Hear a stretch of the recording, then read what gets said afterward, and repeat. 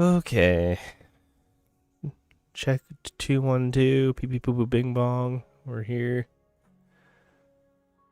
Making sure everything is popping up okay. Hey, Luna. There we go. Got that up. I think Twitch is working. Yep. Aw, geez, Ollie, you stink.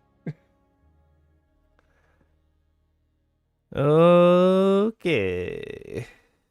Looks like we're good to go. Everything seems to be working. Let me just minimize that. Everything's good. There we go. I was quick today, bro. It said 20 seconds. That's good.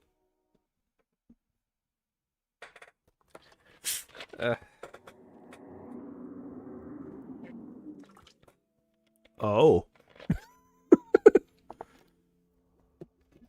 Just sign in immediately. It's just like, okay,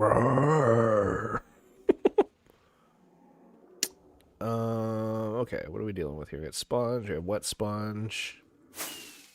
Sort of don't remember what we had going on before I left. How are we looking for frames? We're good there. Alright. Let's head back to the house for a sec. I want to see if I can make invisibility potions.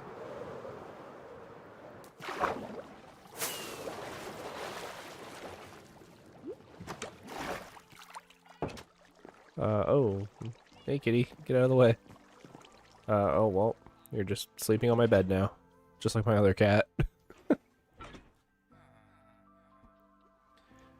What's new with you, Luna? Anything? I have had a very busy 24 hours just trying to get everything ready for the new job, and you know, I've been off work for almost 10 months now. I did the math this morning, so it's been a lot of oh crap, I'm going back to work. What do I do? Okay. First things first, we need food. Second things second. Do I have brown mushrooms?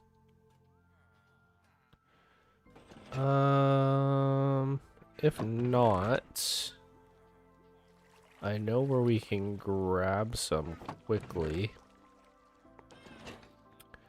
It doesn't appear so we might have to make a quick trip. I got into a special science school. What do you mean? That's kind of cool.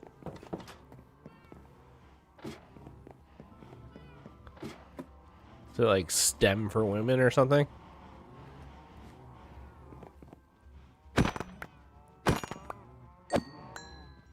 Jeez, my volume lately has just felt so much louder than it used to be.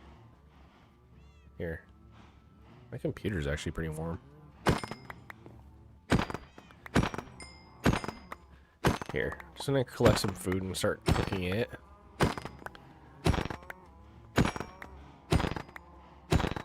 I did an application for an agriculture science high school.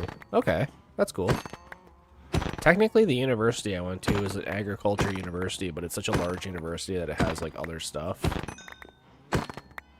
Yeah, no, it's tons. You got in through a teacher recommendation. That's cool.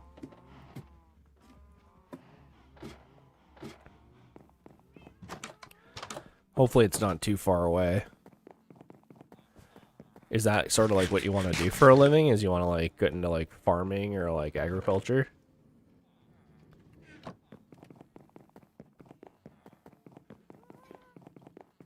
I need to put some of this away. Just a side quest compared to my Yowie. Everything's a side quest compared to Yowie. Alright. We have a dark oak forest this way, which I believe should have all of our mushroom needs, so since we've already been there before, I'll fly there with the elytra. It's not as big a deal.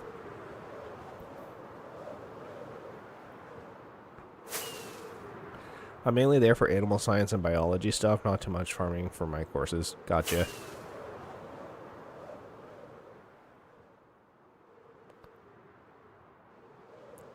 You don't know what you want to do as a job? When I was a child, I always wanted to be a lawyer. When I grow up, now that I'm studying law, I don't really want to grow up anymore. Aw, Wembu. Yeah, it's sort of how I felt partway through the engineering. I was like, what the heck am I doing? I'm like, this is hard. Like, I don't want to do math for a living. Who wants to do math for a living? Who wants people yelling at them 24/7 that they did something wrong, and then you have to sit there and explain to them why they're an idiot. And then they get even more mad because you prove that they're actually the ones in the wrong. Yeah, Wembu, it's been a while.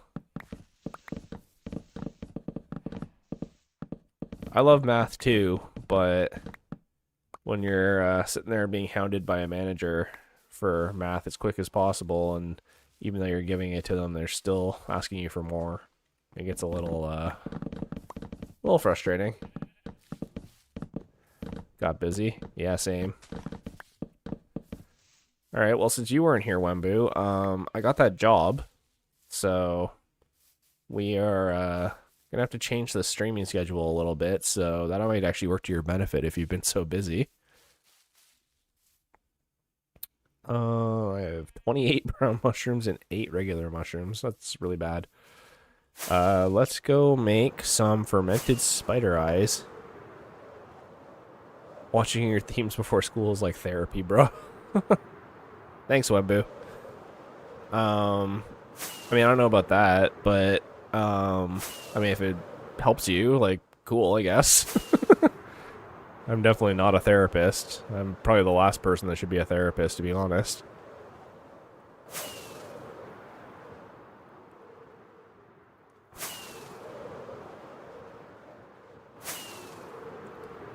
I spent, like, I think, like 2 or 3 hours yesterday just, like, self-therapying myself using Google and ChatGPT.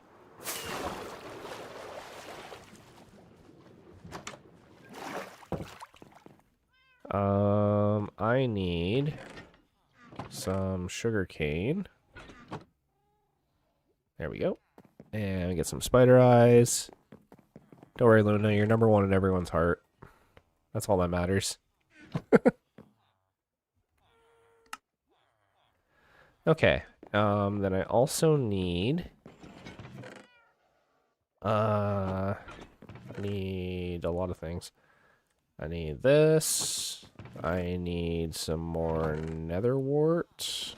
I guess I'll make 2 batches worth. I need redstone and gunpowder, which are already in there. And some glass bottles. What up, Gilfor? Where is he? Oh, there he is.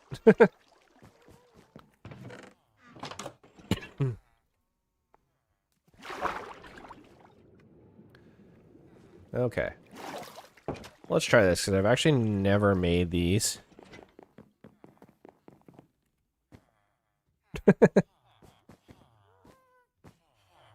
Okay. Let's see if we can get this to work. So, first things first, we need to make a night vision potion. I'm just going off of what everyone said yesterday. Oh, weird. Your emoji in YouTube chat is a heart, but in my Caster Labs program, it's a Band-Aid. So it leads me to think that all the Band-Aids I've been seeing have actually been hearts. Oops. Hey, Monkey Plays. Good to see you. Thanks for coming back to the stream.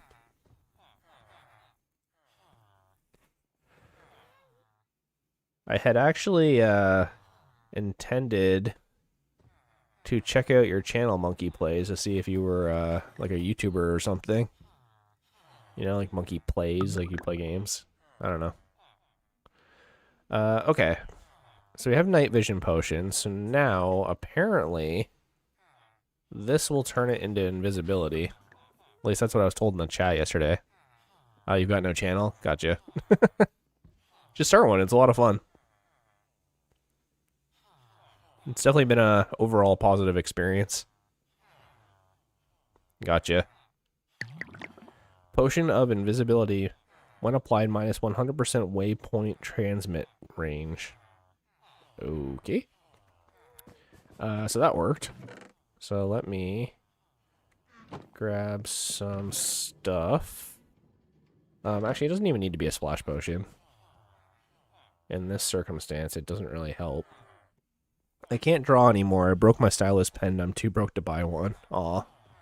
Sorry about that. Yeah, they're pretty expensive. I was actually, my wife ended up buying a new desktop a couple days ago. And so we were at Best Buy and Staples and like going around all the different stores.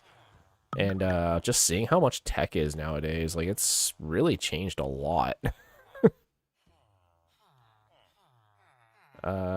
Shoot, my inventory is very full. I kind of need those. Don't really need these right now. And I sort of need that, but that should be enough. Just finger it. Pause.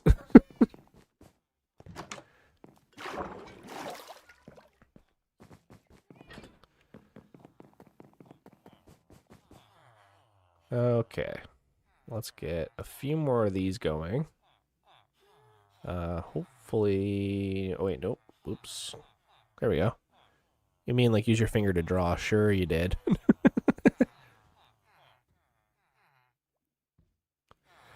Luna, we know what you're about. It's all good. We've come to accept you for who you are.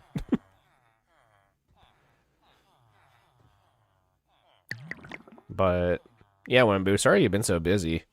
I know, I saw Darko in the Discord, too, asking when the next stream was going to be. And I'm like, bro, it's like the same time every time. You're the one who's not showing up.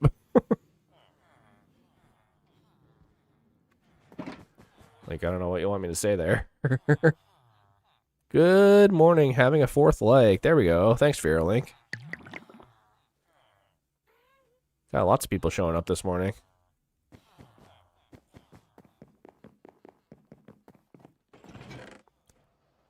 Here we go. Got some invisibility. Hopefully that helps. Make a lot of money. What time is tea time? Technically, so like what I've been doing is I've been boiling. Hey, yo, we got Shrek in the chat. What the heck? No, basically what I've been doing is I've been boiling the water like right when I get out here to like start setting up YouTube, so it's already hot. And then last night I actually laid out all of the ingredients ahead of time so that I wouldn't have to grab them. So I can just join TS server real quick, please. I don't even know what that is. Here we go. And I guess I'll stick the spider eye in here for now. But, yeah, no, I've been getting the tea stuff, like, prepped quickly, and then last night I actually laid all the stuff out, like, early. So now I just put IP in multiplayer trust. This isn't gonna happen, so sorry. But basically, yeah, so, like, the minute my wife gets out of the shower, we should be in, like, I don't know, like, 10 minutes.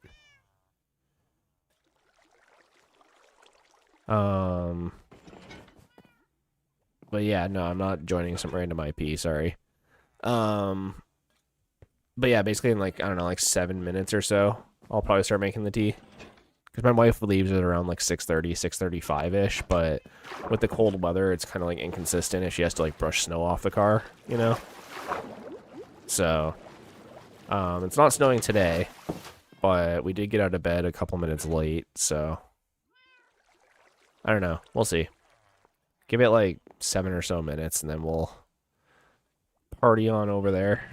But right now, my main concern is I don't have any more gravity blocks,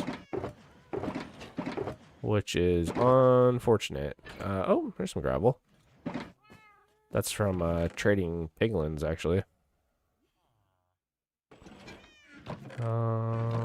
Just making sure. Okay, whatever. Let's head back over there. And this doesn't mean this, it means this shit. Gotcha. I'm not up to date with these kids and their new fangled lingo. I don't know, it makes me feel so old. I'm like starting to like not get abbreviations. odd thing is, though, is, like, I get, like, the super long ones where everyone's just like, no one understands what this means, and I absolutely understand what that means.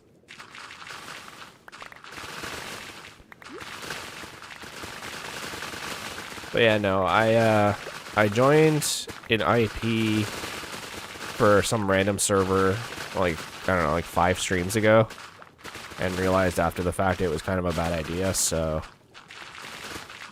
I'm just gonna stick to what I'm doing. But thanks for the 5 likes, guys. Jesus Christ.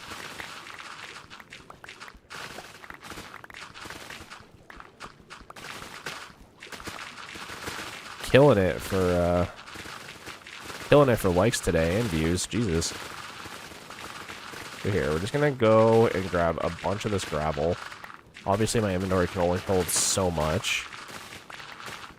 Guys, I don't think it really matters what it means. Point is I'm not joining the server.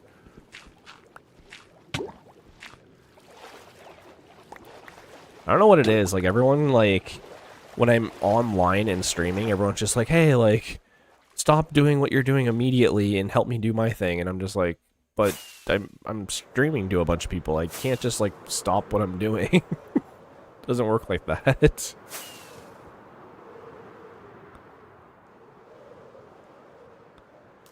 You know, I kind of got my own Minecraft goals and endeavors right now, and I got a bunch of people watching me, so get a load of this guy.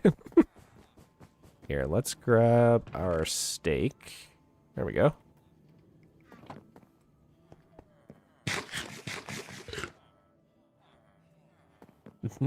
Domer.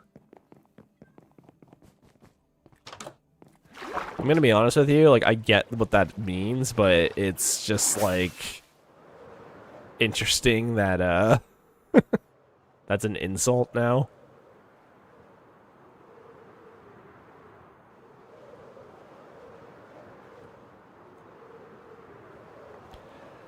Man, I do not miss high school. High school was, kind of a bad time. I wasn't, like, bullied or anything like that. Like, don't get me... Well, I shouldn't say that.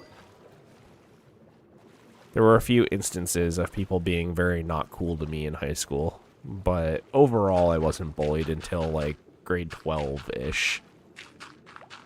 But at that point, it was just kind of a waiting game of, like, this sucks, but I'm going to university in, like, 8 months, so do I actually care about this? Just, tell me high school is worse than middle school? It depends, right? Like, I had sort of a weird middle school. Like, we don't really call it middle school in Canada. It's kind of just elementary school and high school. But for me, I was at the same elementary school from grades 1 through 6. And then due to, like, financial reasons, we had to move in with my grandparents. And after a year of my mom driving us to my, like, old school, she basically went, like, hey, I can't do this anymore. And we ended up moving into, like, subsidized living, which was in, like, townhouses and, like, kind of sketchy. But it was our own place, and so I had to switch elementary schools.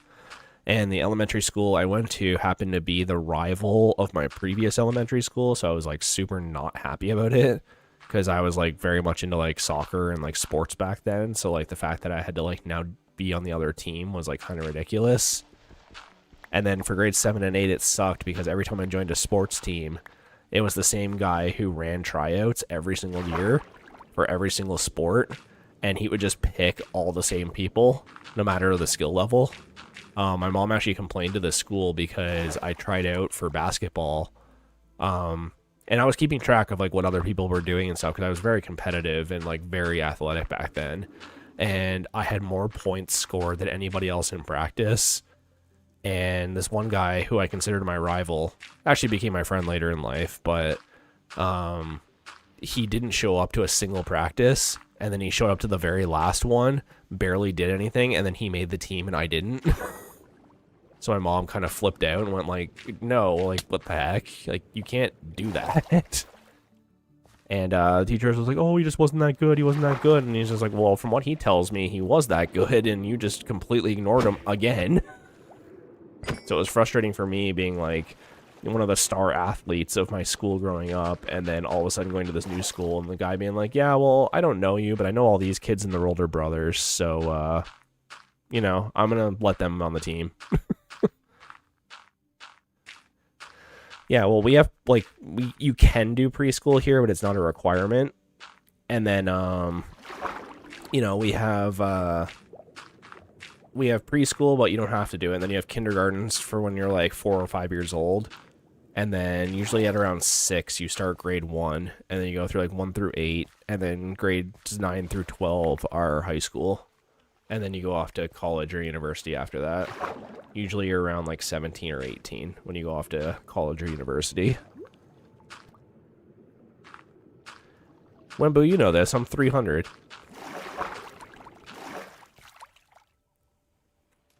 This guy needs to mess off.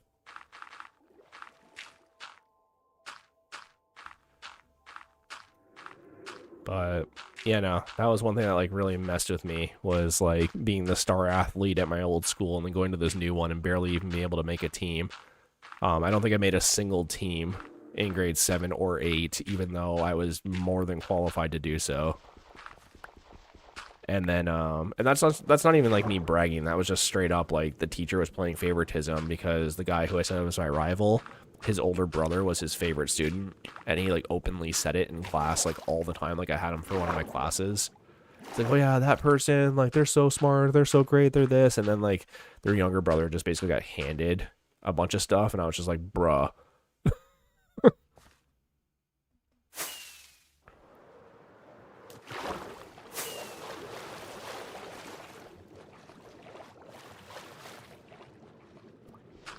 And then in high school, that's when I started skateboarding like more regularly. Like I started when I was super young. Like I knew how to ride a skateboard, but I didn't start learning tricks until like grade 7.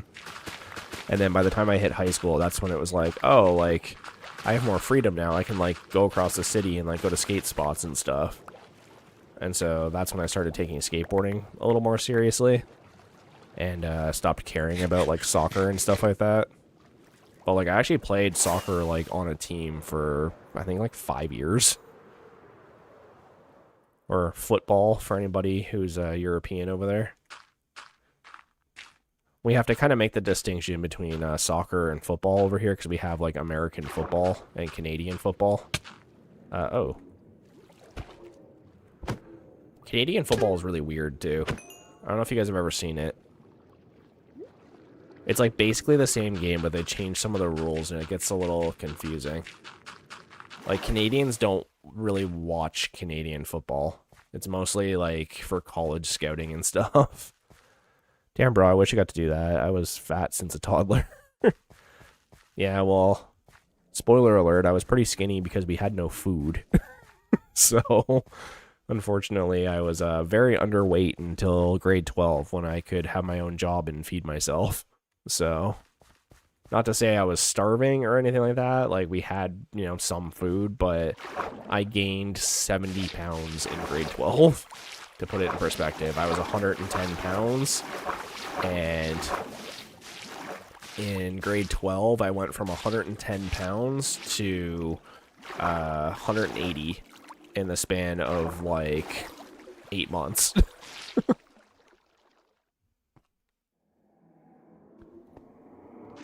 Yeah, I was a very skinny guy. I was skinny and tall. I was actually the tallest person in my class until about grade 7. And then I just stopped growing. I got to 5'10" in grade 7. And then basically stopped growing after that. I later found out it's because I, like, slouch a lot. I'm actually supposed to be, like, closer to 6 foot. But just due to, you know, all that. You know, being the tallest person in class and then having a bunch of elementary school seats that aren't tall enough for me, it, like, kind of messed with my back. And then, like, all the sports and skateboarding, all that, like, it gave me a bunch of back problems. So, well, I'm not, like, destitute. Like, my dad actually broke his back when I was 1, so he was paralyzed.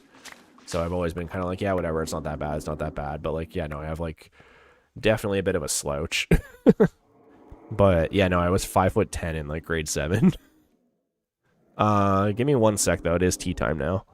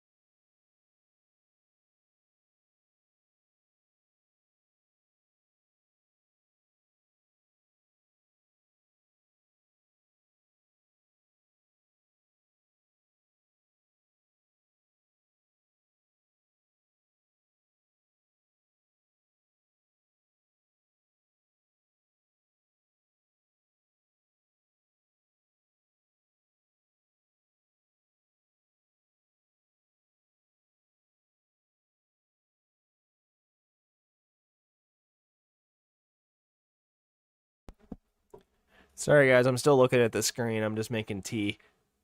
So, yeah, I'll be back. But give me a couple minutes.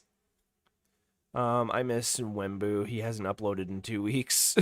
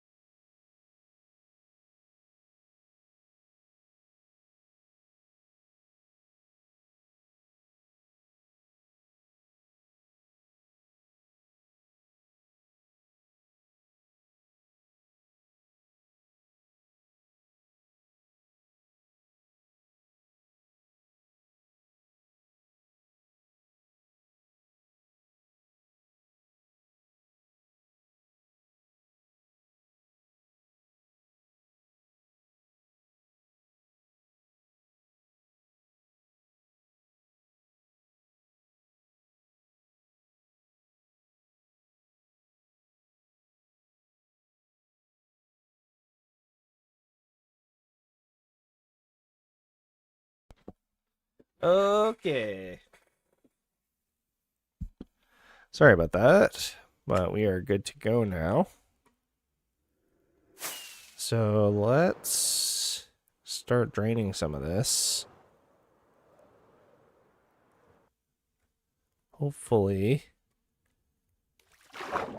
don't die in the process. Oh, buddy, you're stuck now.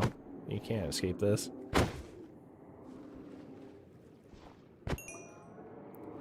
Yeah, unfortunately, they spawn in these little caverns now that I'm making.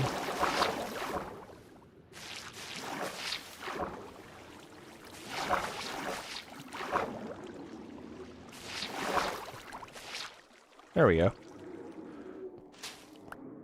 The good thing is the next row that we're starting is actually going to be on the very center of the monument. What I'm hoping happens is I can use the potions of invisibility to help with that, because that one's going to be really tricky. Mainly because there's so many guys around it. So, hey Ollie. Okay. The audio bitrate is lower than the recommended. It really shouldn't be.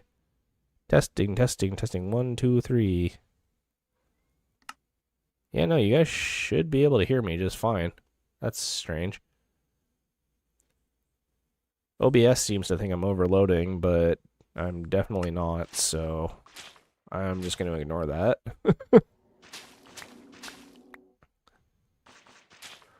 It's 10:28 p.m. and I feel like I'm about to fall asleep. Yeah, to be fair, like we go to bed at like 9:15 now, like 9:30-ish. Partly because of how early we have to get up, but I don't know, we've just got kind of used to going to bed that early. You know, the joys of getting older. But, you know, good to have some good cuddle sessions, so can't argue with that. There we go. So wait, so Wembu, you, I mean, I call you Wembu, but based on what you were saying before, Wembu is, I'm assuming, another streamer? Or something?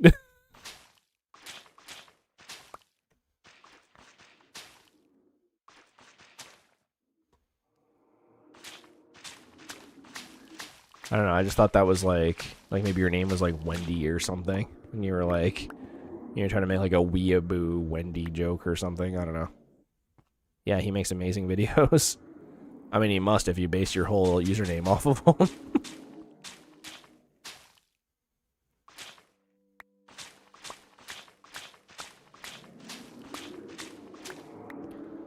Yeah, I'll definitely have to check him out at some point. You've piqued my curiosity.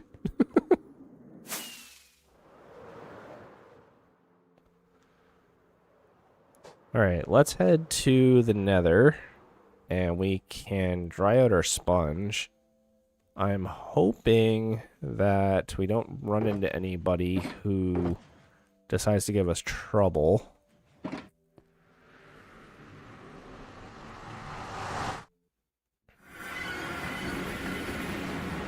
There we go. And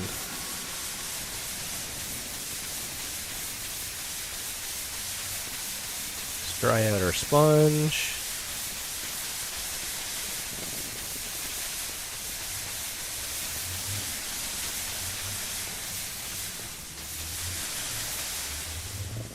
There we go.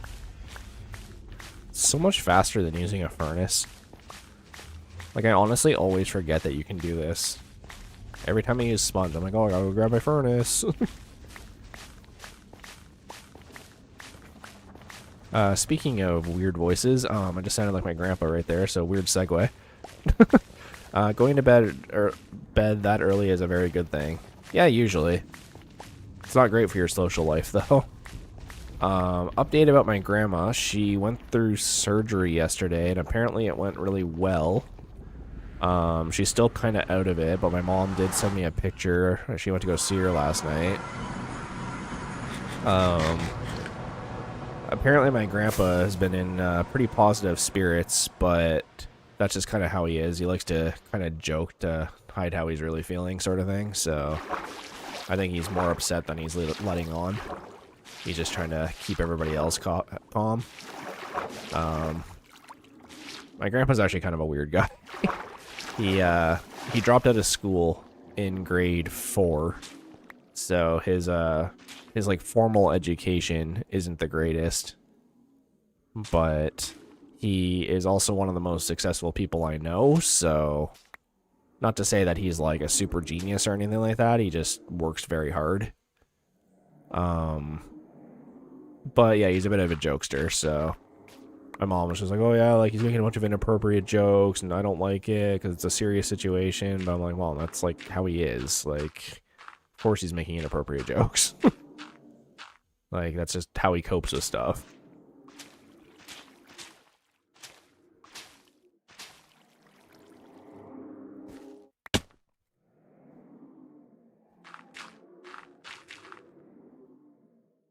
But things are looking okay. I don't know exactly what the outcome of all this is going to be for my grandma. Obviously, I'm still pretty worried, but, you know, until we have more information, there's nothing I can really do about it. So, just kind of holding out and hoping things go okay. Internet sucks and I can't stay up anymore. I'll watch the VOD tomorrow. Good night, guys. Alright, Wembu. Sorry about your internet.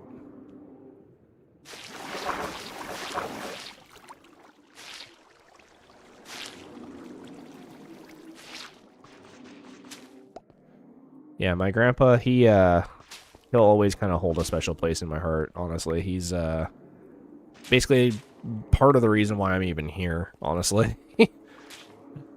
Without him, I probably would be in a much different situation. My whole family would, to be honest. So, definitely owe a lot to that guy. He's my mom's adopted father, not my like actual like biological grandfather, but I consider him more my grandfather than like any of my actual grandfathers. So, um, you know, that man could tell me to do anything and I'd probably do it for him. He said like, hey, like after I pass, you know, make sure X, Y, and Z happens, like it would happen.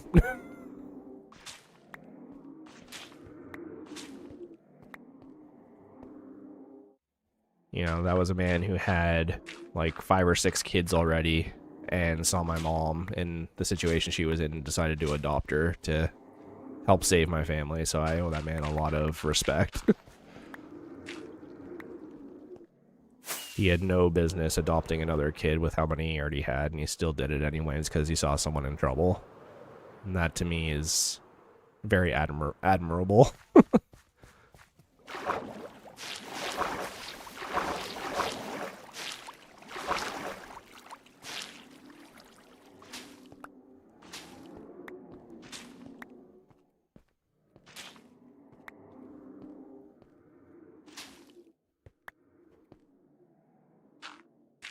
Okay. We got, what, 3 more of these sections left we gotta do?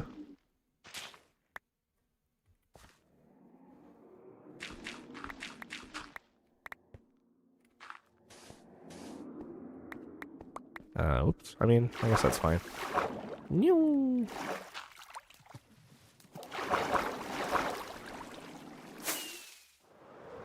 Alright, how are we looking? Pretty good. Got, what, 3 more? 3 more sections of BS, and we can hopefully... There we go. Move on to the center, which is kind of the scariest part of all of this, to be honest. There's a lot that can spawn in the center. So, hopefully...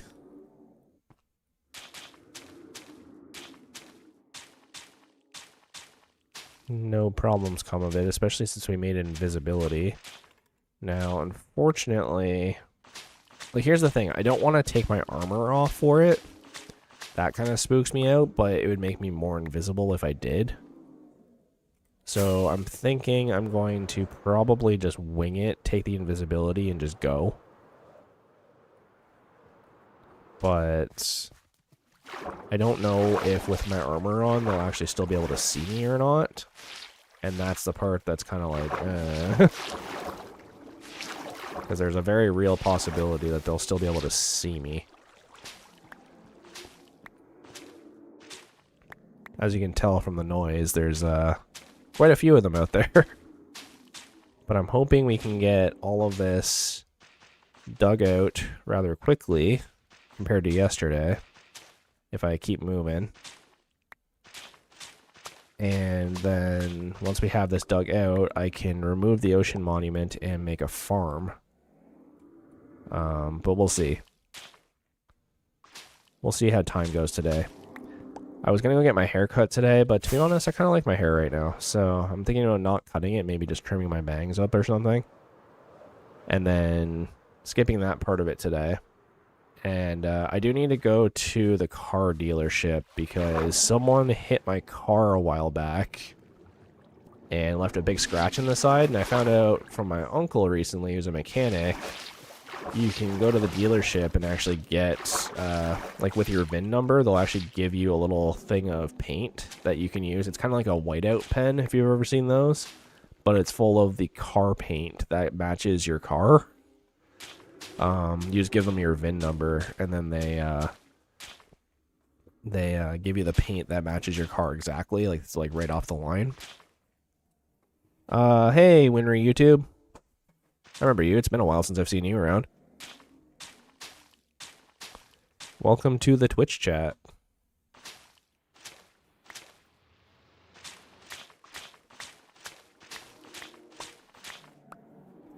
Here, grab all the sponge. Hopefully things are going okay with you. Let's see what we got here. 5, 9. Yep, that's all of it. I don't know what's shooting me through the wall, but didn't think that was a thing.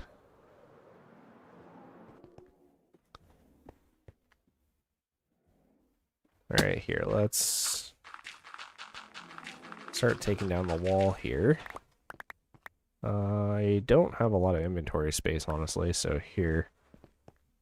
Let me see if I can accommodate that a little bit. Alright, just give me 1 second. I just want to say goodbye to my wife before she goes to work.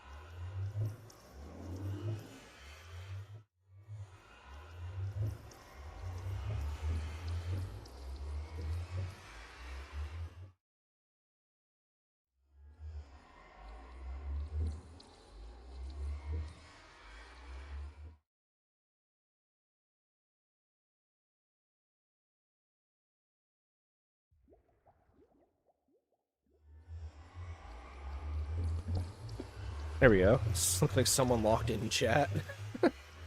I mean, I don't know about that, but I've definitely gotten a little bit better at it, I think.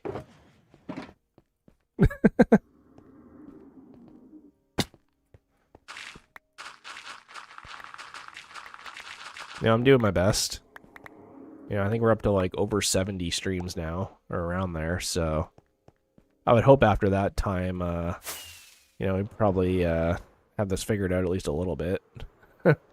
What game do you play most besides this? Well, so I play Minecraft for like my YouTube channel, right? I've actually gotten back into playing a bit of Rocket League lately. So that's fun. But I did finally find work that I start this upcoming Monday, so I can justify buying new games now. And so the plan, tentatively, is to get Silksong and start streaming that, because I did recently beat Hollow Knight for the first time. So once I know kind of what's going on, we can go from there and hopefully start streaming some other games. Unfortunately, my stream time is going to have to change, but I'll let you guys know sort of when I know what it's going to be. And then we can kind of go from there. Wow, we're up 15 people already. Jesus. Ollie. Sorry, my cat's just screaming in the background. Well, I play mostly horror games. Gotcha. Yeah, I'm not super into the horror game genre. Resident Evil. Okay, yeah. Yeah, those are all good games. I don't usually play horror games. It's not usually my thing. I don't mind games with, like, horror elements, like Elden Ring and stuff like that. Like, I don't mind there being, like, skeletons and zombies and stuff around, but I don't like games that, like, try to jump scare you. That's kind of, like, not my vibe. Usually I'm playing video games to try and relax after a long day. I don't want something to jump out and give me nightmares for the rest of the night.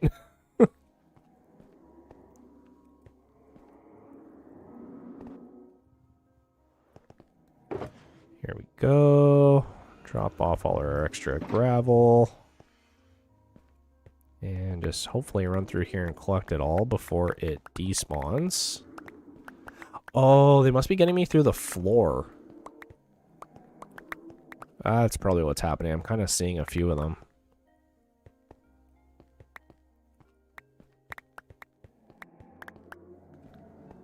I see. So yeah, guys, we're gonna keep taking down this gravel here. If I had more of it, it would actually go a lot faster because I would just take it all down at the end. But right now, we're just gonna have to kind of deal with how I'm doing it. But again, the next part is gonna be kind of tricky. So I just want to make sure that I grab as much of this as I can so that we have it for the next row. Because I don't think we're going to have a lot of wiggle room for error here.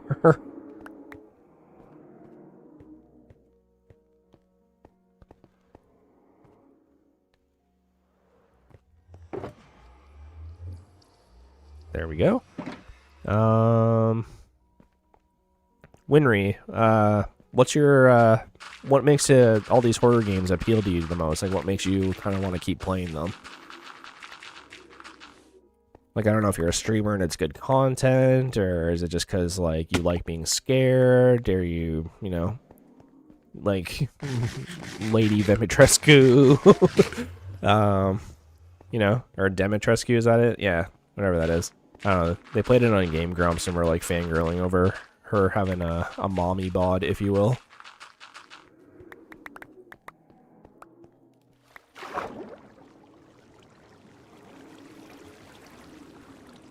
Well, I recommend you play No, I'm Not a Human.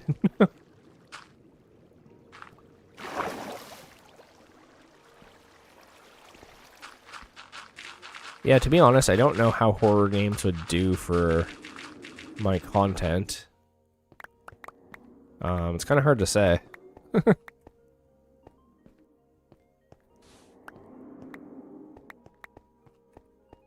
mean, to be fair, I'm not even totally unconvinced that you're a bot. Because I'm pretty sure you've been in my chat before, and then you tried to get me to get YouTube stuff, so... I'm actually not entirely unconvinced that you're not a bot. I'm gonna be honest with you.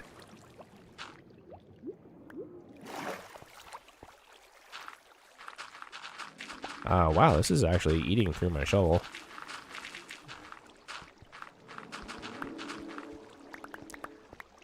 Seeing as how you've followed me before and then unfollowed me, and now you just followed me again.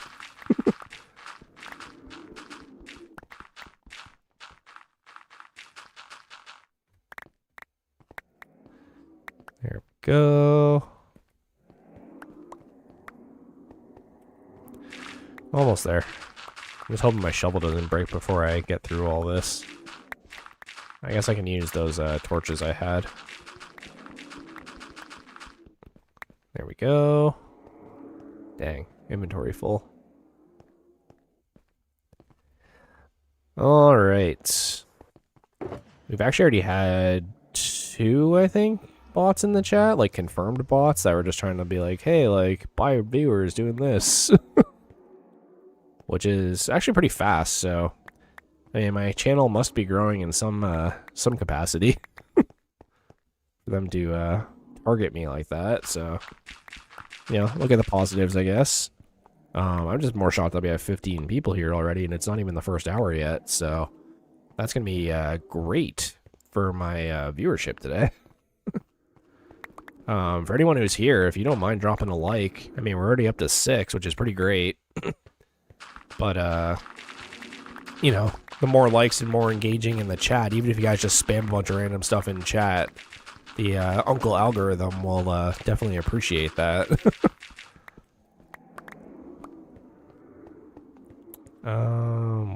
Really? Alright.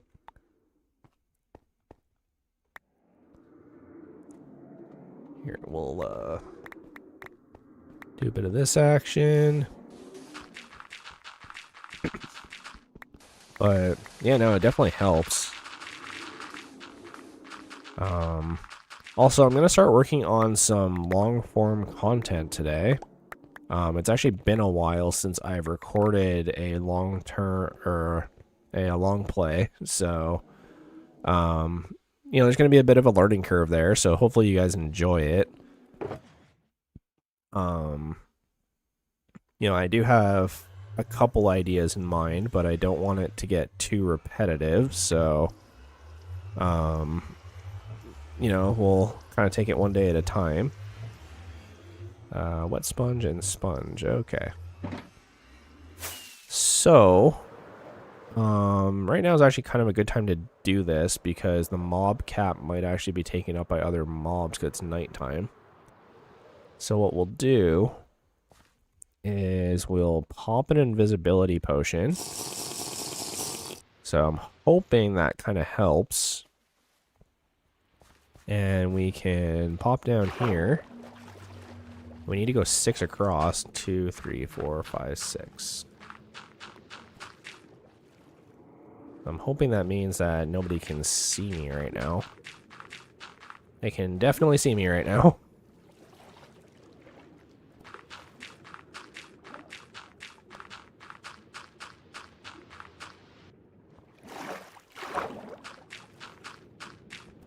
Why are you even here? You're not even supposed to be out here.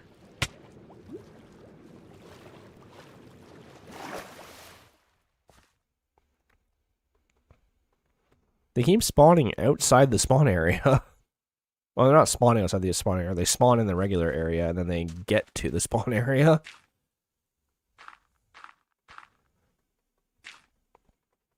I'm wondering if maybe if I sit at the surface like this with invisibility, it'll be a little bit better. Kind of seems like it. Definitely seems like it's going to be safer to do it this way.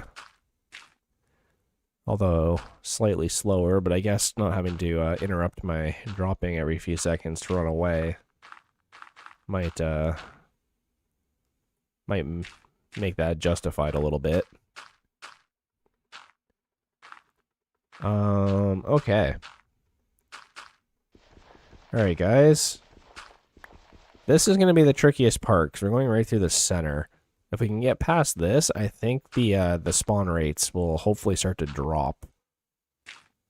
This also shouldn't take nearly as much gravel. Just the edges here, where it still goes down to the seafloor. But with the power of Diet Pepsi on our side, we should be able to get through this pretty quick. Get out of here. Look at this dude with a fishing rod coming after me. Got a dolphin down there. Honestly, if this was flat ground, the dolphin would be great for this, but sadly, it is not. Speaking of flat ground, I plan to hop on my skateboard today. You know, I haven't really been skating much since the summer. I was getting back into it, and then I tried to do a board slide on a rail at the local park I'm at. It was just a small rail, just trying to get them back. And I did a couple, and I was like, yeah, I'm feeling pretty good. And then I did one, and it actually landed the trick. Like, I rolled away, but my knee kind of twisted weird. And so I stopped skating for a few months just to kind of... Is this breaking on something? Oh, there's plants in the way. My knee kind of twisted weird. And so I took a break to kind of let it heal, but I noticed it like wasn't really healing properly. And I went to the doctor, and they seemed to think everything was okay. But I've noticed since it got cold that now when I walk upstairs, my knee cracks like every single time I push down on it. And well, it doesn't hurt.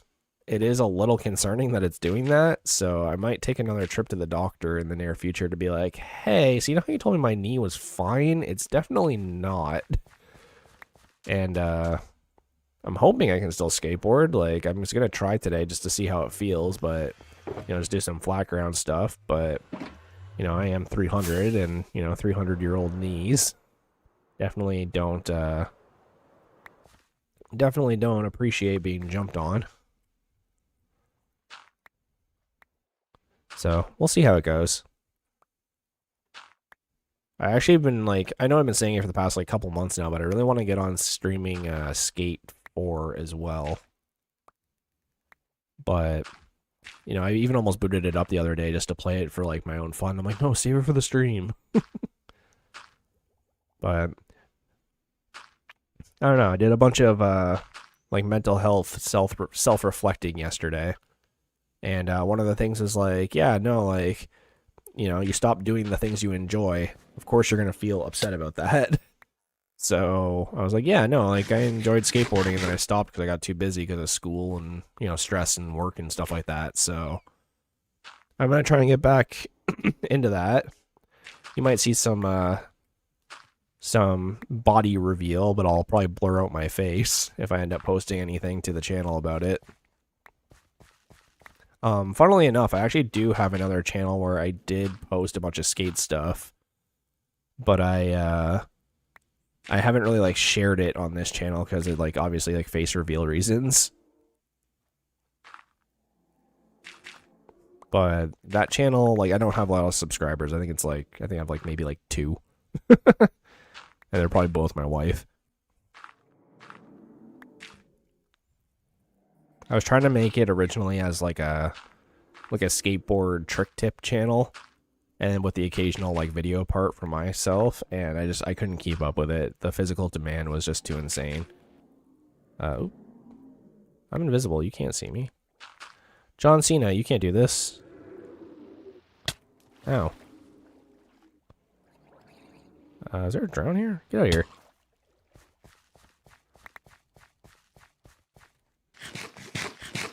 How much invisibility do you have? I still have 2 minutes left? That's crazy. Here. Get out of here.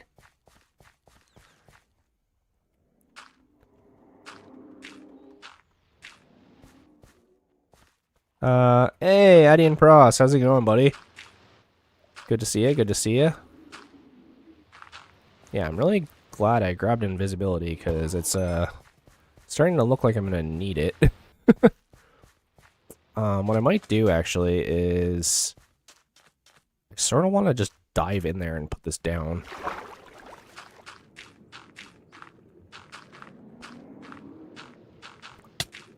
Ow.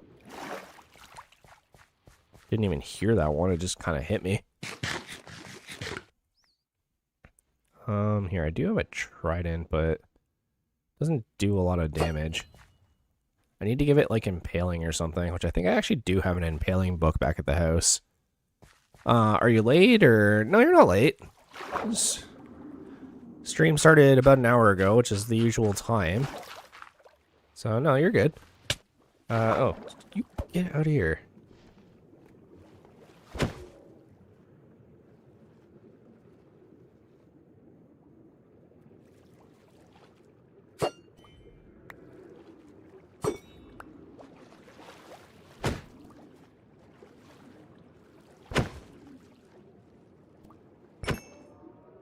There. Jeez. This dude. Oh god, Dolphin's Grace. That's not what I want.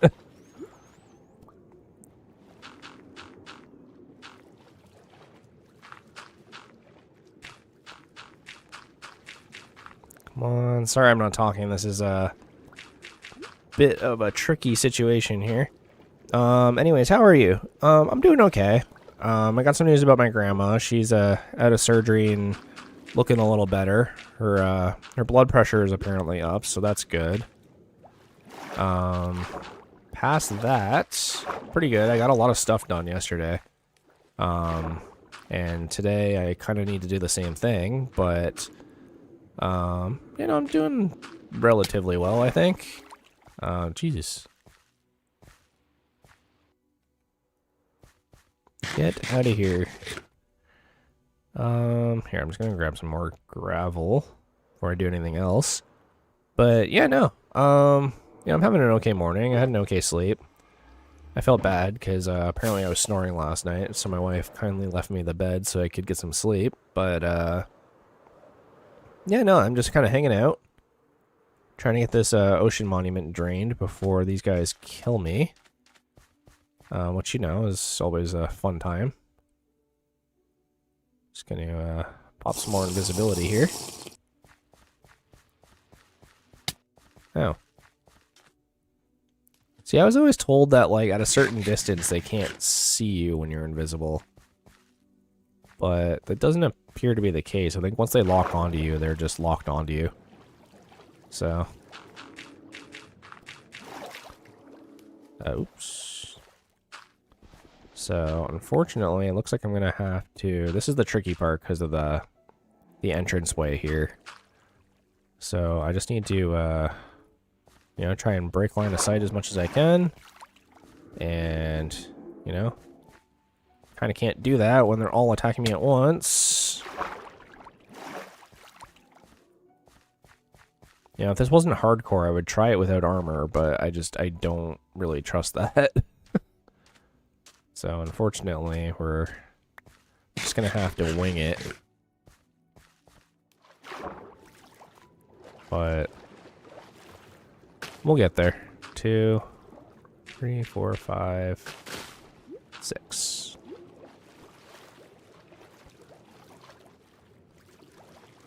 So I'm hoping I can do this. My guy.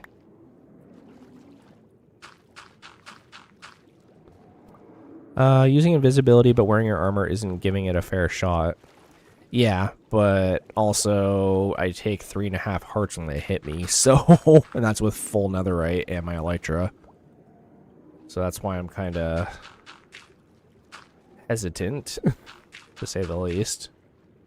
They should make it so like gold armor or something like that isn't affected by that. No, they should make like some kind of armor so that like when you are invisible, you can still wear that armor. I feel like that would be a little unfair for PvP though.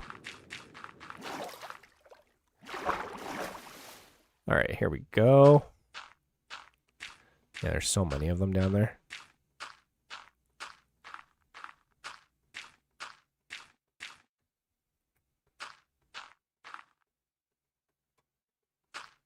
Also, good morning, love. Alright, guys. Where does that put me? 1, 2, 3, 4. So we need to do 2 more rows. And then start going across. The only thing that kind of sucks is those arches in the middle are going to make this difficult unless I break them. So we got 1, 2, 3, 4, 5, 6. Yeah, I'm wondering if I can swim down there and just break them quickly.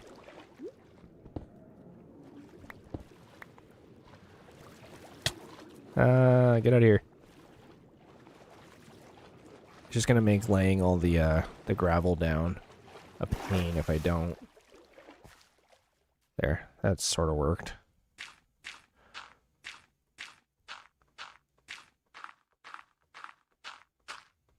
Hopefully there's no more plants to get in the way.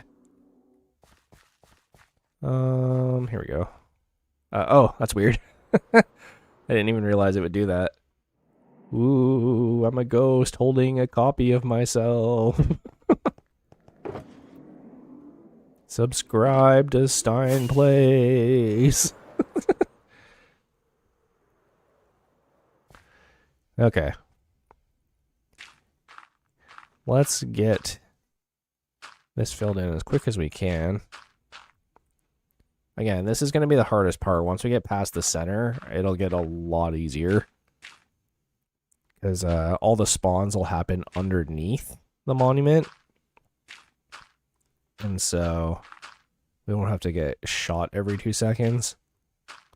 And then we can go back later and fill in all the stuff underneath once we take down the monument. Then it'll expose all that water and I can just run in with sponge before everything shoots me and then they'll start drowning. Or not drowning, suffocating. Sir, I'd appreciate it if you didn't do that. I am trying my best to stay out of your line of sight here, but you're not making it easy.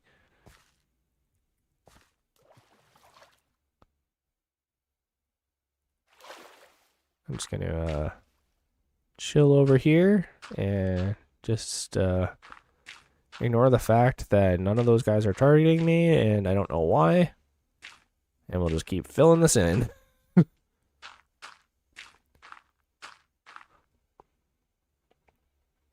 But hopefully you guys are having a good day and good morning. I kind of ranted about my life for a little bit there. But today, I'm hoping if we can get through draining the monument faster than yesterday, which I think we will because we don't have to collect a bunch of materials and stuff. Because we basically just have all the gravel and sand we need. And the invisibility potions.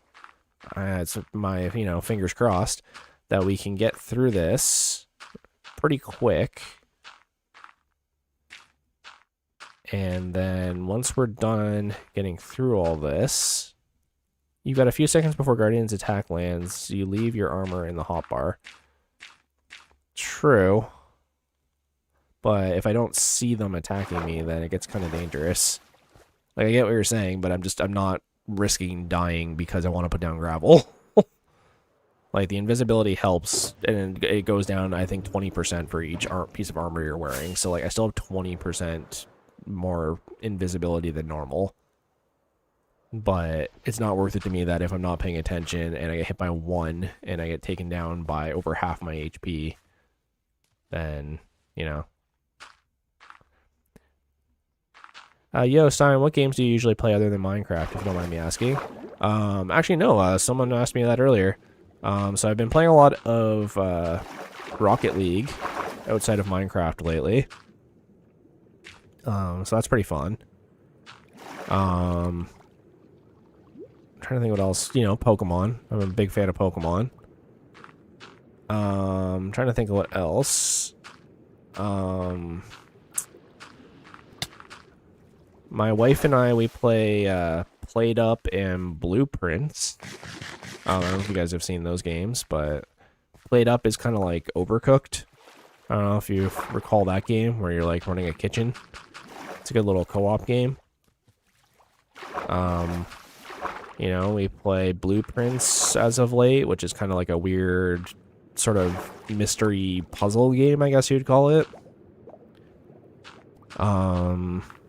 Again, we don't play those like on stream or anything.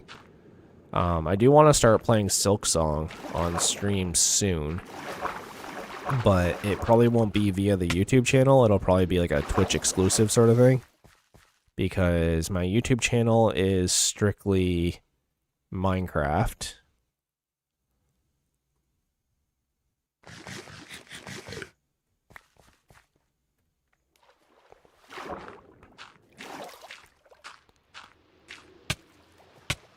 Okay. Just, settle down there, partner. There we go. Okay, so if I can just get this next row, then I can go down there and try and break the prismarine in front of it.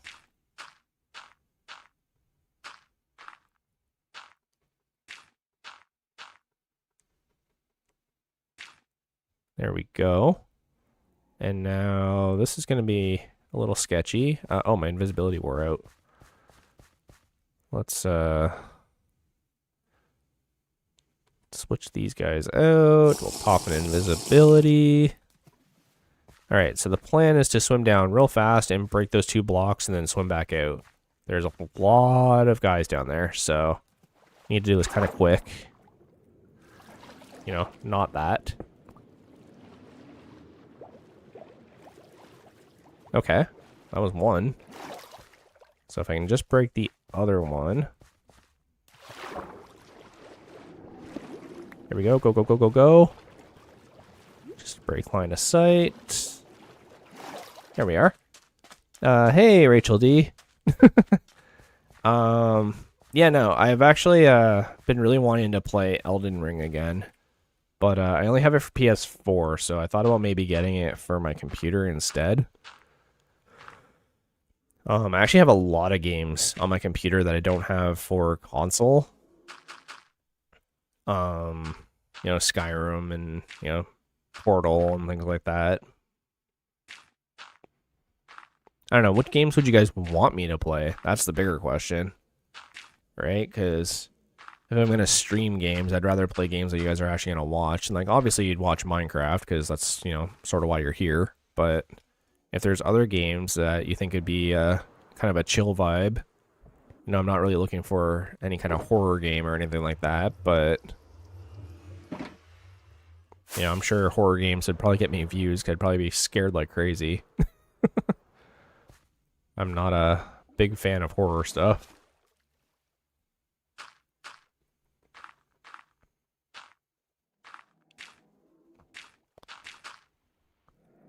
You need to stop.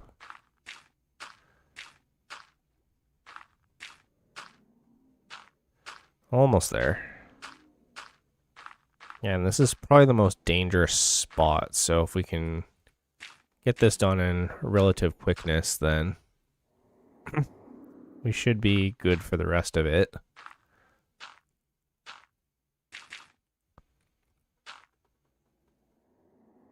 Oops, there we go. We can keep this going. Hey guys, thanks for the 7 likes too, wow. Crushing it today. Yeah. Get out of here. So I can actually stand back here a little bit now.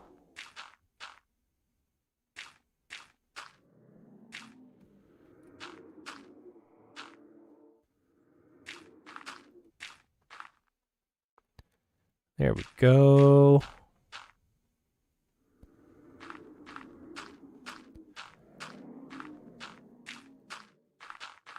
Perfect. Okay. I'm actually going to fly over and repair my shovel quickly. Just because that's getting a lot lower than I thought it was. 8 likes. Thanks, guys. Crushing it with the likes today. Man, my voice is like super raspy today. I don't know what's going on. It's very, very strange. There. Hopefully that knocks a few guys down into the pit here.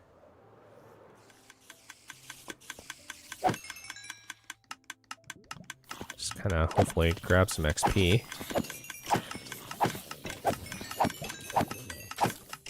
Probably from all the snoring. Yeah, really. Sorry about that.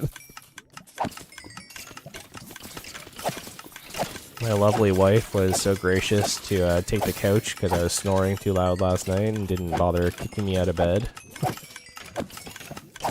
So everybody should give her a huge shout out for that. Because unfortunately I can't do anything to control my snoring right now.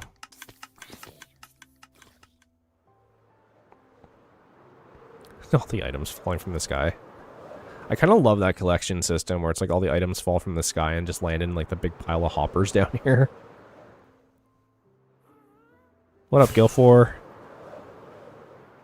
8 likes, guys. Can we get to 10 likes?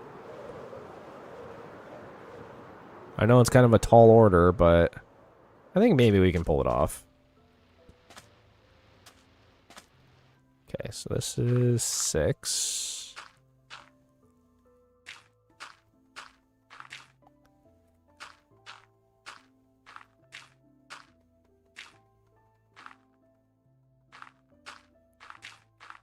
I guess I can just hold my mouse button down. I keep spam clicking for like no apparent reason.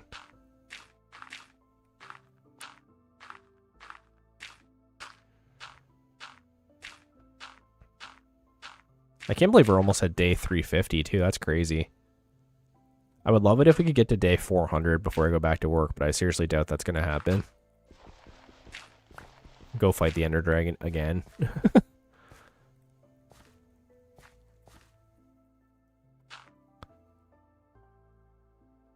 Just have like a marathon of fighting the dragon, like every hour of the marathon, just go fight the dragon again.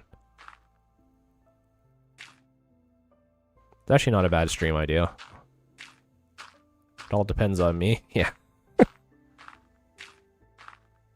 don't know, we're at day 345 right now. We'll probably get to around day 360-ish before the end of this stream. And then that leaves Thursday, Friday, and then the weekend. So it's not impossible, but not super likely. We'll have to wait and see.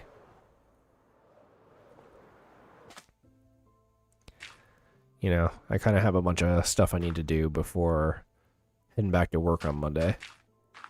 Which is still surreal. I was doing the math this morning. Like, I've been out of work for 10 months, basically. Like, I quit back in March. So, it's been kind of a long time coming, but, you know, definitely going to get a job right before Christmas time. 20 days per stream is doable, for sure.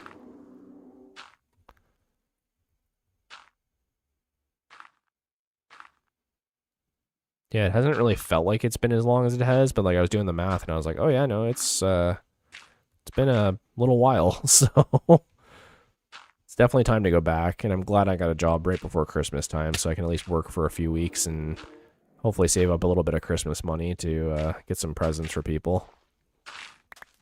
You know, I definitely have siblings and nibblings and spouses, and now I have in-laws too, so... Hey, we crushed it on tea today, guys. I don't think Virulink is still here, but I'm sure they would be super happy. Here, I'm gonna actually do a bit of this if you don't stop that. Did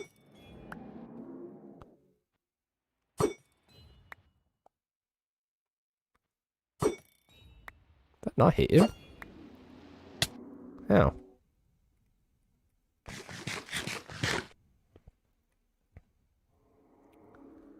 They're just all hiding in here, aren't they?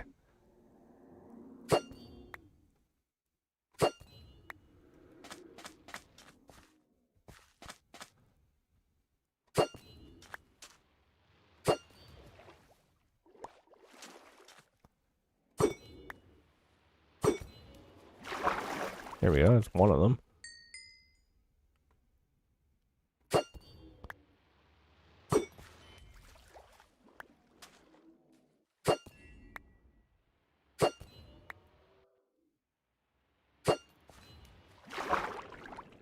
This dude.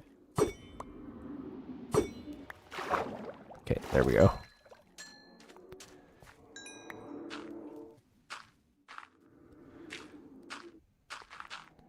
You can see them all. They're just like, wait, why is our habitat only like half the size it used to be?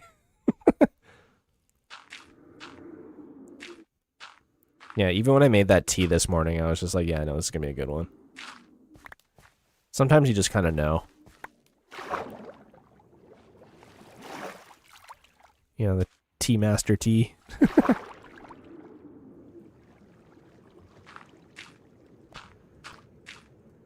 know, weirdly enough, I've been seeing Flavor Flav in the in media a lot lately.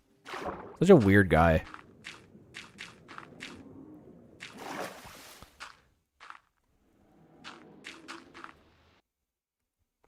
Cut that out.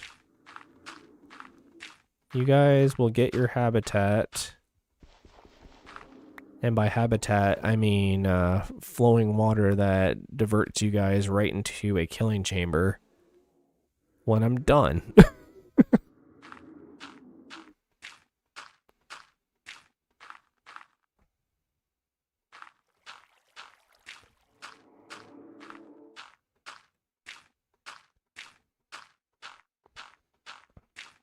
Alright, let's get this going. I should actually grab my phone in case the car dealership calls, but guess I can wait a little bit.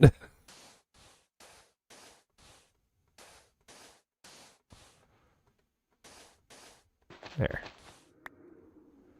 1, 2, 3, 4, 5, 6. Let's see if we can, at the very least, mark where this one is.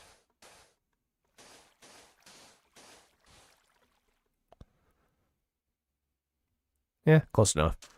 Okay. This is all wet sponge too, so we gotta go back to the nether.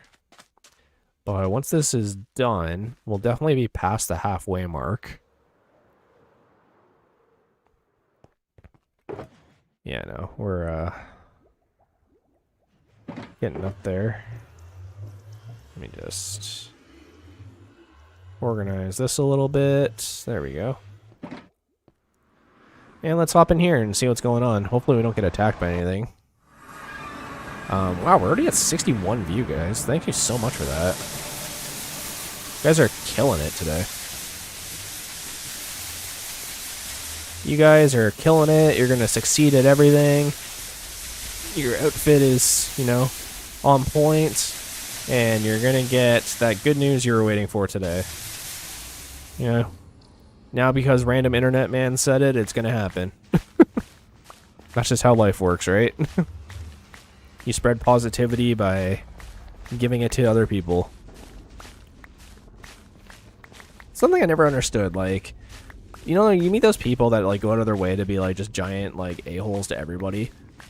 And, like, you know, I'm sure they were taught that or learned that behavior somehow, but, like, it's straight up free to just, like, be nice to people. And, like, you know, you can be, it's free to be a jerk, too, but, like, you know, I feel like being a jerk to people is just kind of unproductive.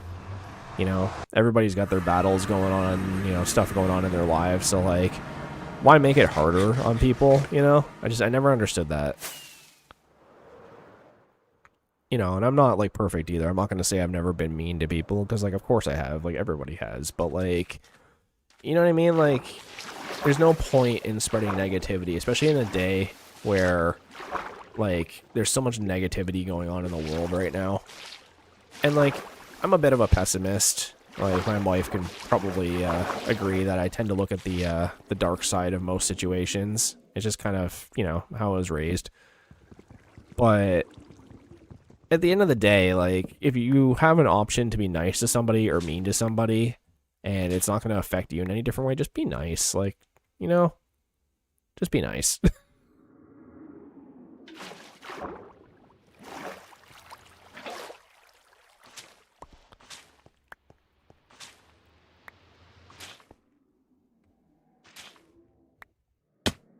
Ow. Be nice to your ankles, too.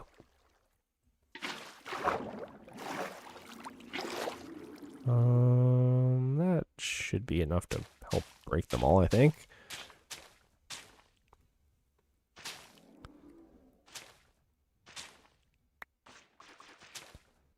And break a couple of these guys, and there we go. It's kind of an awkward shape now, so I'm hoping that I don't end up losing any of these. Thankfully, we have 69 of them, so makes it a little bit easier to keep track of. I know in my solo world, I ended up losing like almost a stack of sponge just because I had so much water to remove and there was so much lava everywhere that eventually it was just too hard to like get stuff back and I just started like spam clicking it. But in that world, like I think I have like 7 stacks of sponges or something ridiculous. So it's not as big a deal, but this is my sponge.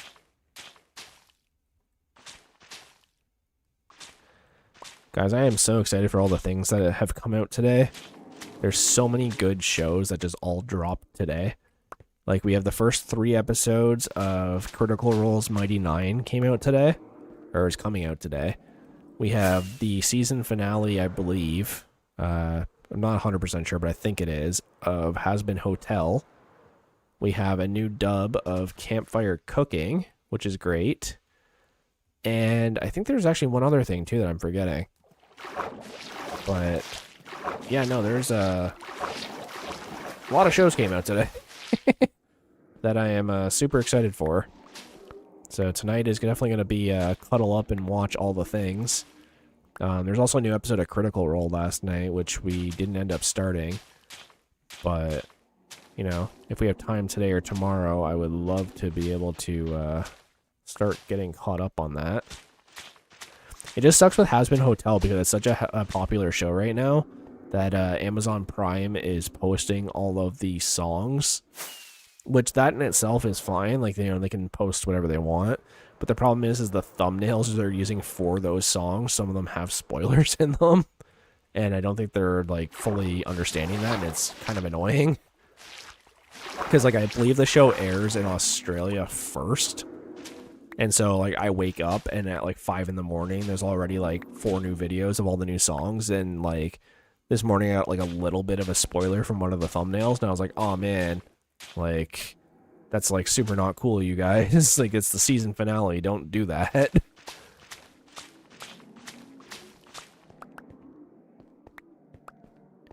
Yeah. Just from like a purely business standpoint, that's just like a dumb idea, right? Hey, we're gonna spend all this money and time making this show, but then, you know, people are, you know, hooked in from all the drama going on. We're gonna spoil it in one thumbnail.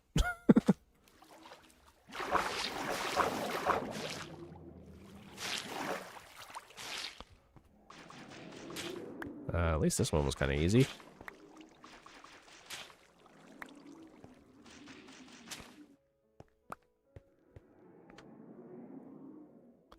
Yeah, no spoilers used to mean something exactly.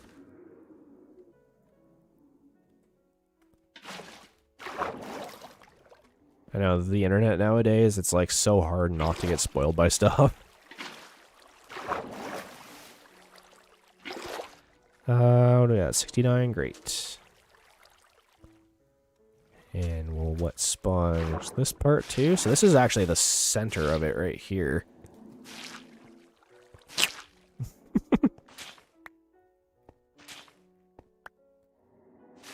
And the next part is where the entranceway is going to start.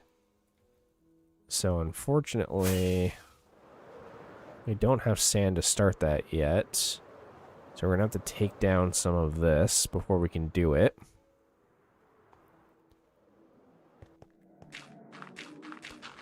At least I'm not getting shot at anymore. Hey, you're up to 9 likes, guys. Thanks so much for that. And 32 viewers. Holy cow.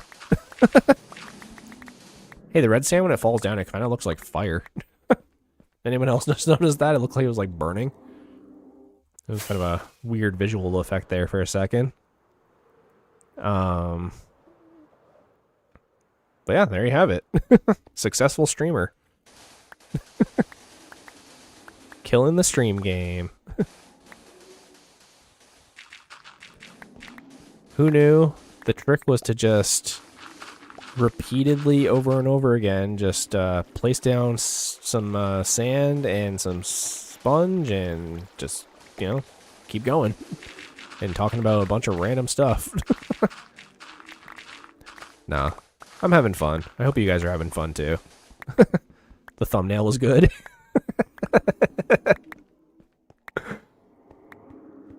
That's good. That actually made me laugh. I really liked the thumbnail I did for the second dragon fight, but no one commented on it, and I was like, oh man. I was like, I made it meme and everything. You know, I'm not a photoshopper, like, I'm colorblind, so like doing anything like artsy is you know, not my forte. But I was pretty proud of that thumbnail. I thought it was funny.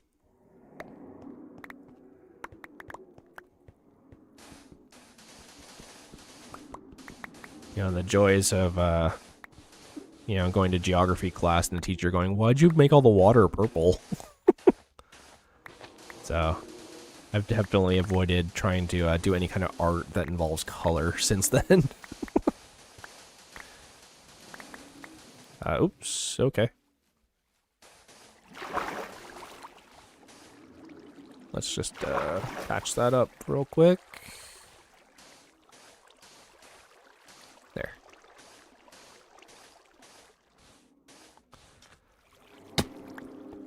I see purple and blue is the same color. For the most part, like, it depends, right? Like, if the purple... It's hard to explain. Like, certain colors are very, very similar for me. So, for example, like, you know, blues and purples are kind of a good example, but it's also like, you know, white and pink sometimes. Yellow and green is a bad one for me. You know, I have the typical like red-green color blindness as well, so like sometimes red and green kind of blend together for me. It really depends. Basically, like, if they're close to each other on like the color wheel, I can get them mixed up very easily. And before you ask, no, I'm not going to play the color game where you go, what's this color? What's this color? I get asked that so often. The only time it's really been a problem is when I'm working and doing like CAD work, because like typically dimensions, you make them in red, and sometimes especially when I was wearing like my colorblind glasses, actually, it was really, really hard for me to see the red against the black background for some reason.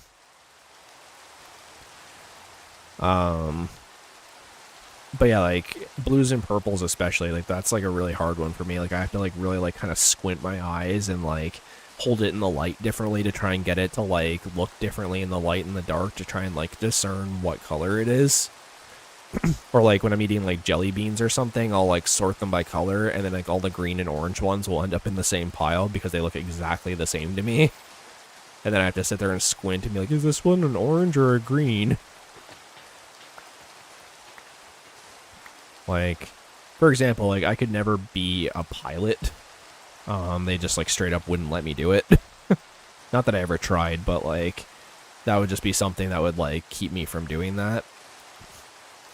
Same with like if I joined the military, like there's certain jobs that I would just not be able to do. Which is fine. Like I have no intention on joining the military, but you know, a good example was well, I have two good examples actually. Once I was in high school, we had like an HVAC program at my high school, and it was one of the only high schools in the area that did it. But I ended up doing like peer tutoring for it in grade 12, and I was helping someone rewire something. And in that class, because you know it's a high school and they only have so much budget, they can't always make the color of the wire what it's supposed to be. So for example, like green is usually supposed to be ground, but if we didn't have any other, you know, wires like black or whatever to use as the live wire, what you would do is you would take like electrical tape and you'd put it on the wire as like a band, and that was meant to represent like, hey, this is a live wire, don't touch it.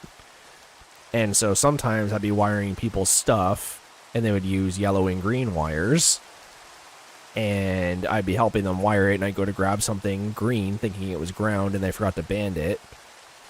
And, you know, usually we were pretty good about making green ground, but sometimes sometimes they wouldn't, and I'd grab it and get shocked. And if you didn't know, a lot of refrigeration equipment isn't 120 volts, it's 240 volts. So you get a bit of a jolt from it. Especially if there's like a capacitor on it. It's basically a taser. And I remember one time I was helping and I got shocked by one, and I was like, ah, frig. Like I just yelled in the middle of class. And my teacher was a bit of a jokester. He was kind of known as like the joke teacher, I guess. Not like in terms of like he was a joke, but he liked making jokes. For example, like when we did our talent show, he was the Simon Cowell character.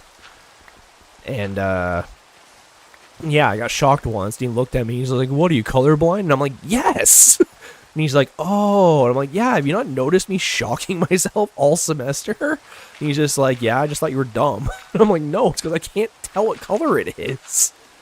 And he was like, oh, that makes way more sense. And I was just like, yeah, dude, like, what the hell? He's just like, oh, I just thought you were dumb. You know, that was a pretty good one. Trying to think of what the other one was I had in my head. I was just thinking about just now. But yeah, no, like I've had instances like that all throughout school where the teacher's just like, yeah, no, he's really smart, but he can't tell what color it is. You know, usually it doesn't involve me getting hurt, but sometimes it does.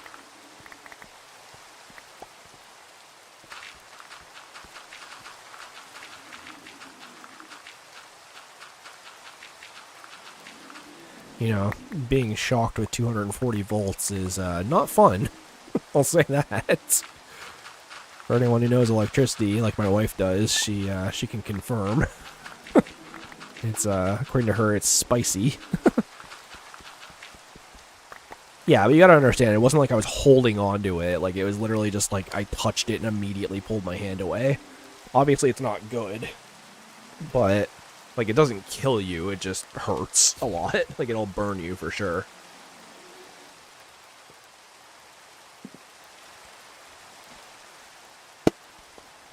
Yeah, the 240 volt shocks stick with you for a while. Yeah, they're not fun. Actually, that class was a lot of fun. I missed that class. We used to do, so we had, like, obviously different refrigeration equipment and, like, air conditioners and stuff like that, but we'd always have contests to see, like, who could make the coldest unit. And, there was even a prize for it, too. If you got the coldest unit for, like, the month, then, you'd get, like, extra grades or whatever. And I remember, I used to cheat. So what they do is you'd basically get your hand wet in the sink, and then you go over to, like, the cold copper coil that's, like, in your fridge or whatever, but, like, for us, it was just, like, on the table. And, you'd wet your hand, and you'd, put your finger on it, or you'd grab it with your full hand. And the teacher would always say, like, I'm not watching, but... and, he would let it go on. Like, he didn't really care, but he had to, you know, be a teacher and be like, hey, I don't know this is happening, so, if anyone asks, you did this, and I have to punish you for it. And we're like, yeah, that's fine, we don't care. Okay, yeah, this is... Huh. Interesting. So this actually did not fill in. Oh, there's even doors here. Oh, I see what's happening. Okay. Yeah. Because this is my entranceway to the thing. But yeah, he would, you know, obviously watch us do it, make sure we didn't, like, actually hurt ourselves. But my trick was that when I was 13, or was I 13? I think I just turned 14. I broke my arm really bad. And so when I went into high school, I was actually in a cast. And one thing that came from that is I have a little bit of nerve damage in my left arm / hand. So you can kind of see where this is going, whereas I would use my left hand on purpose, and it wouldn't hurt as bad for me. So other people would go and go and go, and I would just sit there like, oh, what's the problem? I don't understand. And I never told people until, like, the very end of the year, where I was like, yeah, no, I have nerve damage in that arm, and that's why it doesn't hurt me as bad. And they're just like, oh, you cheater. Like, can't do that. That's not fair. So I used to win it a lot. Like, I'd pull my hand away, and it would have, like, you know, very mild frostbite on it. And, you know, everyone else would be like, oh, God. And they, like, go and, like, you know, grab polysporin or something. And, like, you know, their skin would flake off because it's all, like, frozen to death. And I'd just be like, yeah, that sucks. Just kind of walk away. And they're like, what? Like, are you good? And I'm like, yeah, I'm fine. Like, obviously, it still damages my skin. And, like, you shouldn't do that. I'm not saying that's a good idea. But it was kind of like a weird superpower where it was like, hey, I don't feel pain as much as these people.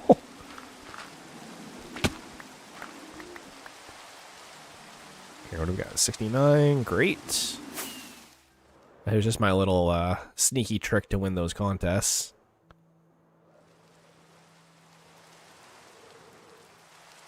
Sorry, just 1 sec. Oh, hey, Niltag. I think I just heard my phone going off. Give me 1 second.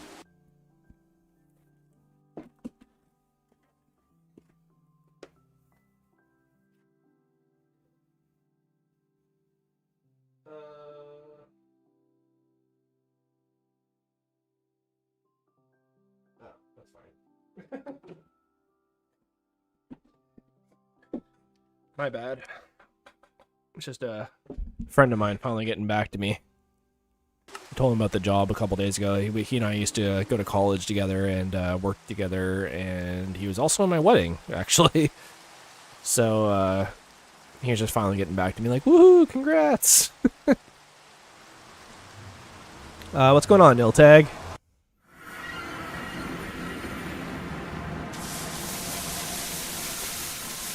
Yeah, my high school was kind of weird. It was like a tech high school, I guess you'd call it, where, like, it was very tech focused. It's not that it was like any kind of rich kid specialty school. Like, it definitely wasn't. It was just a normal high school. But it had a really good, like, compared to the other high schools in my area, it had a lot of, like, tech related things. So, like, we had, like, an auto shop. We had, like, video design, which, honestly, in retrospect, I wish I took, because it would help with the YouTube thing. But yeah, it was like video broadcasting or something like that. We had the refrigeration HVAC program, which our high school is like one of 2 in all of Ontario that had it. And then, we had a couple like familiar faces that went to my high school. So for example, actually, no, I won't say that because then you'll be able to kind of track me down. So let's just say I had some famous DJs, a couple of them that went to my high school, actually. And then, we had a woodworking room. We had an electricity room. We had like general like manufacturing room with like lathes and stuff like that. My high school was trying to be tech oriented, I think is the way I'll say it. I just want to make sure I don't break the hoe, so I'm gonna go repair that quickly. Actually almost out of rockets, so I should probably grab some.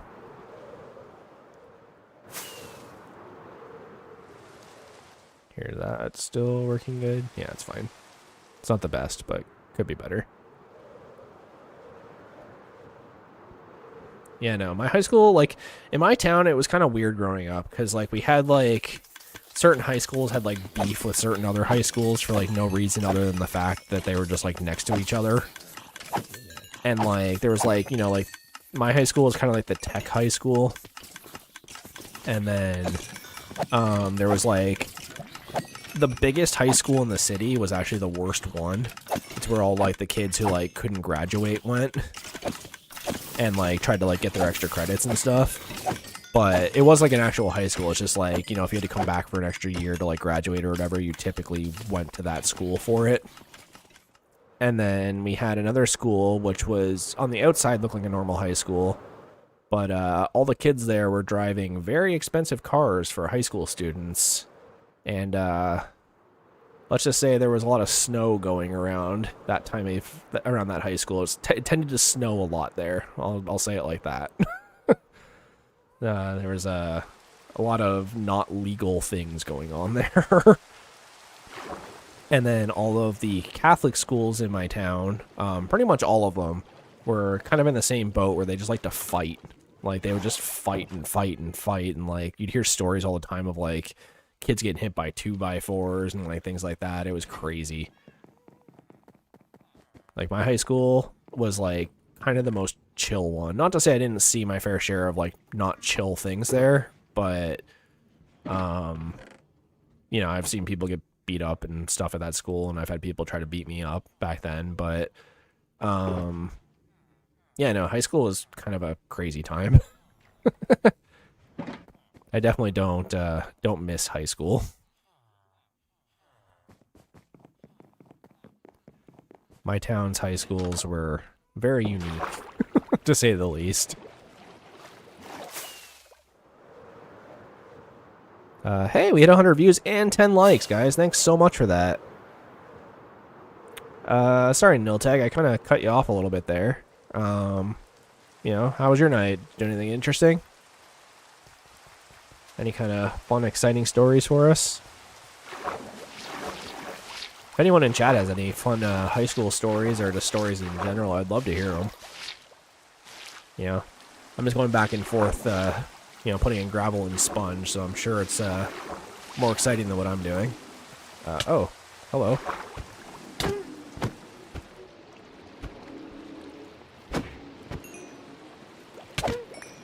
Jeez. Glad I noticed that. They actually would have killed me. Oh, this is why.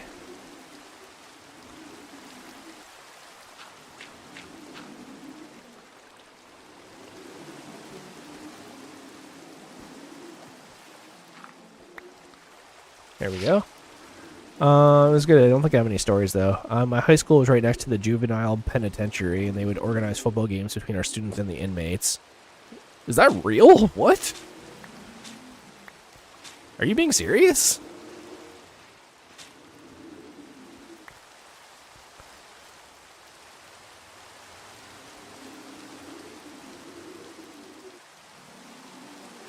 Is that legal? Like, how? What?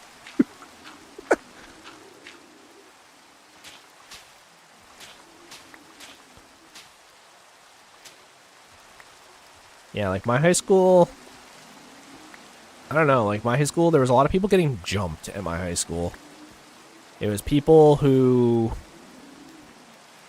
thought they were stronger than they were and pissed off the wrong people. There was a lot of that at my high school where they thought they were tough until they met someone who was actually tough.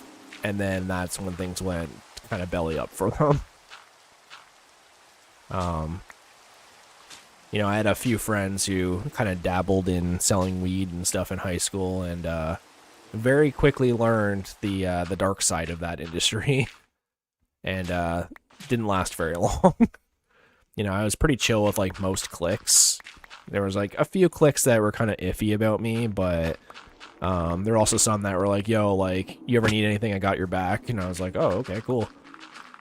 I have hood status somehow. But, yeah, it was kind of outside of town, had to go there by train. All the programs had been canceled. Half the houses were abandoned there. There was the hospital, the juvie, my school, and not much else. It was a very bad time for me. Kind of scared me for a while. Yeah, I bet. That's awful. Can't believe they would make you do that. Like, if that's real, like, wow. You know, like, the internet's kind of a weird place, so, like, I'm kind of 50-50 on whether or not I believe you, but just, it's, you know, it's kind of a crazy enough story where I feel like that's not made up. Yeah, no, that's actually crazy. I'm sorry that happened to you.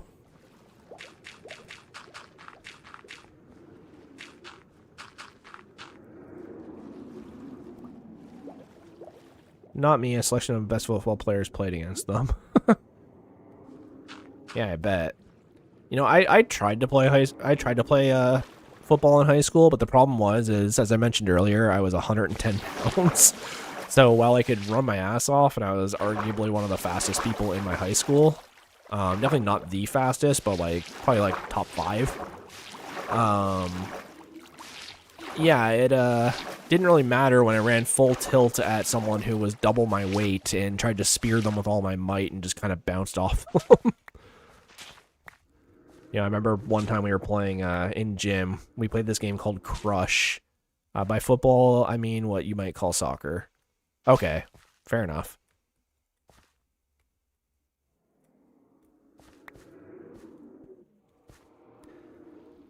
Yeah, you know, we played this game in gym class called Crush, which, I don't know if it was like an actual game or just something that my gym teacher sort of made up, but it was kind of like a weird combination of like rugby, football, and soccer.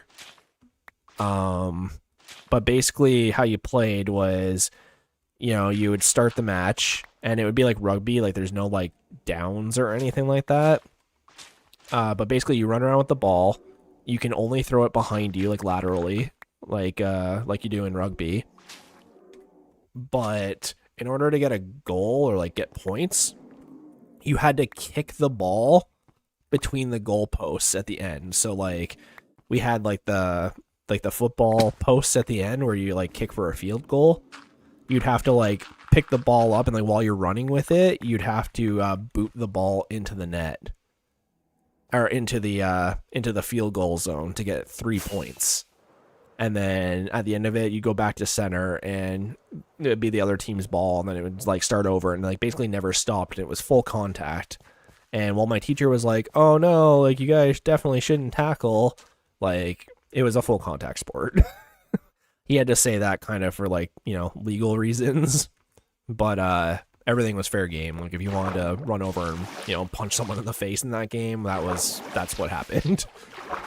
And I remember one time our high school's lead quarterback, you know, pretty big guy, very nice guy. I think I still have him on social media. You know, he got the ball and he was pretty far away, so everyone just kind of gave up. But I was the like second or third fastest in my gym class, I think, because there was like multiple gym classes.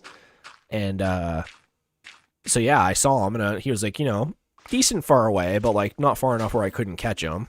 You know, side note, we used to play a lot of like capture the flag and like manhunt and hide and go seek and stuff in my neighborhood, so you know, running after people was like something that was, you know, I did on the regular. So I knew, I was like, yeah, no, I could totally catch that guy. So I sprinted down the field and everyone had already given up. They're like, yeah, no, he's just going to go score a point. And I was like, no, he's not. And I remember running down the field after him, and he saw me coming, and he was like, oh, crap, he's fast. Like, he'll actually catch me. So he started running, but he was a bigger dude, right? Like, he's a football player. So I chased him down, and I actually did catch him, and I launched my whole body weight at him and just kind of bounced off his hip. And he stopped running and kind of looked at me, and I was just, like, on the ground looking at him, and he just kind of shrugged and just kept running, and I was like, oh, man. And like even my gym teacher was like, hey man, like that was like good effort, like good catching him. Sucks that you didn't knock him over though. I'm just like, yeah. Sucks only being 110 pounds, but what can you do? You know, I was tall and lanky, but I had no weight behind me. So like I was fast and I could, you know, go full force at him, but my full force just had no weight behind it. So unfortunately, you know, that was kind of the end of my, maybe I shouldn't play football. I had that kind of thought after that. I was like, yeah, maybe I shouldn't try out this year. Because I tried out, like, basically every year that I could. So, like, in grade 9, I couldn't because I had my cast and I had a broken arm. So, like, obviously I couldn't play football. And then the year after that, I can't remember what happened, but something happened to where I couldn't try out. I'm trying to remember what it was. What happened in grade 10? I can't remember, but like there was some other external factor as to like why I couldn't try out. And then grade 11, I finally was able to try out, but then halfway through the practices, I ended up trying out for a different team. And then the coach heard that I did that and was just like, oh, well, you're clearly not fully committed, so I'm not going to let you on the team. And I'm like, I can do more than one sport, my guy. And he's just like, nope, I want you fully committed, and clearly you're not. So I was like, okay, like, I guess I'm out. And, like, it was kind of fine, because I was skateboarding a lot at the time, so I was just like, yeah, whatever. Like, you know, I obviously like skateboarding a lot more. And even that. And, yeah, so basically I just kept going. And in grade 12, it was right around the time where my dad passed away. So I just was not in the right headspace, obviously, to, you know, do that. So while I meant to try out, and I think I'd actually signed up for tryouts, I just didn't. So I was like, yeah, I'm kind of not in the headspace for trying out for football right now. So it just kind of ended there, and I just kind of called it like, yeah, okay, high school football is not going to be for me. Which sucked too, because like a lot of the football players were guys I like went to elementary school with, and they were like all telling the coach like, yo, like put him on the team, like he can help. And the coach is just like, yeah, but you know, like they just didn't really understand. So it is what it is.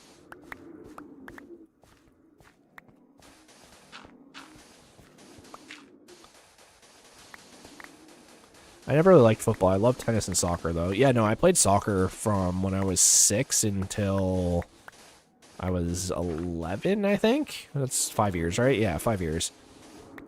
And I loved it. I played on just like a house league team, but a lot of the guys that played the house league were like on the travel teams. So, like, the one guy that I practiced with a lot, he went on to play on like the Canadian national team at one point.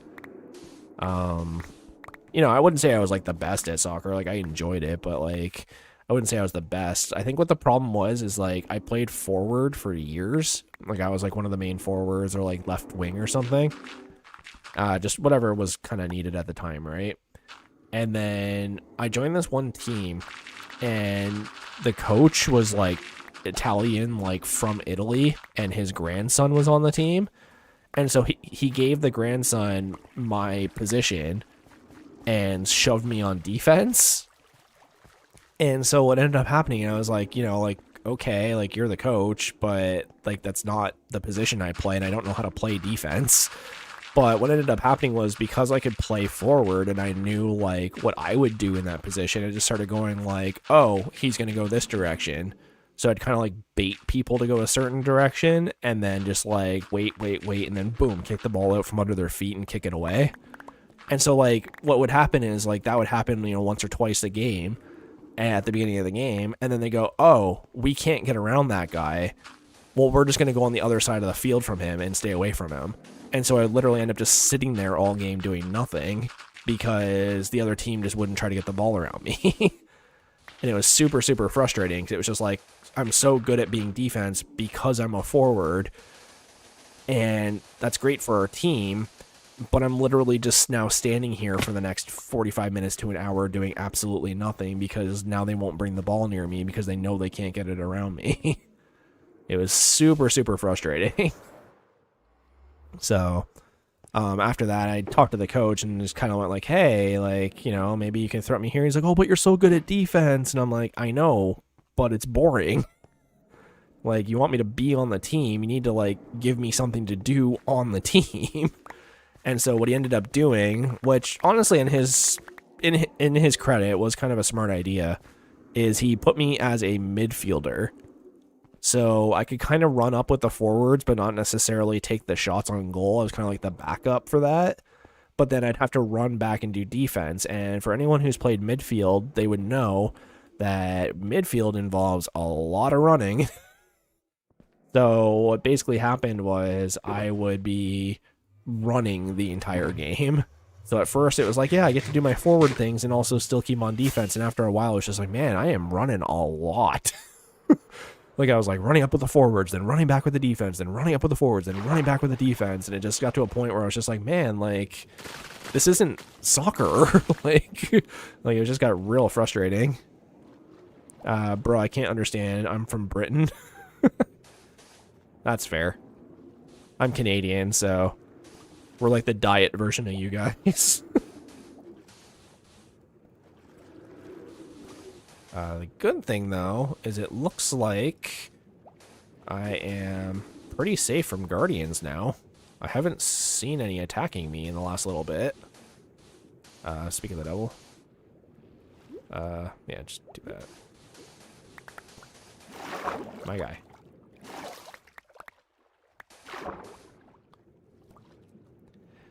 Yeah, I've never been to Britain or England. I actually haven't met too many British people.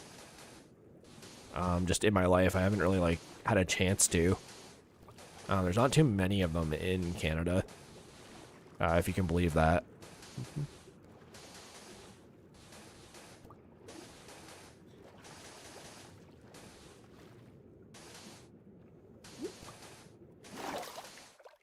There. Yeah, no, this is like way easier. There's so much less of them now. They're all hiding inside the building now. So I'm hoping I can get through here. 1, 2, 3, 4, 5, 6. Get out of here. Don't do that.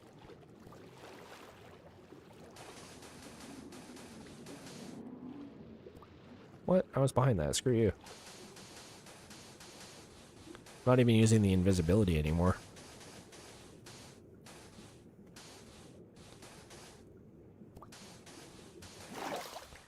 There we go. I want to visit Canada. Yeah, Canada's pretty tight. Like, every country's got their different, problems and stuff like that, but I think Canada, for the most part, is, like, pretty chill. Be definitely a cool place to visit. I used to tell people with my hometown, it's a cool place to visit, but not a great place to live. And I think that summarizes Canada a lot as well. Where, we have our own kind of issues. Because everyone's always like, oh, Canada is free healthcare. It has this, has that. It's like, yeah, you have free healthcare if you want to go in to see the doctor in a year and a half. You know what I mean? Like, it's kind of like that. Like, there's wait lists. There's, a lot of people on social assistance. Like, I love Canada. Don't get me wrong. I wouldn't live anywhere else. But a lot of people seem to think Canada is this, like, great magical place where everybody rides mooses and, drinks maple syrup by the gallon and smoke weed like crazy, and, you know, it's just like a place.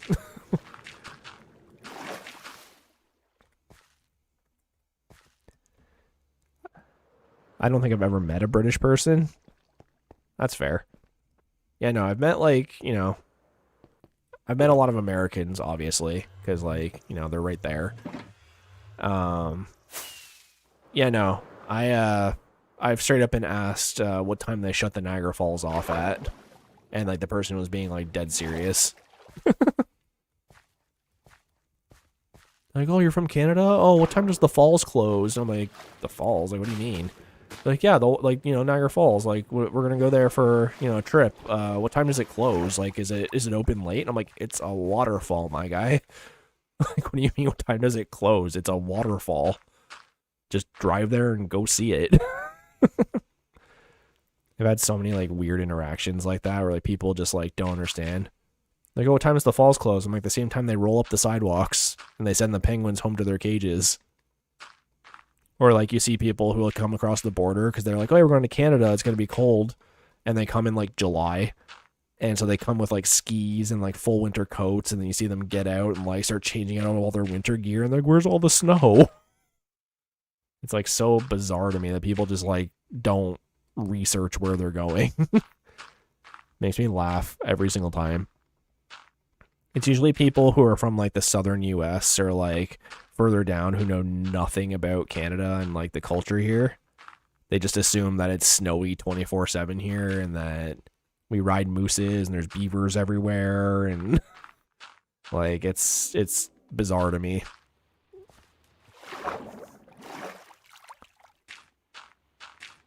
Can you like not?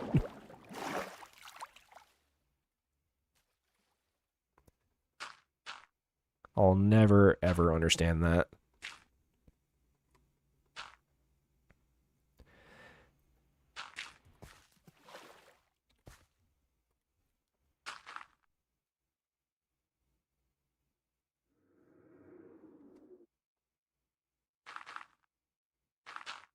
There we go. Yeah, no, this is going way easier than before. Like, I'm not even using invisibility now.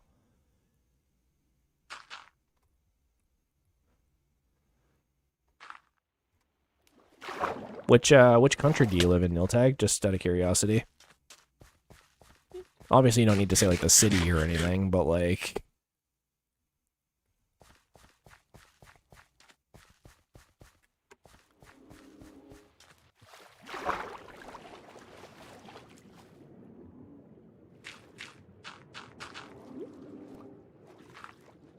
Oh, get out of here. Ugh. I need more gravel anyways. You're in the US? Gotcha.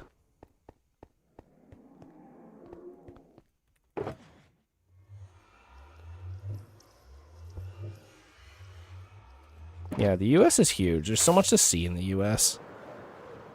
Like, I've had a lot of opportunities to go there over the years, and I just sort of haven't.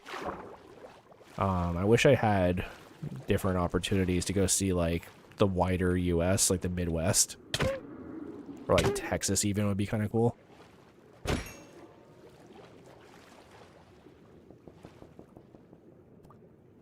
Okay, if I can just get through here.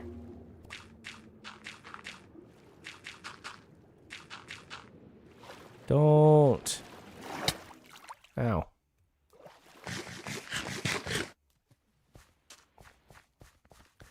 These guys. Why don't you go inside the building and spawn in there? Like, actually here. There. Maybe that'll help. Nope. I live in Mississippi, so I'm right by Texas. Oh, yeah, so you probably got a bunch of stuff to see.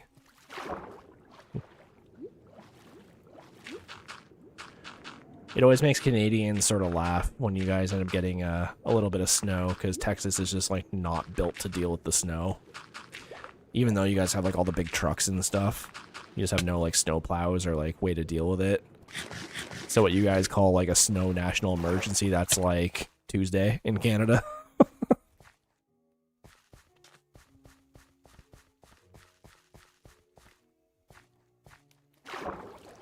my guy. Get out of here.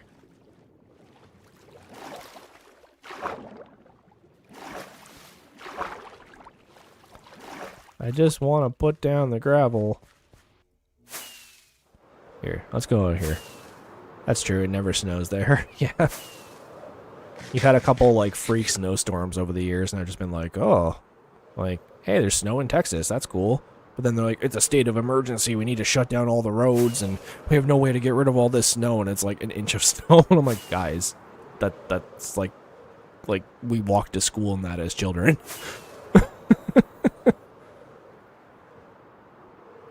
It's always made me laugh.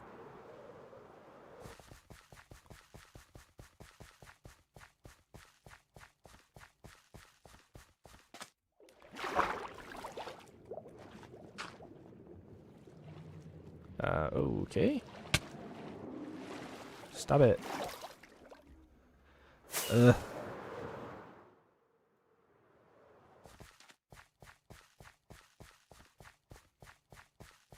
Part of me is like, do I just build a wall?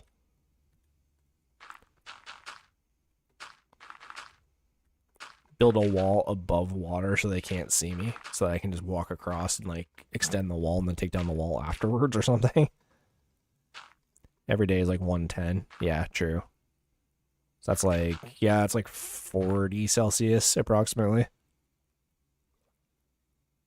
Yeah, you guys do Fahrenheit. We do Celsius. Quick way to go between the two is if you want to go from Celsius to Fahrenheit, you double the number and then add 30 to it. And if you want to go backwards from Fahrenheit to Celsius, you subtract 30 and then cut it in half. It's not exact, but it's like close enough to give you like kind of a ballpark idea of like what the temperature is. Quick little Stein pro tip for you. Where are we at? We're at 2 hours into the stream. Not too bad, guys. 12 likes. Thank you so much for that. This is actually turning out to be a surprisingly successful stream. I've noticed in the past few days that we've gotten a lot more people in the streams again. We had like 2 weeks there where just like nobody showed up, and I'm not really sure as to why, but it seems to have fixed itself now. Because you guys are all here to hang out and chill.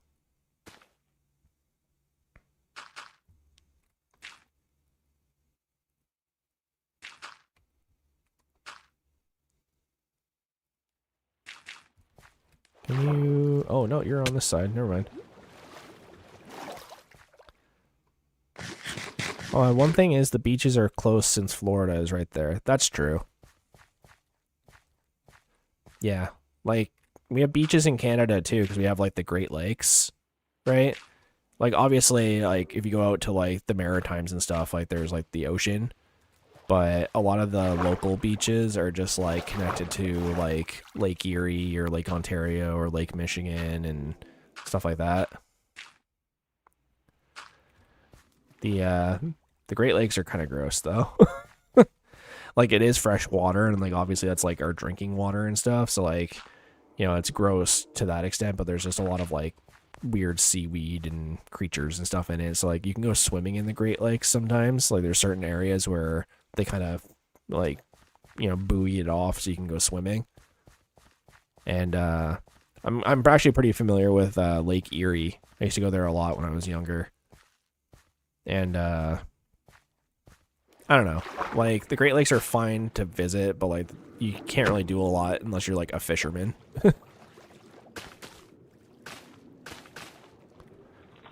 Oh, get out of here. Well, you just messed up. Ow.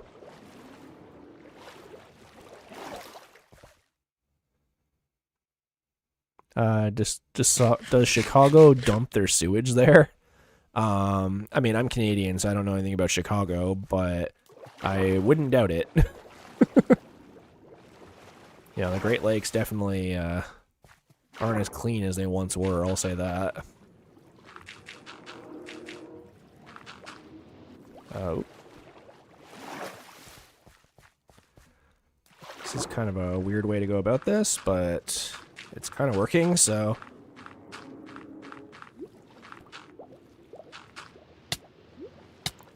Ow. You guys are surprisingly feisty.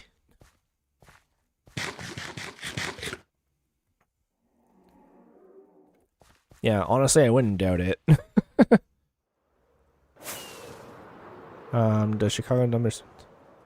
Yeah, like, you know, the Great Lakes, it's still fresh water. Like, you know, it's not ocean water, so you can, you know, you shouldn't drink it right out of the lake, but, like, it's, you know, where we get the majority of our drinking water. Let's see, is there any more? Yeah, this guy.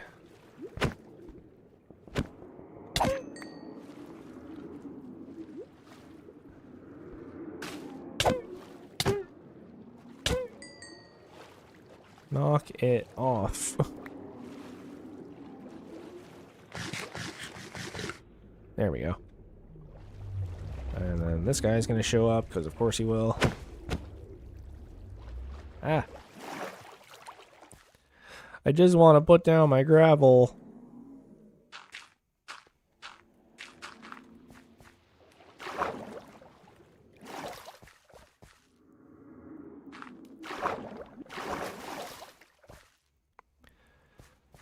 Ugh.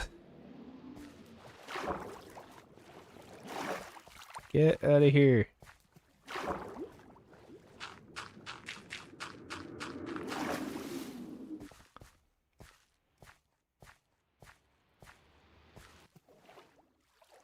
Is it true that part of Canada is discussing entering the USA as the 51st state?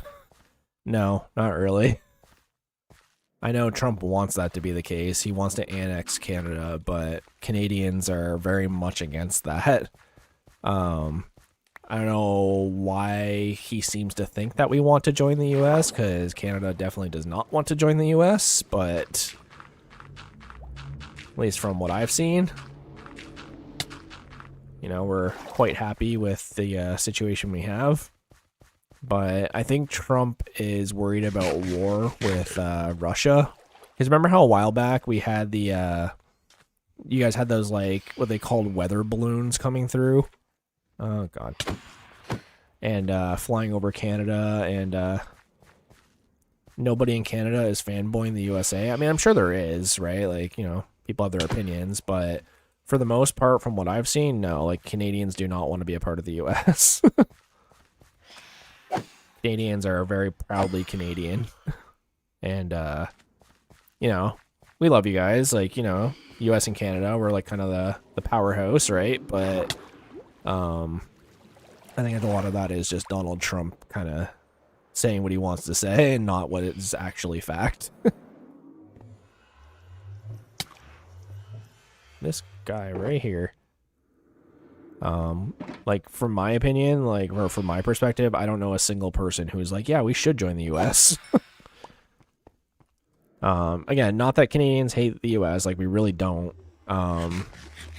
You know, even that thing that was going on the other day with, us running the Ronald Reagan ad, you know, that wasn't really meant to be an attack on the US. That was an attack more so on Trump than anyone else.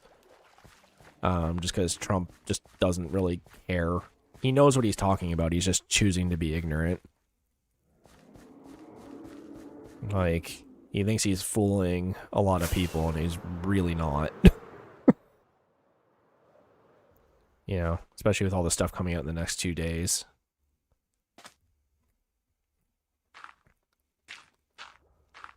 By American heritage, I mean South America, by the way. The monument, in my opinion, for South America. Gotcha.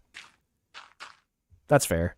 Yeah, no, like, Trump is really pushing that Canada wants to join the US and that it'd be this big partnership. What I think is happening, like, this is just my personal opinion, is that Trump is afraid of China, Russia, and North Korea attacking the US, and he is now cut off from a lot of natural resources because China is refusing to do trade with the US for a lot of things, for, like, electric vehicles and, like, you know, rare earth metals and stuff, what you need for war.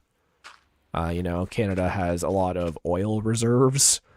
You know, we, you know, get the oil and we have to refine it and, you know, send it back to the US and sell it to them. So I think Trump just looks at it as a national security thing where, you know, if we go to war, we need to be able to put gas in all these vehicles for war. We need to be able to have a bunch of nickel, which Canada is huge on. It has a bunch of nickel in Sudbury for, military equipment and whatnot. And, he'd get control of the Canadian military, which, although is not as large as some other countries, it is, not to be taken too lightly.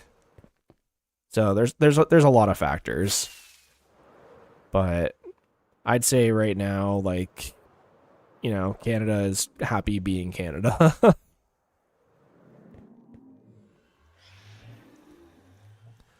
Here, I'm going to run back and sleep because I don't want to deal with these guys.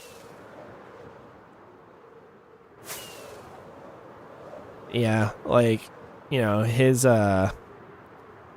his numbers in the polls right now are the lowest in American history. I don't think there's a single American president that's had a lower rating than Donald Trump, so that should tell you how the people are feeling about him right now.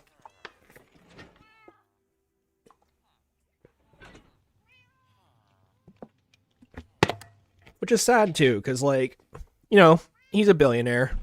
He's in a position where he could be helping a lot of people, and he could be doing a lot of good. And, not, credit where credit's due. He has done some good things. He's trying to sort out, the whole thing with Israel and Palestine. It may be due to his own selfish motives, but he is doing it. But overall, he has the ability to help so many people and donate all this money and do all this stuff, and he's not. And that's what kind of irks me a little bit about him, is you could be doing all this stuff, but you're not.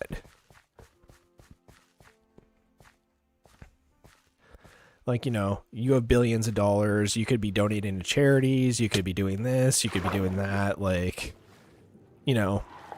perfect example, we have the Ontario Premier, Doug Ford, right?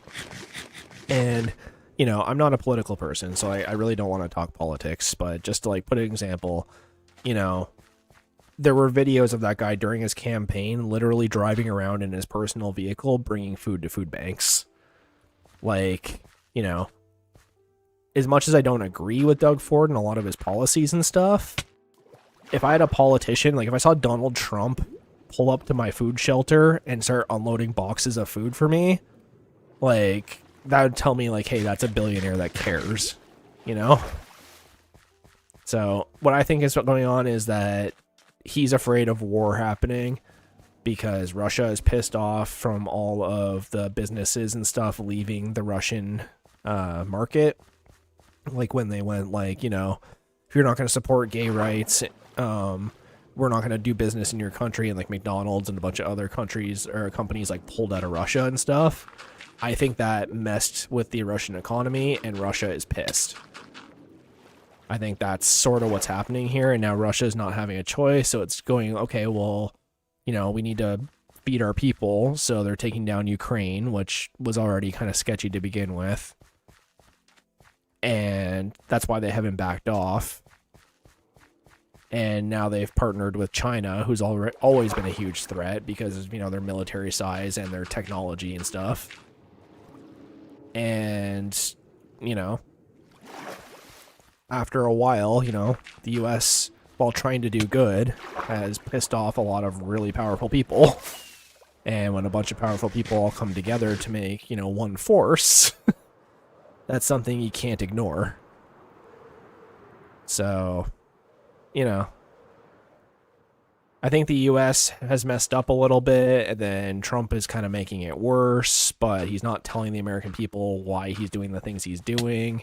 And because of that, people are disliking him, even though he's trying to just create security for his people. So, I don't know. Oh my God. So it's a kind of a tricky situation, right? I think we can all agree that Trump is probably not the person we want doing all this, but he's the one who got voted in, so he's doing the best he can with what he has. But do I agree with him? No. Do I think he should be president? No. Do I think that there are way more qualified people? Absolutely. But, you know, I'm not a political person. I don't know the ins and outs of politics. You know, I don't know trade ties between nations. So, like, again, this is just my opinion. Don't take it as gospel. Don't take it as me trying to spread my word or my opinion to people. I'm just saying what I personally think is happening. Crazy how even Canada, which was their biggest friend, now is taking distance and considering them a bully. Even EU is taking distance once they tried to taking Greenland from them. Also the Saudis. Yeah, like, you know, Trump is trying to assume power and take land and take wealth, essentially, and give it to the U.S. through any means necessary. And every time one of those things gets blocked, he just tries a different one. That's all he's doing. Like, straight up, that's all that's happening. He's like going, oh, well, it can't get wealth this way. Okay, we'll use tariffs. So we can't do this way. Oh, we'll take Greenland. Oh, we can't take Greenland. Okay, we'll take Canada. Like, he's just trying to amass wealth and power. That's all it is. In doing so, though, he's kind of messing up. And he's trying to bully Canada into it because, unfortunately, we are pretty interconnected with the U.S. So he's like, oh, well, if you don't do this, we're going to do X, Y, and Z and take the X, Y, and Z away from Canada, or we're not going to trade with Canada, or we're, like, it's a bullying tactic. He's a businessman, right? He's trying to bully us into a deal. And unfortunately, in some aspects, it is working, but, you know, we'll figure our own stuff out. Like, I've noticed a lot of shelves in Canada and, like, grocery stores and stuff. There's been a lot more Canadian brands going up a lot more lately. You know, this isn't the 40s anymore. We're not so reliant on the U.S. that we don't have our own brands and our own, like, you know, food supply and things like that. So it is what it is. Again, I just want to really stress, like, these are my opinions. It's not, you know, what is actually happening. Go watch the news, do your own research. Like, don't listen to me. I'm just some dude on the internet. This is just what I've observed and the conclusions I've come to about the situation.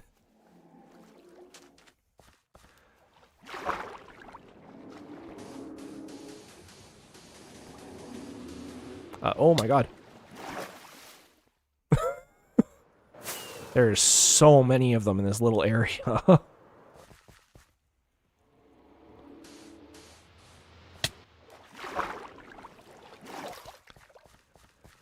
Good for Canada that Canadian identity is stronger than due to the bullying. Oh yeah, for sure.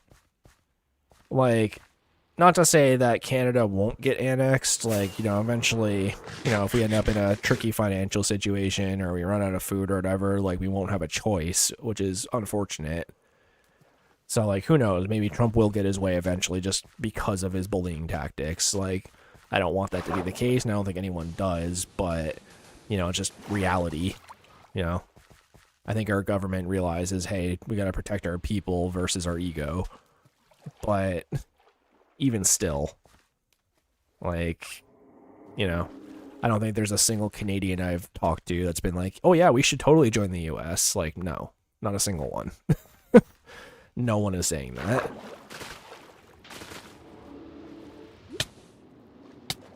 Oh. Okay.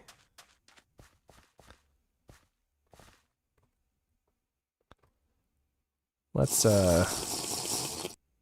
take a quick sip. We're almost done this part. If I can just get away from all these guys shooting me for like 2 seconds.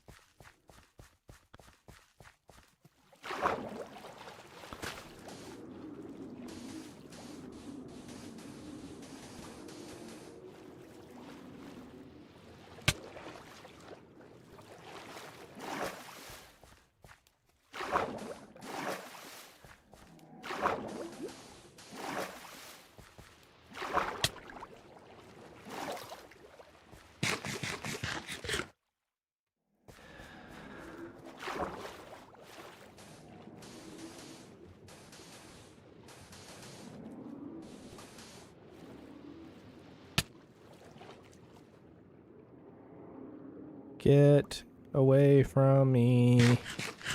Hiding behind the stone pillar.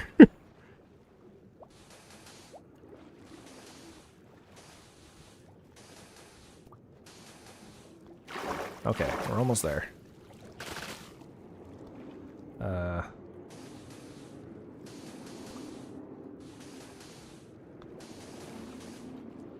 Oops. Stop it.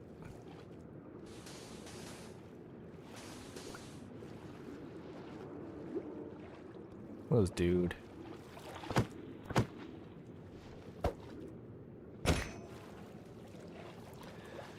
Alright, how are we for sand? We might actually have enough to finish this. I hope so. Now we finally got this wall across.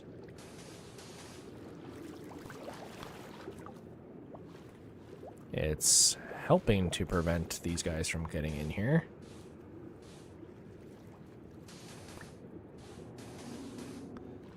Yeah, I think it's kind of sad that the rest of the world thinks that Canada wants to be a part of the US, because that is not the opinion I've been seeing. Unfortunately, that might be a little bit of propaganda. I believe Canada can make more than enough food for itself. Depends, right? Like, you know, we have certain things that, you know, we kind of corner the market on as opposed to the US, but at the same time too, like, you know, we aren't exactly known as the farming nation. You know, we typically supply fertilizer to the US. And like, not to say we don't have farms, like, you know, Saskatchewan and like that area out there, like, you know, tons of farms.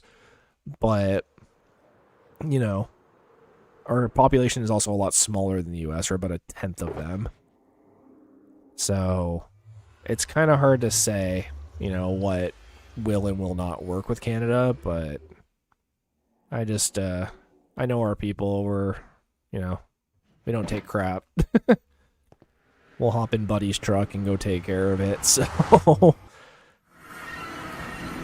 Canada has so much land for 40 million people and plenty of fertilizer. Why would you ever need food from the US? Well, that's the thing. We have a lot of land. It's just not usable land. That's kind of the caveat. A lot of Canada's land mass is in the northern part, where there's a lot of snow, there's a lot of wilderness, and there is a lot of islands, you know? So it's not really, like, readily accessible. Like, it's not like we have, like, trains and planes and cars driving up there to, like, use all that land. A lot of it is tundra, right? So you gotta kind of keep that in mind, too. Like, the bulk of Canada's economy and, like, you know, usable land is, like, Ontario and BC. And even then, it's, like, you know, I would say Ontario is kind of like the epicenter, and BC is kind of a close second, but, like, Quebec is our largest province, and we could definitely be doing more with Quebec, but they don't always agree with the rest of Canada, so it's kind of its own weird issue there. A lot of people in Quebec have, I would say if anybody wants to join the US, it would probably be Quebec. They've been pretty unhappy with Canada since the get-go, since they joined Canada as, like, its own nation. So I would say if anything, they would be the ones to be like, hey, we want to join you. Which would suck, 'cause they would cut off, like, all the maritime provinces, but...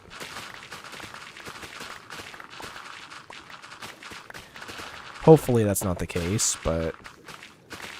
you know, I personally have no problem with anybody from Quebec. I've never been there, but, you know, my siblings have, and they said it's pretty cool, so... but... if you know anything about, like, the history of, like, how Canada became a nation, you know that Quebec has always been kind of 50-50 about being a part of Canada.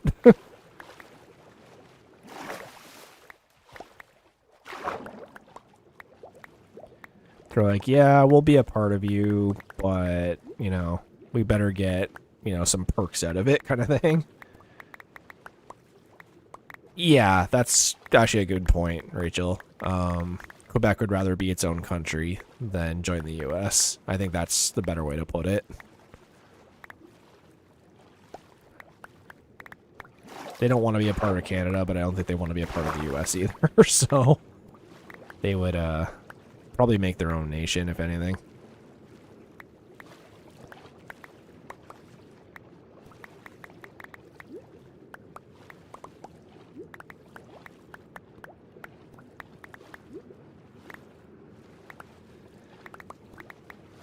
Just grabbing a bit more gravel. I'm guessing we lost some of it before when we were making the other walls somehow, so... oh, that's tons. There we go. So I'm hoping we can clear this next part out, and then we have, I believe, 3 or 4 more roads. I think it's 4. But I'm kind of hoping we can cheat the system a little bit and be able to do the last 2 rows as kind of one giant one.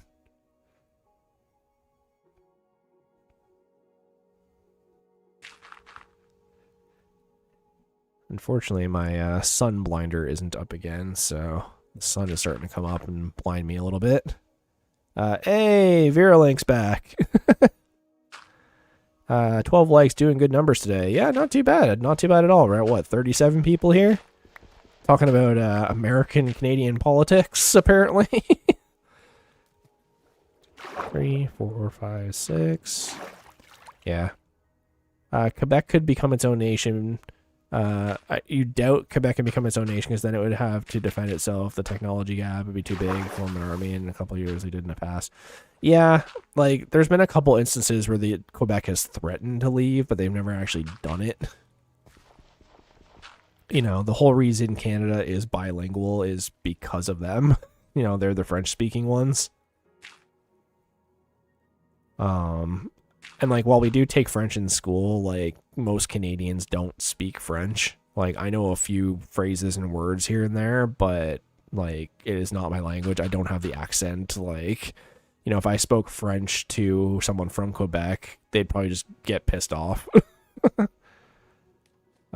least that's been my experience in the past, where you try to speak French to them, and unless you went to, like, French immersion or, like, lived in Quebec, they just get kind of mad at you, and they go, what do you want? They kind of do the big sigh, like, you're Canadian, you should be able to speak French. And it's like, dude, the only people that speak French are you guys. Like, I don't know what you want me to say here.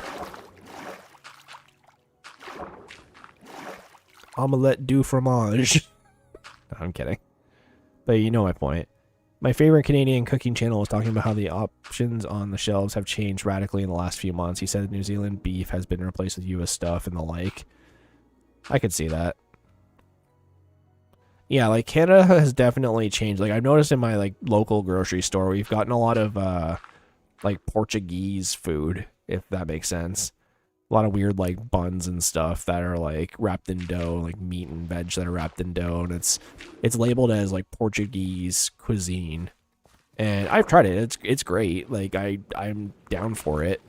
But we've just had to switch up who we get our food from, right? Like, Canada's made a lot of deals with Europe in the past few months. So, you know, a lot of our imports are coming from Europe now. And obviously we've made deals with other nations. I actually saw yesterday our Prime Minister, Mark Carney, he was talking to the King of Sweden. They had some sort of meeting yesterday to talk about trade ties and, you know, military relations and things like that. So it was interesting to see, because one, I didn't know Sweden even had a king. That's just, you know, my kind of arrogance and ignorance as a Canadian, but but it was just cool to see, like, yeah, like, our Prime Minister is interacting with, like, essentially royalty around the world. Pro Gamer Legend, hey! How's it going, bud? Bringing it from New Zealand is a bit extreme. They chose literally the country that is the direct opposite of the other way of the world. Yeah. Well, like, weirdly enough, that's sometimes cheaper. Like, you know how you see, like, Fiji water in, like, grocery stores and stuff? It's like, well, why are we getting water from Fiji if we have oceans that we can just desalinate? You know, just take all the minerals and salt out of the ocean, and there you go, you have fresh water. Because, like, we do have the technology to do that. It's just too expensive. Right? It costs less money to ship water from Fiji than it does to take the salt out of ocean water.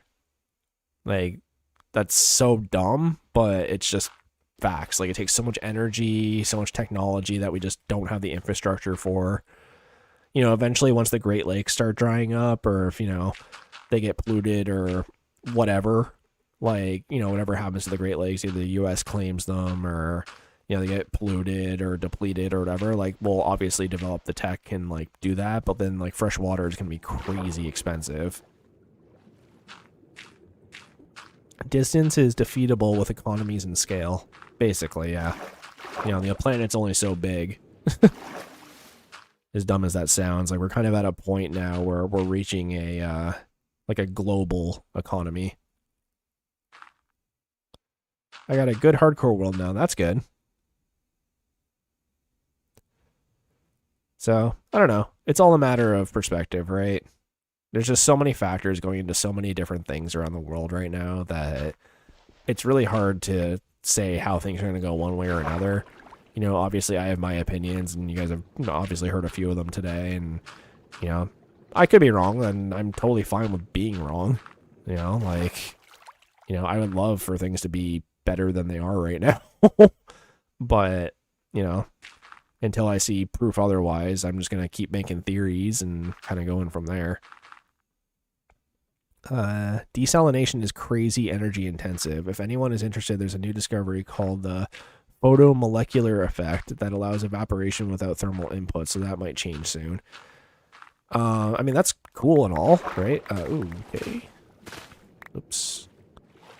Can I get the last one? Yeah. I was like, why am I producing Rebel? Yeah, no, desalination is, like, so stupidly expensive. I totally get, like, why we don't do it. They do it on, like cruise ships and stuff, right? Because, like, it's easier to just take it out of the ocean than just to carry, like, thousands of pounds worth of water. But, or gallons, I guess, or liters, or whatever you guys do your measurements in. But, I don't know, it's just, it's interesting science, right? Just give me 1 sec. I'm going to throw out my blind. I'm not ending the stream. I just want to throw out my blind so I don't, like, you know, go blind at the age of 34. All right, give me 1 sec.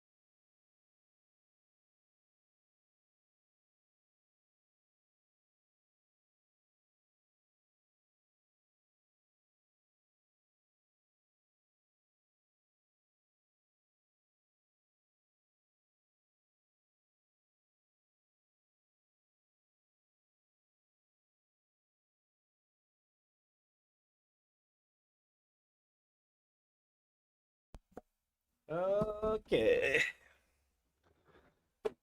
Sort of worked. Here, maybe if I throw my baseball cap on or something.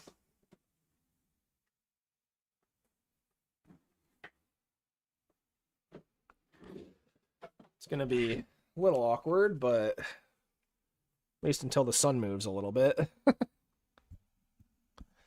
There we go. It took me a long time to get it, but I packed up some villagers, and it took me 3 days to get efficiency 5. Yikes.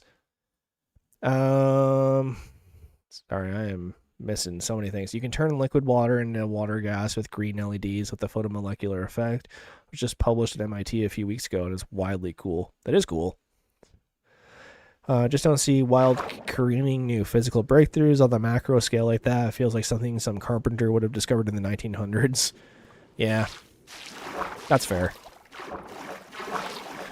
Well, there's that one guy who had to, I don't know how legit his videos are, but there was that one guy who he discovered how to turn, like, essentially, like, garbage and stuff into fuel, and then he went into hiding a few weeks ago. He was turning plastic into diesel fuel. And he went into hiding for a little while, and now he's back and in the public eye at least a little bit again. But I watched a few of his videos, and, like, you know, it looks like he's accomplishing what he's saying, but hard to say that he's actually doing that.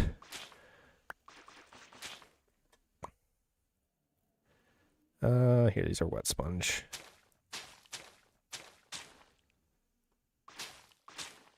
You know, I don't quite remember the guy's name, but he was in the news a little while back, and he was like memeing where he went into hiding, and his mom was just like, yeah, he's okay, he's just not coming out in public right now. He's been receiving threats and, you know, people claiming to be the government coming after him, so...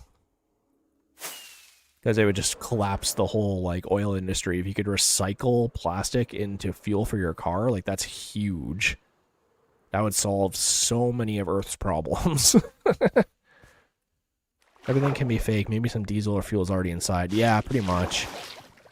That's sort of like what everyone else is saying too, right? They're like, hey, like, have someone else verify your findings. He even, like, I watched a video, he, like, got, like, a diesel tester and brought it to a gas station to show, like, hey, look, see, diesel, it works. And then he pulled up, like, some of his fuel and, you know, made them test it with the same tester, like, right in front of them, like, all one shot. And it still showed up as, like, not as high grade, but it was still, like, usable.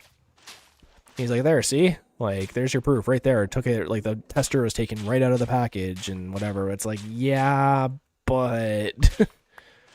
like, he needs to get, like, funding and, like, actually produce this. Because, like, if we can recycle plastic into fossil fuels, that would be insane. Like, that would be a huge game changer. Oh, yep, there it is.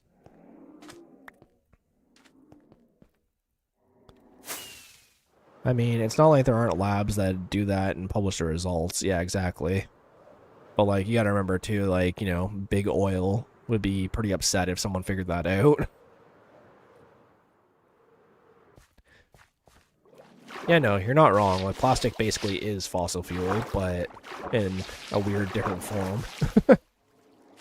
You know, not all of it, but, you know, there's different kinds of plastics. You know, polymers and stuff like that were a little bit of my studies in school, so I know, you know, the bare minimum about it. I'm definitely not an expert by any means, so I don't know, like, any of the science behind it, but I think the closest I got to it was, like, organic chemistry.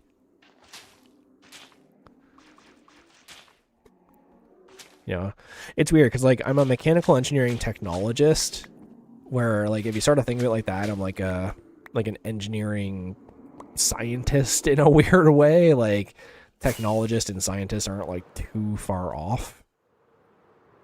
But I feel weird, like, even saying that. Like, it doesn't feel right.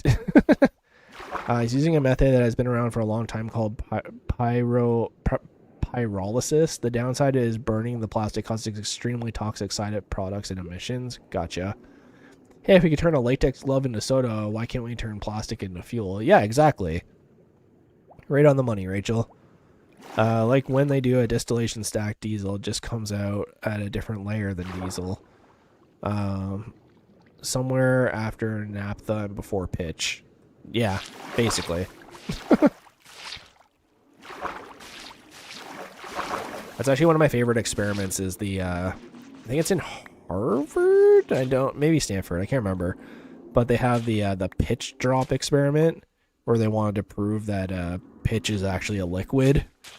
And so they have it set up in a beaker and it drips every like 10 years or something like that. Like a drop will form heavy enough to fall down to prove like, hey, like pitch is a liquid.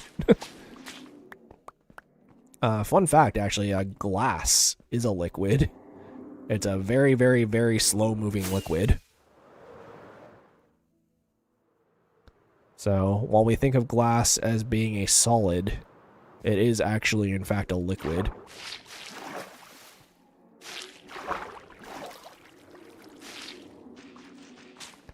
Yeah, it sounds like he's doing gasification. Sure, it works for plastic, but it also just makes liquid fuel from wood, too. Anything can be fuel if you turn it into a charcoal. Yeah, that's true.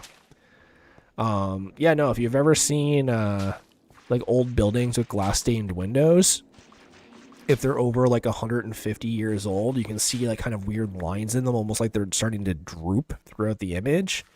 That's because the glass is starting to pour.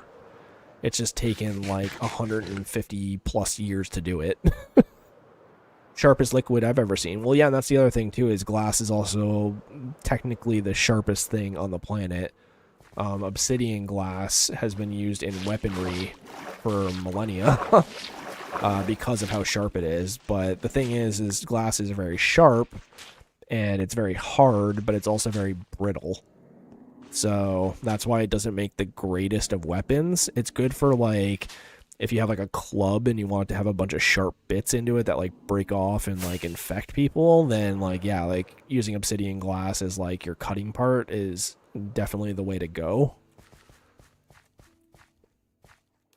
Oh, it's just a fish. Actually, how far down does this go? Jeez.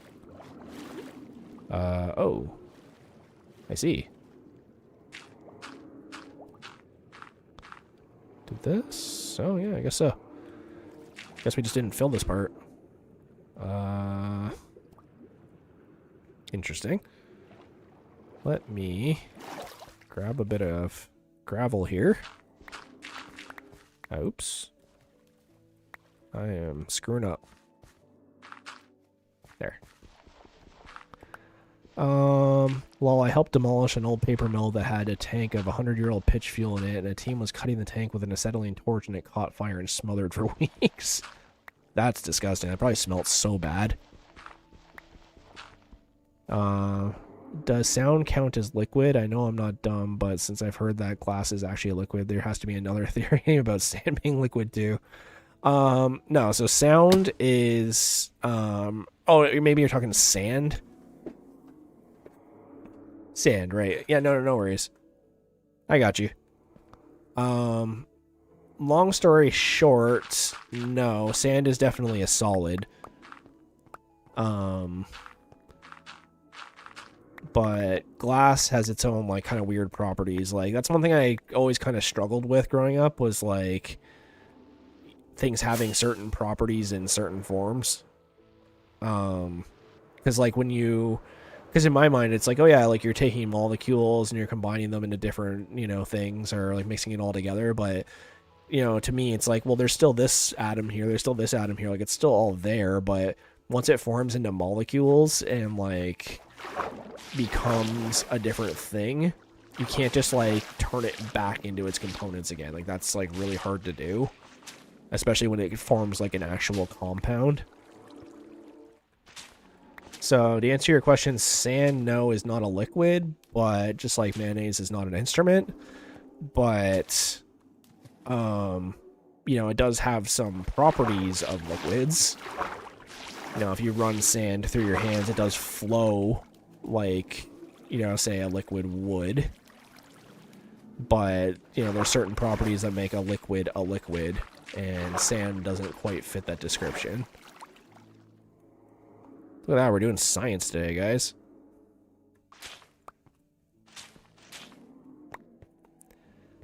Let's see. Probably gonna have to take a trip to the Nether after this. Why would sand be flammable? So, fun fact, a lot of things can be flammable, depending on what state they're in. So, for example, you can actually light steel on fire. If you take... you can actually do this at home. First of all, 13 likes. Thanks, guys. Just wanted to kind of repeat that. That's pretty crazy. But, for example, if you take steel wool from your cabinet or whatever that you used to, like, scrub your dishes with, you can light that on fire. And that is steel. You are lighting steel on fire. Yeah, Virulink, that's exactly right. Anything can be flammable if it's fine enough. So, perfect example, you can use steel wool, and you can light it on fire with a flame, or more easily, you can do it with, like a 9-volt battery. That'll do it. Coffee creamer, actually, is incredibly flammable. You can look up the clip from that old show, Mythbusters, if anyone remembers that. But, yeah, no, you can take coffee creamer, and if you trickle it down so it becomes like a powdery, like, cloud, and you light it, that cloud will light on fire, and it's actually very violent. So yeah, like, things that are normally not flammable, you can absolutely light on fire. So I'd imagine glass would be the same way, too. Airborne dust is extremely flammable. I know people who work in a flour mill, and it's super dangerous to work there because all the flour dust in the air could explode if there's a spark. Yep, 100% true. And it has to, like, for things to be flammable, it has more to do with the state that it's in rather than what is actually being burned. So, like, for example, like gas, like, you're not burning the liquid gas, like, you're actually burning the fumes that come on top of the gas. And it's because the gas fumes have so much surface area, they can react with air to kind of perform a chain reaction and cause a fire or even an explosion, depending on how you do it. Because it's finer, the more oxygen is close to each particle. Sorta, yeah. Like it sort of has to do with surface area, right? Like the more surface area, the more you break something apart, it has more surface area. And so the more surface area it has, the more reactive it is. I'm trying to think of like a good real life example that you could do like at home. But okay, like put it this way, like if you have a piece of paper, right? And you light one end of that piece of paper, like one of the corners of it, you know, it'll burn from that corner to the end. It'll take, you know, however long it takes, like, you know, a couple seconds or whatever. But if you, here, I'm going to try and do this. But say you take that same piece of paper and you rip it up into a bunch of little pieces. Basically what you're doing is you're creating more surface area because now instead of it having just the four edges of the paper, you now have all of those little pieces all have their own edges. And so if you add up all the surface area of all those pieces of paper, you now created more surface area. And so if you burn that paper, it'll actually burn way faster because more oxygen can touch the paper because it has more surface area for the oxygen to touch. Does that make sense? I know it's kind of a weird example. It's not even really entirely accurate, but that's sort of how it works. So like when you powderize something, every little granule now has, you know, so much surface area to it as opposed to the solid. Like if you had a big chunk of iron and tried to light it, it wouldn't work. But if you grind it into a bunch of dust and create enough surface area for it, it'll explode. Yeah, basically, if you break up a bunch of sticks, that's actually a good example too, Virulink. If you you know, break up all the little sticks to start a fire, you're giving it more surface area. Whereas if you just took a giant log and tried to light it, it wouldn't light. You know, it's a good way to make any chemical reaction faster is to just give more surface area for the reaction to hit. If that makes sense.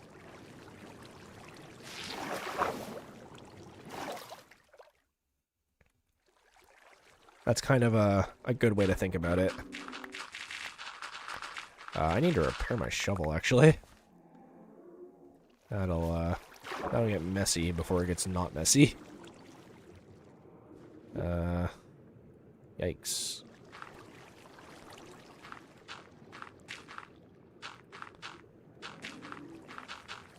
Yeah, chemistry's pretty crazy. I actually always wanted to make, there's this compound I learned about when I was like super young. It was kind of a viral video going around on, I think it was a break.com, where if you take the stuff in hand warmers and you mix it with, I believe it's rock salt and pewter, you create this powder that lights on fire when it gets wet. Which I always thought was kind of cool. Like, the fuse for something is water. You know, and there's a lot, like, as I've gotten older, I've learned, like, there's lots of reactions like that where, you know, like, if something gets wet, it'll ignite. But it was just always really cool to me as a kid to be like, oh, wow, like, what if I took that powder and, like, threw it on my front lawn in the winter? Like, snow is made of water. Would it just melt all the snow? And it's like, no, actually, it would light your lawn on fire, and you'd have to call the fire department. Shaking the shovel to dig like that is sickening. Sorry. Yeah, no, there's been a lot of, like, neat chemical reactions I've seen over the years where I'm like, ooh, that'd be fun to try.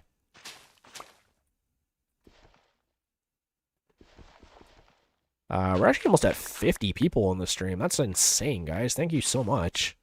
Thanks for everyone who's sticking around. We actually have almost as many people here as we did for the dragon fight, which is, like, pretty crazy. I definitely was not expecting that.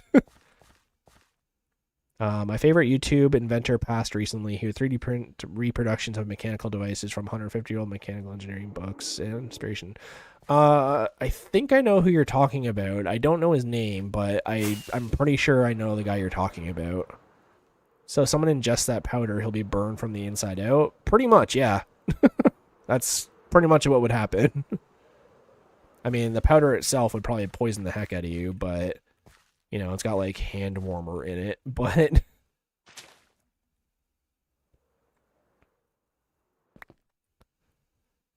Yeah, no, chemistry is really interesting. The only reason I didn't really go into chemistry was honestly the color blindness thing. Robert Murray Smith. Yeah, rest in peace. Yeah, no, part of the reason I didn't get into chemistry was because I had such a hard time with color. Because a lot of chemical reactions, you only know they took place unless you see a color change.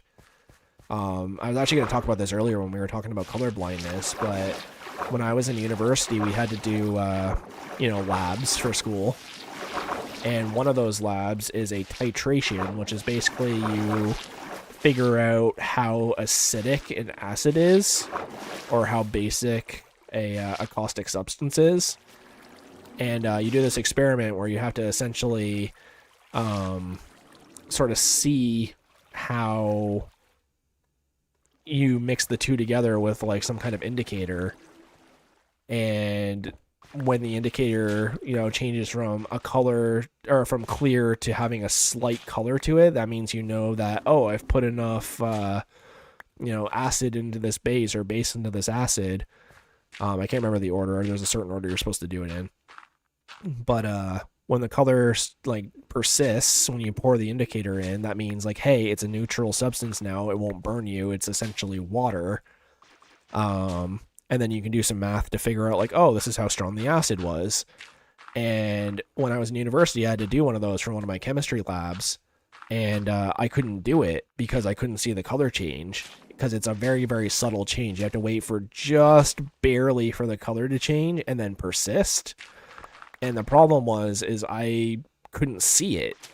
So I had to actually get the TA. I had to bring in a doctor's note and explain like, hey, I'm super colorblind. I need your help to be able to see. I can do the rest of the math. I can do everything else. I can't see the color change. And he was like, oh shit, like, okay. And I ended up having to do my lab at a different time with the TA. And, you know, it was a fine experience. Like, I still passed it and I did everything right. But that's partly why I didn't get into chemistry, is because, like, situations like that where I was like, yeah, no, like, I can't physically do this. Yeah, a chemist with no color vision seems limiting. Yeah, exactly. I know how hard that is. I have one eye, so there's some kind of work I can't do. I have little magnetic mirrors I put around work areas so I can kind of get some depth, but, you know. Really? You only have one eye? Like, you know, that's, you know, I'm not saying that's like a bad thing or anything. Like, I'm not trying to be offensive, but, you know, were you born with it, or was that just kind of like a workplace injury or childhood injury or, you know, illness? You don't have to share if you don't want to. Like, I don't want you to feel uncomfortable about it. I'm just curious. I haven't met too many people with that condition.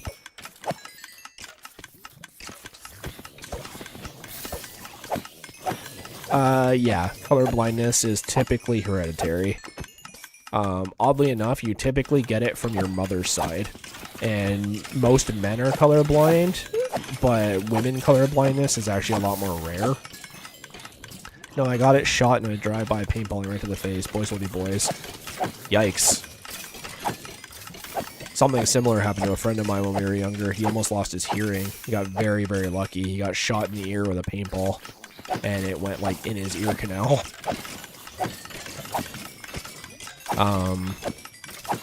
Yeah, sorry to hear about that. That sucks.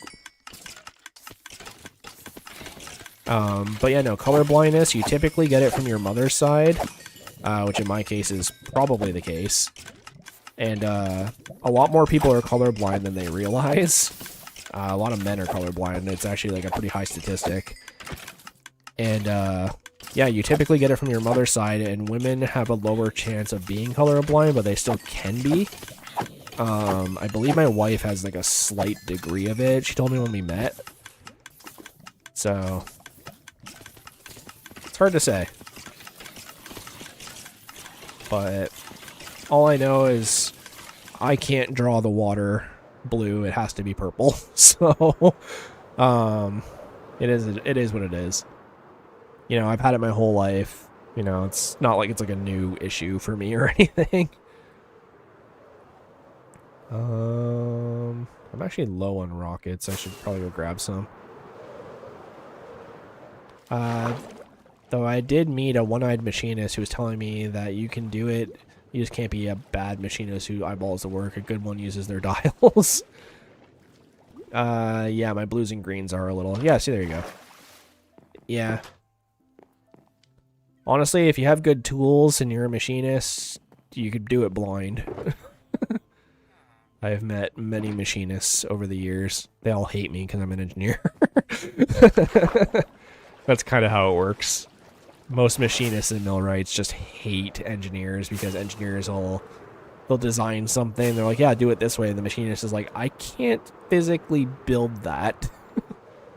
It's just like not physically possible. And you're like, well, why? And then they explain it to you, and you're like, yeah, but if you do this, this, and this, and like, yeah, but that's really hard. And it's like, well, that's how it needs to be done. And then they get angry, and you know, it's a whole thing. We're just crossing over the 3-hour mark, guys, and we are crushing it on views and likes right now. We're up to 13 likes on today's stream, which is pretty insane. I'd love it if you guys would get me up to 15 likes today. I learned recently that at about the 3-hour mark, that's when YouTube kind of figures out, oh, this is what you're streaming, this is what people are doing, are they engaging, yes or no, and then they send some more people your way, and we've had some pretty good discussions today, so it's very possible the view count's about to take a little bit of a spike in the next few minutes. While my CAD software generated holes that are 0.322 inches in diameter. That's okay, right? I mean... You can technically make that hole, but it's going to be kind of difficult on you. I always tell people, like, when I'm in interviews and stuff, that's kind of my advantage over other people from my program. Because, like, in my area, a lot of people, like, know about my program I took in school. And, like, you know, when you get hired, they ask about it and whatever. I just tell them, like, yeah, no, like, I have factory experience. Like, I have a little bit of machining experience. So, like, I'm not going to design something stupid that physically can't be machined. Like, that's where 3D printing is kind of coming into play nowadays, because you can get contours and internal sort of things that you can't necessarily get using a mill. And then you can, like, make a mold of it and then, you know, pump in hot metal and cast it. But that's kind of its whole own thing.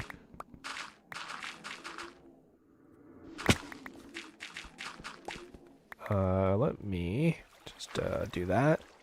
So there we go. Here's the inside of the monument. Obviously a little bit safer now, but eventually we will go through and, you know, do all of the necessary sponging of inside of there. But yeah, no, it's an interesting kind of back and forth between engineers and machinists.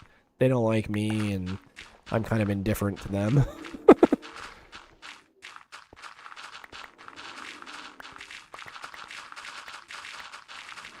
Sometimes you gotta kind of lay down the law and be like, no, you're doing it this way, and that's final. And then they don't like it, but we have deadlines to hit, and, you know, it's a weird back and forth relationship.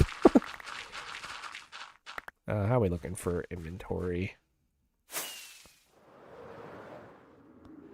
I built a 3D printer once that made ceramic molds for metal casting. Used inkjet heads to spray a bonding agent and dust ceramic behind it. Fireable straight off the machine. That is cool. That's very cool. I've always wanted to make my own kiln. I've seen a bunch of people make them using old propane tanks. They'll like cut the tops off of them and then use like concrete to kind of insulate it. You have to buy like the firing concrete. And then you insulate it and you can like do your own casts. You can like melt down like pop cans and stuff to use for material.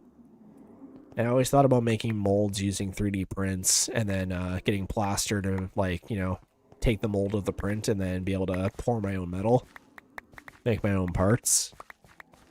Obviously, they'd be like cast aluminum or like cast steel, so like, or cast iron, I guess. But still very cool. I'm just not in a position to be able to do all that. Yeah, I feel like my landlord wouldn't be a fan of me firing up propane tanks in the backyard. I used to own an aluminum foundry. It was very accessible. Refractory cement isn't hard to find, but actual old furnaces are super accessible. That's fair. Yeah, I always thought it would be kind of fun. I don't have a lot of experience with it. Actually, back in my high school, like HVAC days, that's why you don't tell the landlord. Yeah, well, it's kind of hard when half the landlord's family lives in the same building as you. But yeah, no, like back in my HVAC days in high school, I did a lot of like because you use an acetylene torch to get all the copper tubing and stuff together, and you do a lot of soldering. But you can do brazing, which is essentially like, I don't even know how to really describe it, but basically it's like soldering, but you're soldering with the material you're soldering to. So like I had copper pipes, and brazing material is like 80% copper. So it creates a really strong bond because it's a little bit softer than copper, so you can melt it and like join the pipes together, but it's really strong because it's 80% copper. And so we used to like, make little molds or like try to melt copper tubing with acetylene, and it'd take forever because you're not really supposed to do that. But a couple people made rings and stuff out of copper and, little trinkets and stuff. It's kind of fun. Can't you use one of those induction things that melt the metal? Yeah, you could definitely do that. Every American industrial arts department used to have a furnace, so you can find them on auction regularly. Huh. The more you know.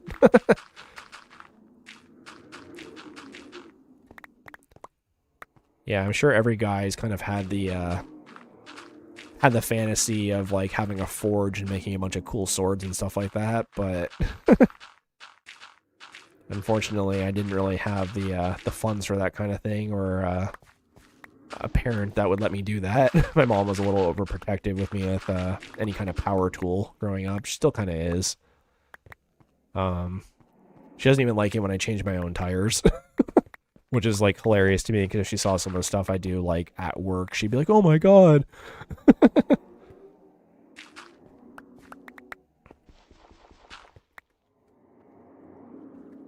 Like, especially when I was working back in like factories running like 100,000, 200,000 ton presses and like big, huge, like 1,000,000 ton press lines and stuff. I was like a 20-year-old kid running this like massive machine. I feel like a lot of people would be like super shocked to see that.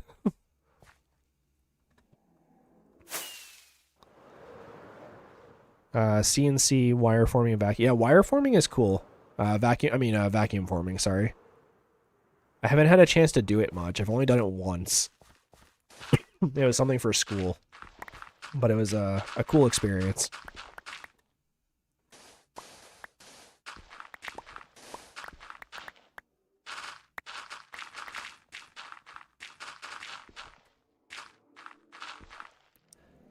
I actually wish I owned like my own welder too. That's kind of been on my list.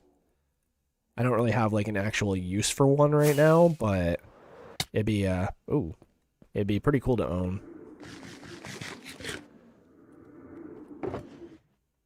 Okay.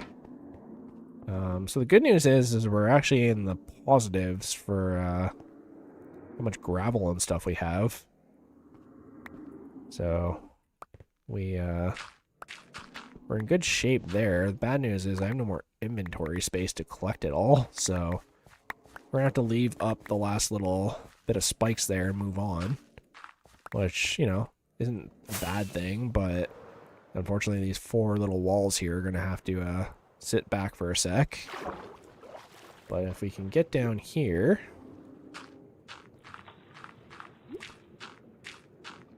One, two, three, 4, 5. Stop it. My dude. How do you even see me? Ow. Okay, okay. I just wanted to put down the gravel, but of course not. Laser cutting acrylic is super cool too. I love how it automatically finishes all the edges. Yeah, that is cool. I have a lot of...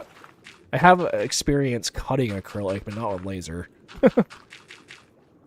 I definitely used hand tools when I did it. And it cracked like crazy, and it sucked to do.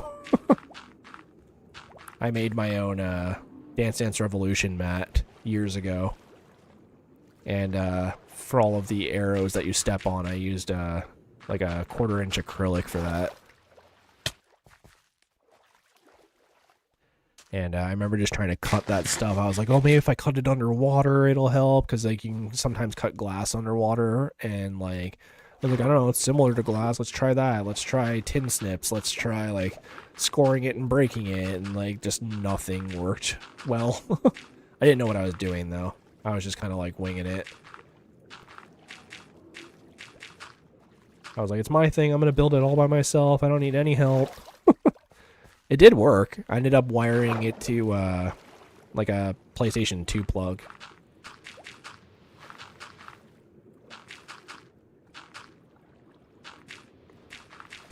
Back in my my dancing days. I would love to post a video of me doing Dance Dance Revolution like sometime. That'd be cool. I'm probably way out of practice, but it would definitely be a fun video for the channel. Yeah, hand working critical is nerve-wracking. Yeah, it is. $500 sheet of plastic feels terrible. Yeah, well, the worst part is I was using copper sheeting as my metal to like wrap around the thing, because my grandpa just like gave me a roll of it, thinking like, oh yeah, he'll use some of it. And then, you know, after the fact, that's when copper prices started going through the roof. So I probably had like $500 worth of copper on that thing. And then when I was away for university, my mom was like, it's taking up too much space. I'm throwing it out. And so she just threw it on the side of the curb. And I was like, you did what? I was like, you just threw out like $500 worth of copper. She's like, oh, it's not that much. I'm like, yes, it is. Are you kidding? Like, people in Detroit are ripping it out of people's walls right now to sell it. Like, what are you talking about? She's like, oh, I didn't know. I'm like, yeah, Mom, you just threw out like $500 worth of copper. I was like, what the heck? Like, why would you do that? Yeah, I couldn't believe it. What is shooting me? Okay. Weird.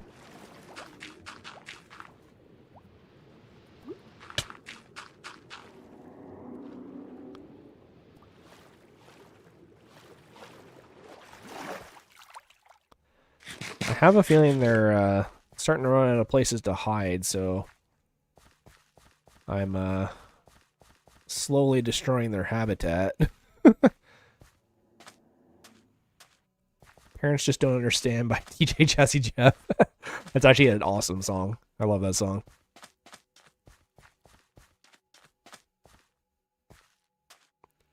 Some old school DJ Jazzy Jeff and Will Smith.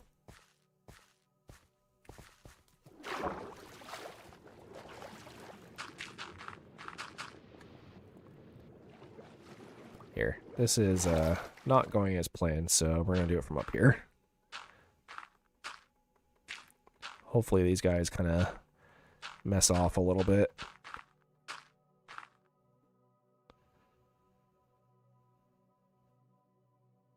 I've created a farm outside my work area, pretty much. Not intentionally, but we're here. 1, 2, 3... So 4, 5, and 6. Yeah, no, the last section is going to be really hard to deal with.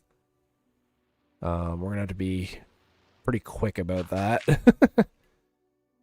But I think once we get this next row, maybe the next 2 rows, we'll be in pretty good shape. Your father's an electrical engineer? Awesome. That's what my wife does. Does a conduit attack them? Yeah, so a conduit will attack them if they get close to it, but it can only target one creature at a time, which is why they kind of suck. So, short answer is yes, it will attack them, but it doesn't do very much damage. Like, I think it does less than an axolotl would. And it only targets one at a time, so you need multiple conduits if you want multiple forms of attack. The main thing you get from conduits, though, is you get night vision underwater, which is super helpful. Which with the full bright mod, I don't know how much that's really going to help me in my situation. But you also get water breathing, which, you know, building stuff around the base, it would definitely help. Then there's this guy. Thinks he knows or something.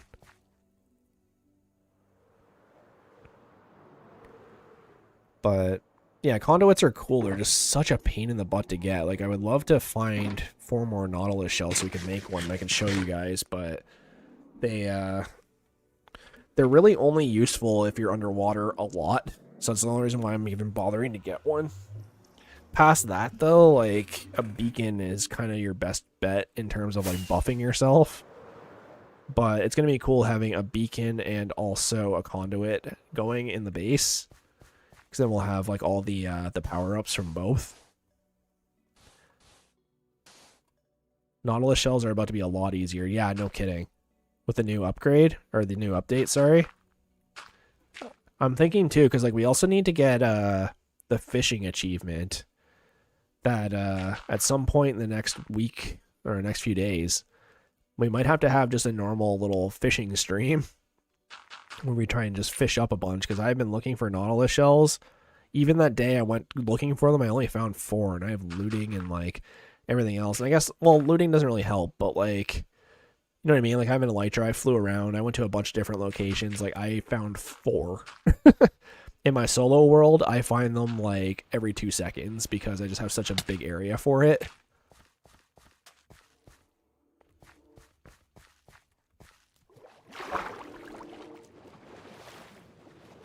Yeah, dude, okay, you're here, apparently.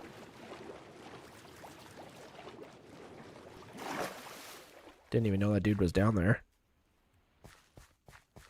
But at least we're past the halfway mark now. Like, you can kind of see, like, the whole structure here. Once we get past what we're doing right now, I think it'll make a huge difference. 1, 2, 3, 4, 5, 6.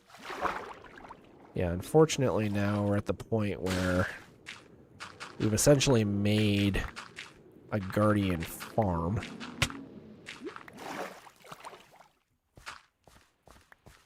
So I'll do my best to try and avoid them, but I think we're just going to get shot regardless. Why do I have a leather cap? There we go. Here, I'll even pop the last invis. We started from the beginning of the stream. Alright, chores call. Good luck, man, and great job again. Yeah, thanks a lot for hanging out, Beerlink. I know you got kind of a busy schedule, but, you know, good seeing you in the chat, and, you know, thanks for sharing some of your science and construction knowledge.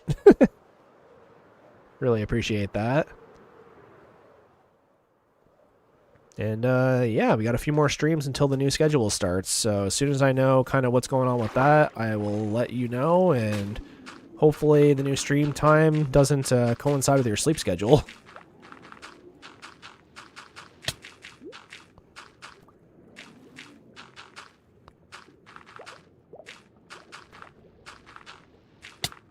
Yeah, I know.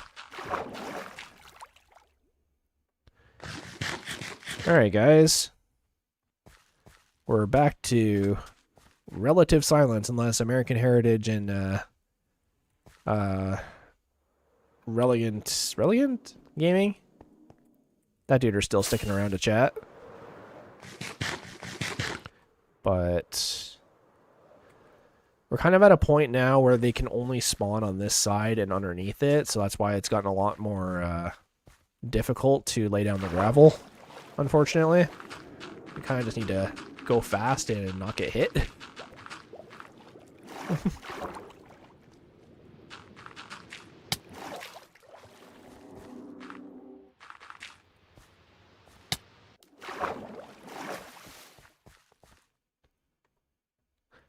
Here's jump up and down so I can eat some more steak.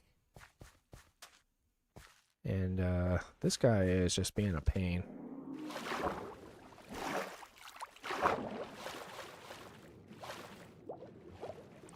Let's see if I can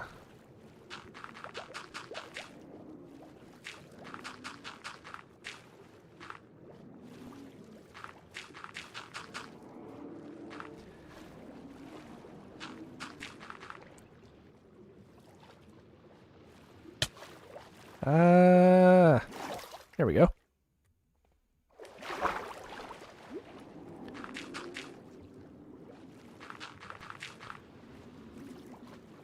There we go. If you think you can only have one piece of armor on with invis,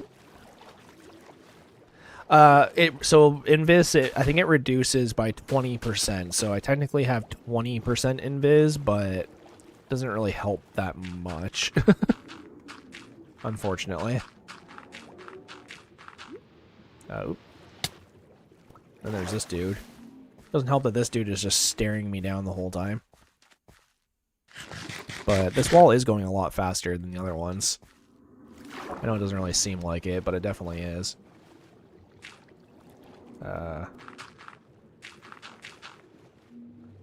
Oops. Here. Just get out of here. As a mechanical engineer, you would also theoretically be able to design and building due to having less forces acting on it and any moving parts.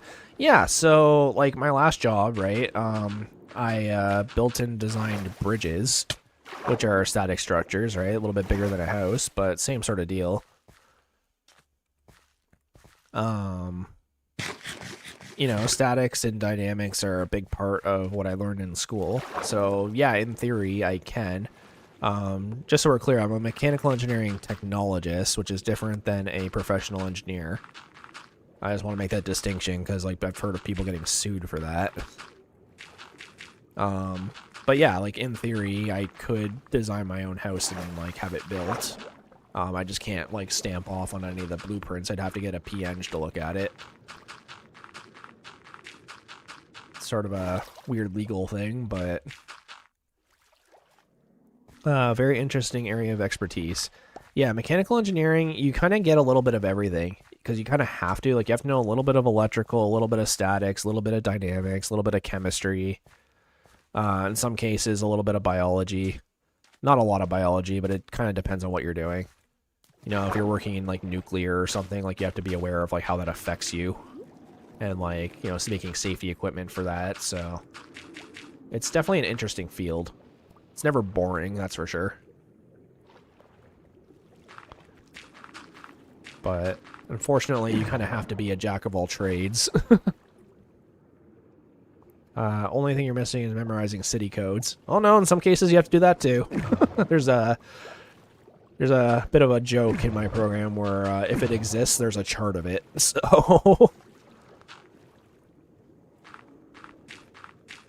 you definitely have to recognize building codes and charts and I-beam sizes and things like that. So a lot of my last job, I was looking in books and being like, what size I-beam do I need? Let's go through the standard and check and see what it has and what force it can take and, you know, blah, blah, blah. Ow. But, yeah, no, it's definitely an interesting field. It's never boring. Sometimes it's frustrating and makes you want to bang your head against a wall, but I feel like that's the same with, like, most jobs. What time is it? We're at 3.5 hours. We can keep going for a bit. I really wanted to get this done today. At the very least, I wanted to get the monument drained. Not necessarily taken down and, like, the farm built, but if I can at least get this drained, and then we'll kind of check the time and see how we're doing. And then we can kind of go from there. Oops. This magma block is kind of getting in my way a little bit, but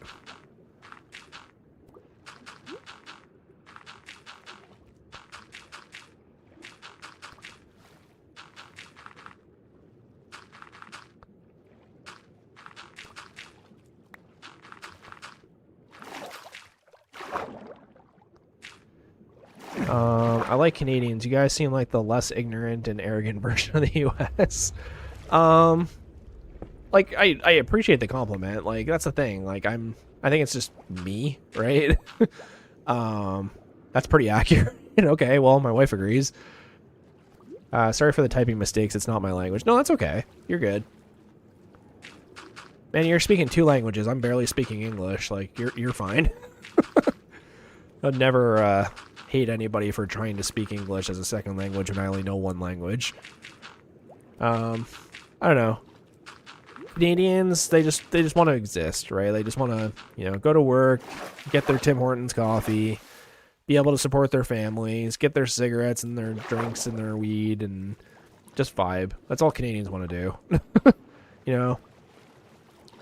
They kind of take that into consideration as to why Canadians are so vicious during war, because we're so chill the rest of the time, and then when war breaks out, we're like, okay, who needs to go? I've seen a couple of videos lately where they've talked about just like how Canadians acted during World War I and World War II, and oh my god. Canadians were pretty brutal during a lot of that. Like, even the Americans were like, hey guys, like, whoa. Why don't we take a step back and chill a little bit? But, like, it's true, though. Like, for the most part, Canadians just want to chill, I think. We don't want conflict. We just want to get along with everybody. I feel like that's the Canadian way. Just get along with everybody and let's all get together and solve the problems. I think it's a good way to look at things. We have all this big population of people, from all different backgrounds and, experiences. Let's use them all. If maybe you do something differently in your country, tell us how you do it. And if it's better than how we do it, then we'll do it your way. As a Canadian, if you visit the U.S., no one would really be able to tell you're not from there, but the people you meet there can be more abrasive, for sure. Like, I used to work in sort of a touristy area, and I had to deal with Americans, like, a lot. And I would say a lot of Americans I met were on vacation, so I don't want to say this is, like, a typical American trait. But just from what I saw in the industry I was in, there's a lot of arrogance, where we're the best, but we don't need to do anything to prove it to you or work hard to show it. And I see why that comes off to a lot of people as a bad trait, right? Like, we're the best because we're American. Okay, well, like, are you the strongest? No. Are you the smartest? No. But we're Americans, so we're better than you. There's a lot of that. And, again, that's not all Americans. I'm not trying to, like, say all Americans are like that. They're definitely not, but that's just from my experience of an American who's on vacation in another country and just doesn't care if anything gets broken or whatever. That's what I've seen. Like, I've, worked in a restaurant. I've had, I worked at a Dairy Queen. Like, I definitely had Americans, like, throw a blizzard at me because it wasn't the right flavor. I mean, just kind of look at them like, dude, you could have just said that and I would have just made you another one. Like, why would you throw it at me? Like, that's so not cool. We're just like, oh, our dollar's better than your dollar, so when I tip you $1, you're getting an extra 25 cents, so you better be extra nice to me. And like, bro, I'm working at a Dairy Queen. I'm like 15. I'm covered in blizzard. It's been 6 hours of nonstop out the door. Like, don't wave your money at me and try to act superior to me. Like, that's super not okay. There's a lot of that.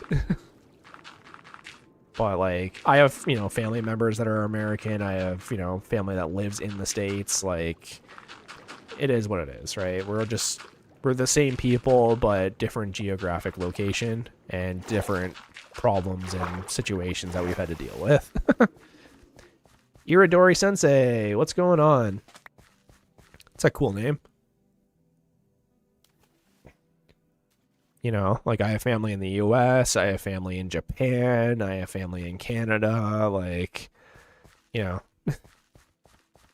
Yeah, I used to hear a person in Texas joking about Texas having a higher GDP than Canada, but Texas couldn't even stand as its own country for 10 years before folding. I mean, I wouldn't say that, but, different places, different situations, different problems. Just chilling, how are you? We're doing pretty okay. Had a lot of interesting discussions about the US and Canada today, so you know, again, this isn't a political channel, but, you know, it seems like that's the topic today.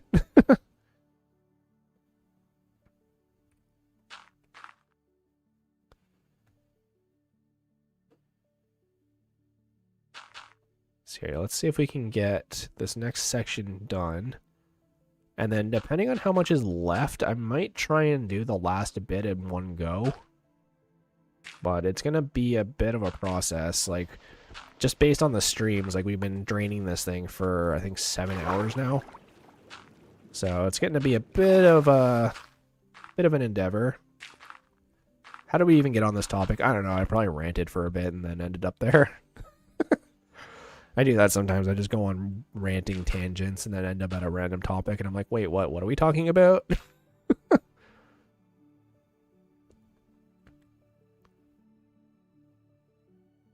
Is this breaking? Yeah, it totally is. Here, we'll tidy up the plants a little bit down here.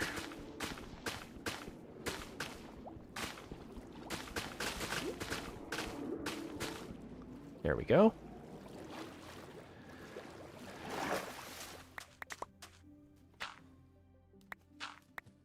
That's better.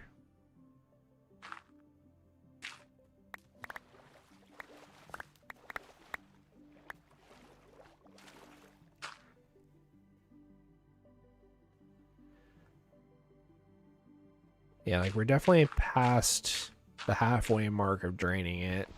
Just a matter of how much longer it's going to take to drain the rest of it. The other thing that kind of sucks too is actually no, never mind, that won't happen. I was all worried that we were going to have to put another wall up at the other side, but I don't think we will. Just because of like how I did this. But I think we'll be okay. Oh, I am out of gravel. To the gravel box. The gravel box is empty. Okay. Where did my shovel go? There we go. Jeez. I thought I broke it for a second. I was like, where's my shovel? Are you gonna like redo the monument and make it a different color? No. So the plan right now, I was gonna keep the monument up, but I remembered the really good prismarine farm I saw online that I built in my single player file, and it's actually pretty easy to build. So my plan is to eventually take down the entire monument, because we need prismarine anyways if we're going to make a bunch of conduits. And then, wow, that's a really old movie reference. Dude, where's my car, for anyone who's wondering. But then we're going to turn this area into a prismarine farm, so we can have unlimited sea lanterns and unlimited conduits.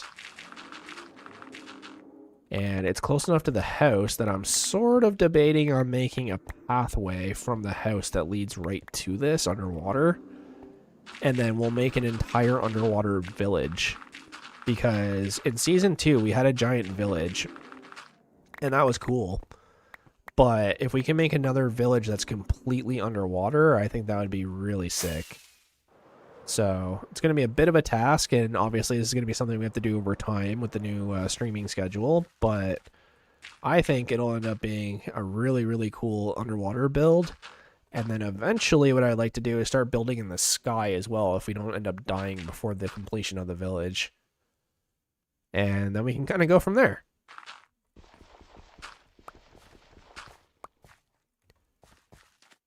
So 1, 2, 3, 4, 5, 6. So we need to do one here.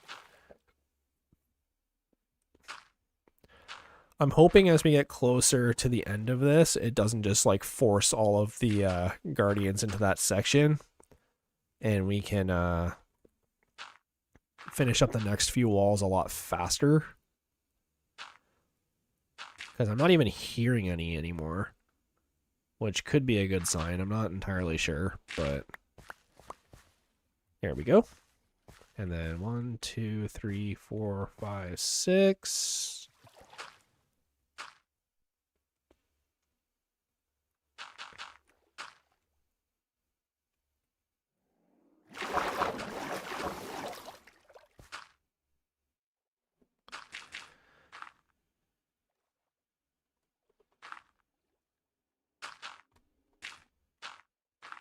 There actually was one to the right of me. I don't know if he's still there, though. No, it looks like he despawned. But I'm not seeing many guardians left. I count, what, 1, 2, 3, 4, 5, 6, 7 of them? Maybe 8? So, while that is a pain to deal with all at once, that's actually not that many compared to what we were dealing with before. So, hopefully, once we get this next section done, we'll be able to rip through the next few.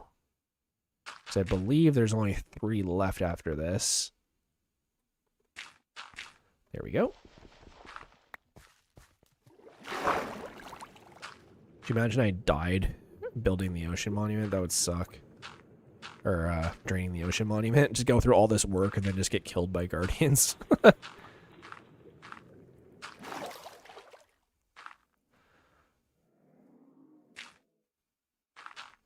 How are we looking? We're a little low on gravel. So I think we'll call it there. And then we need our sponge. So we'll use the 17 or so sponge I have, and then we'll head to the nether.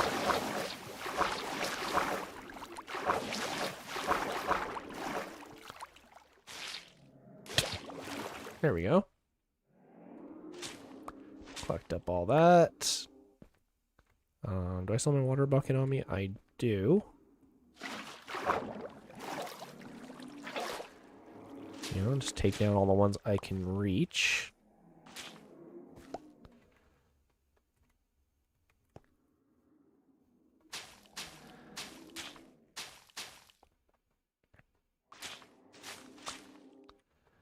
There we go. I can't believe I'm actually using all my durability for my netherite hoe. I'm having to repair it because I'm taking down too much sponge. That's pretty insane.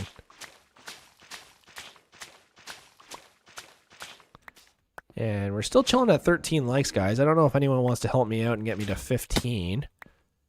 But 13 is already higher than most streams, so I'm very thankful for that. So if not, no worries. But, you know, it definitely helps show me a little bit of support. Sorry, my throat's a little dry. As my wife said, too much snoring last night. But we'll hop into the nether here and dry out our sponge again. You're pushing your luck with that hoe. Yeah. Kind of a weird phrase to hear from my wife, but yeah, no, I'm gonna go repair it, don't worry.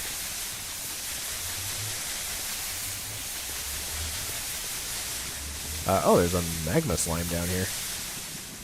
Interesting.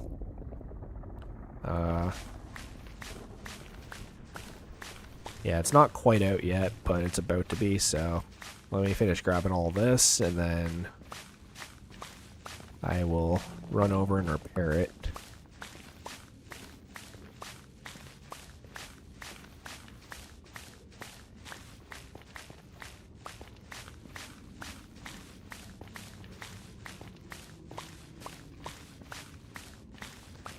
There we go.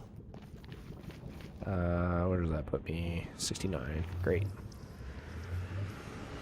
All right. Let's go repair. Oh, let's load the world in without crashing. Let's go repair the hoe. And kind of go from there.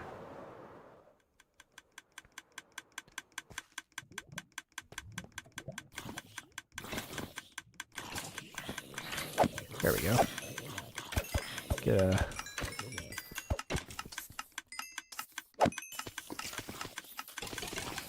There.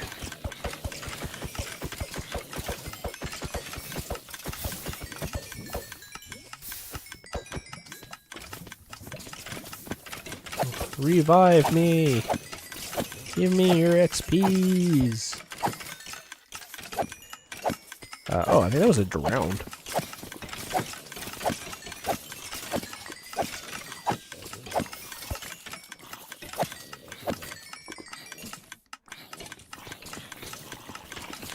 The good thing is we actually did hit day 350, which is good because that's what I put in the title on Twitch, but not quite there yet.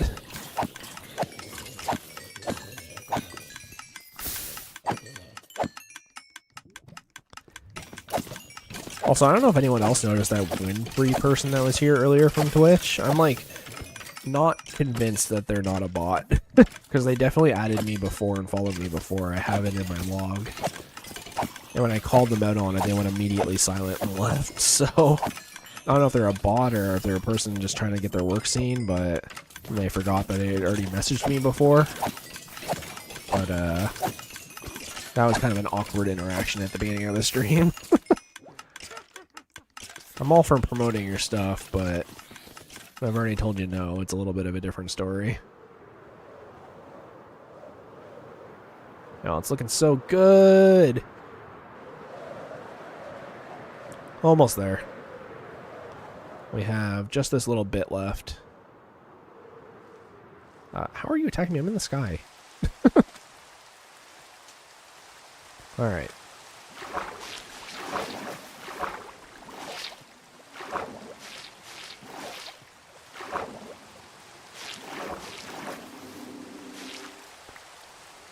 There we go.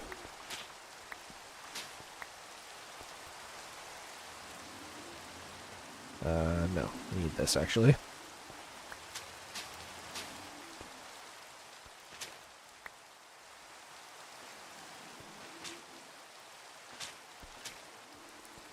The more I can grab, the more I can tower up with.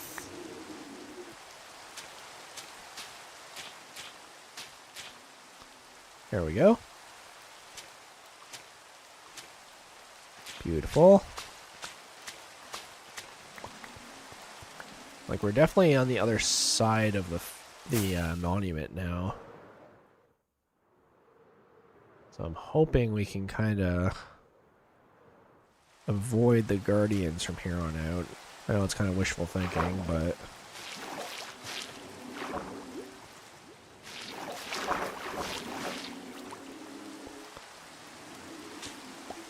There we go.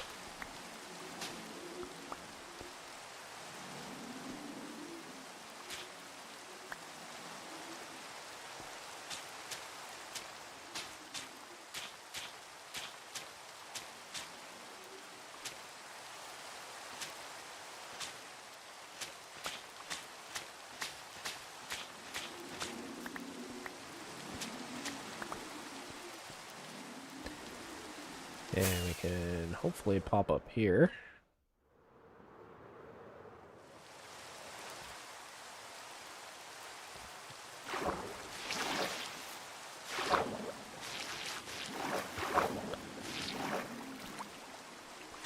Quick and dirty.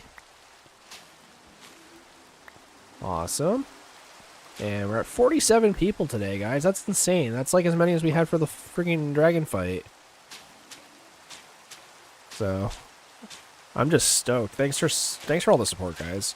I know I keep saying it, but you know, it's been a bit of a long journey these past few months, and now that the stream schedule is going to change, I'm going back to work and stuff. I don't really know what's going on with the future, but it's been a lot of fun hanging out with you guys. So,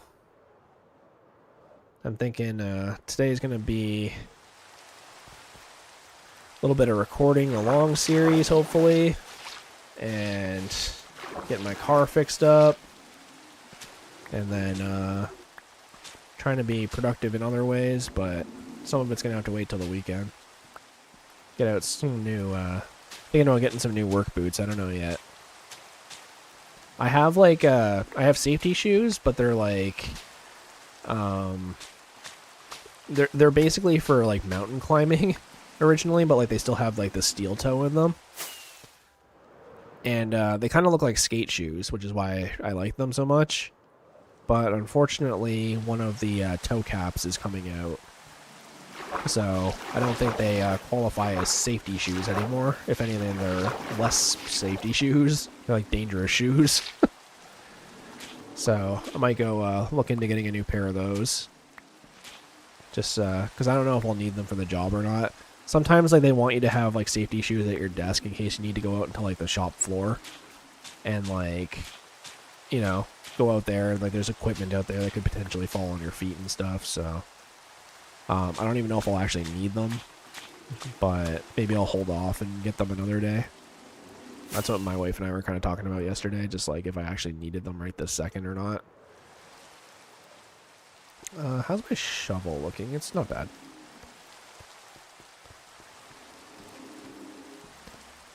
I feel like I'll get a new pair maybe like my first day at work, like after work if I need them. But for now, I think we're okay. So let's see. Can I hit both? I am hitting both. Awesome. Yeah, no, this is the big one, I think. This is the, hey, we're almost completely done taking this down layer, I think. I just wish it wasn't taking so long. Like, I thought for sure when I started doing this, I was like, yeah, this will take like 4, maybe 5 hours tops. And now that I'm actually doing it, I'm like, crap, man, we're on like hour 7 going on hour 8.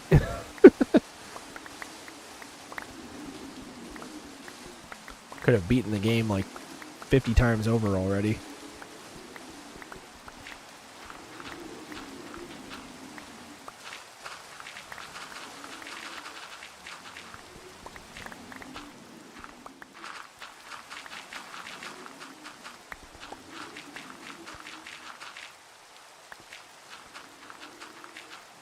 There we go. Getting all the gravel. Doop, doop, doop.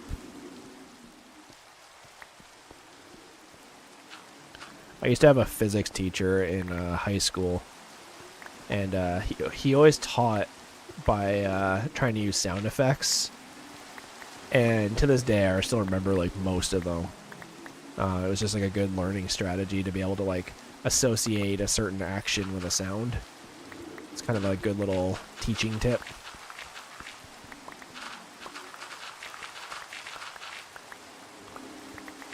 I actually like really enjoy teaching people things. I was actually when I worked at the skate park in college, I was partially an instructor. Like basically everybody who worked there knew how to skate, and sometimes people would sign up for like lessons. So you'd have to like try and teach like their 4-year-old or whatever how to ride. And like it was kind of frustrating sometimes because like you could tell the kid was clearly overwhelmed and just wanted to run around on all the ramps and stuff and didn't want to actually learn. And you could tell like their parents were like paying you to do the lesson, so like you're trying to like smile and be like, hey buddy, like let's try and get on this, get on the ramp again. And they do it for like 30 seconds and then run away. And it was just like, oh man, like this kid is way too overstimulated right now. Like you could tell they were clearly excited to be there and like wanted to, skateboard and whatever. But then when it came down to actually learning it, they were just like, yeah, no, this is too frustrating. Can't do it. And, I'd get my like $20 or whatever it was for the lesson. But I always felt kind of bad for those parents who like thought their kid would be like the next Tony Hawk. And then they see the ramps and all they do is they drop the skateboard and just run away and start running up and down all the ramps and annoying all the regular patrons who are there. It was always frustrating having that one kid who would just like run around on the ramps and like you go to drop in and do your thing and some kid would run out in front of you and then you'd hit the kid and then the parents would get mad at you for hitting the kid. I'd always tell parents it's like, what if people were playing a soccer game and your kid ran out onto the field and took the ball and started running around with the ball and like playing chase me with it. Like that's essentially what they're doing when they do that at the skate park. And some parents would get it and they'd kind of go like, oh, sorry, like I didn't realize it was like that serious. We thought it was just like a thing people did for fun and played. It's like, no, man, like some of these people here are actually paid to skateboard. Like they have like sponsors and stuff and like go to like actual contests and like win money and like make a living. It's not just like a playground for your kid to run around for a few hours. A lot of parents just like, they're so disconnected from the world of skateboarding that they don't understand like what they're doing is even a bad thing. But I've definitely had times where like a kid has gotten in my way at a skate park where like I literally could not stop with the speed I had, and I'd like smash into some kid and they'd start crying, and then like their mom or dad would come over and get in my face and start screaming at me, and I'm like, what did you want me to do? Like, I'm literally on a wall 90 degrees to the ground. Like, I can't just stop gravity. And they're like, oh, my kid's crying, you owe me an apology. And it's just like, okay, fine, like, I'll apologize, but I'm not the one in the wrong here. Like, your kid shouldn't have been there. You know, it's like crossing a street. Like, you look both ways before you cross the street. But for some reason at a skate park, kids just tend to, like, forget that. And they're just like, I can run out in the middle of all these, like, you know, 20-year-old dudes on skateboards. And nothing will happen. And then the parents get mad at you, and you're just like, what? Like, but you're the one breaking the rule. Never understood that.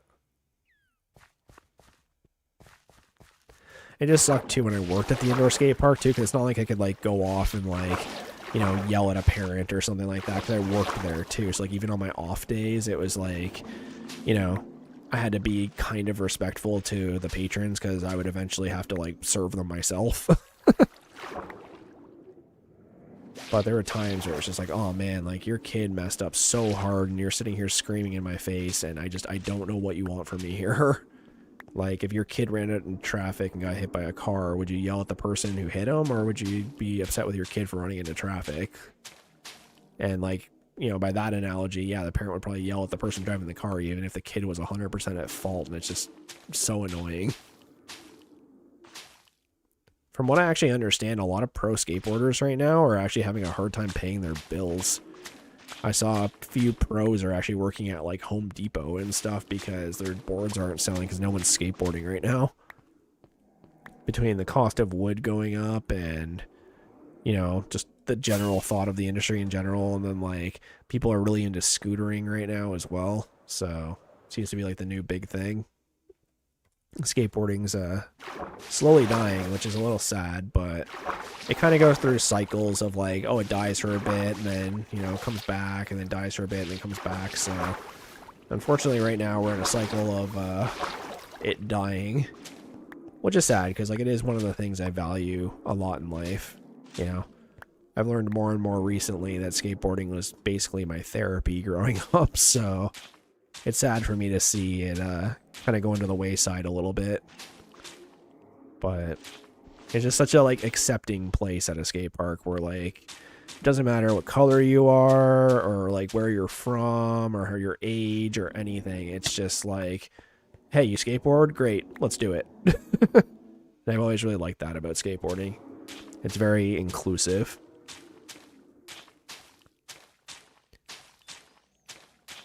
The problem usually comes for people that are outside the community. Okay, I don't know why I keep falling, but let me kind of hop back up here.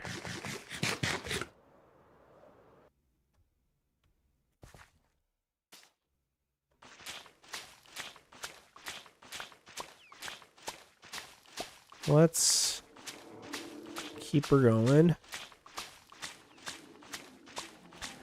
Hopefully you guys are still having a good time. I'm just trying to think of more interesting things to talk about. And, like, I can talk about skateboarding forever, but I know it's not everybody's thing, so.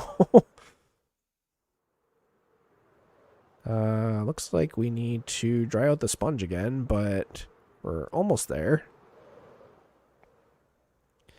Quick little dry off, and we should be good to go.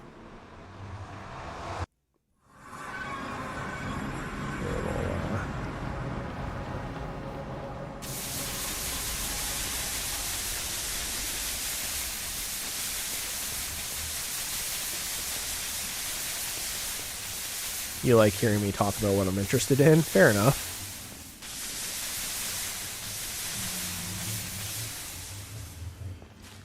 It's just hard, right? Like, it's, not everybody's into skateboarding, not everybody's into the same things I'm into, so while I can go off about a lot of things, you know, I still want to keep things interesting for people. I consider myself a bit of a polymath, where I know a lot, or I know, like, a decent amount about a lot of topics, I guess, but I'm only an expert in, like, a few specific ones. I watched a lot of TV growing up. I think that was kind of part of it. watched a lot of TV, a lot of unsupervised internet time, you know? So whenever I wanted to learn something, I just looked it up. Even as a little kid, I would like go to the library and stuff and just like, let's learn about space this week. And I'd be like that weird 5-year-old with like a textbook reading it and be like, oh, okay. Yeah, like asking my mom, like, what's this word mean? And it's like some like crazy long word, and she's just like, I don't know. Like, why are you even reading that? Okay, Dolphin, you're do I have a lead? Can I interest you in not being here?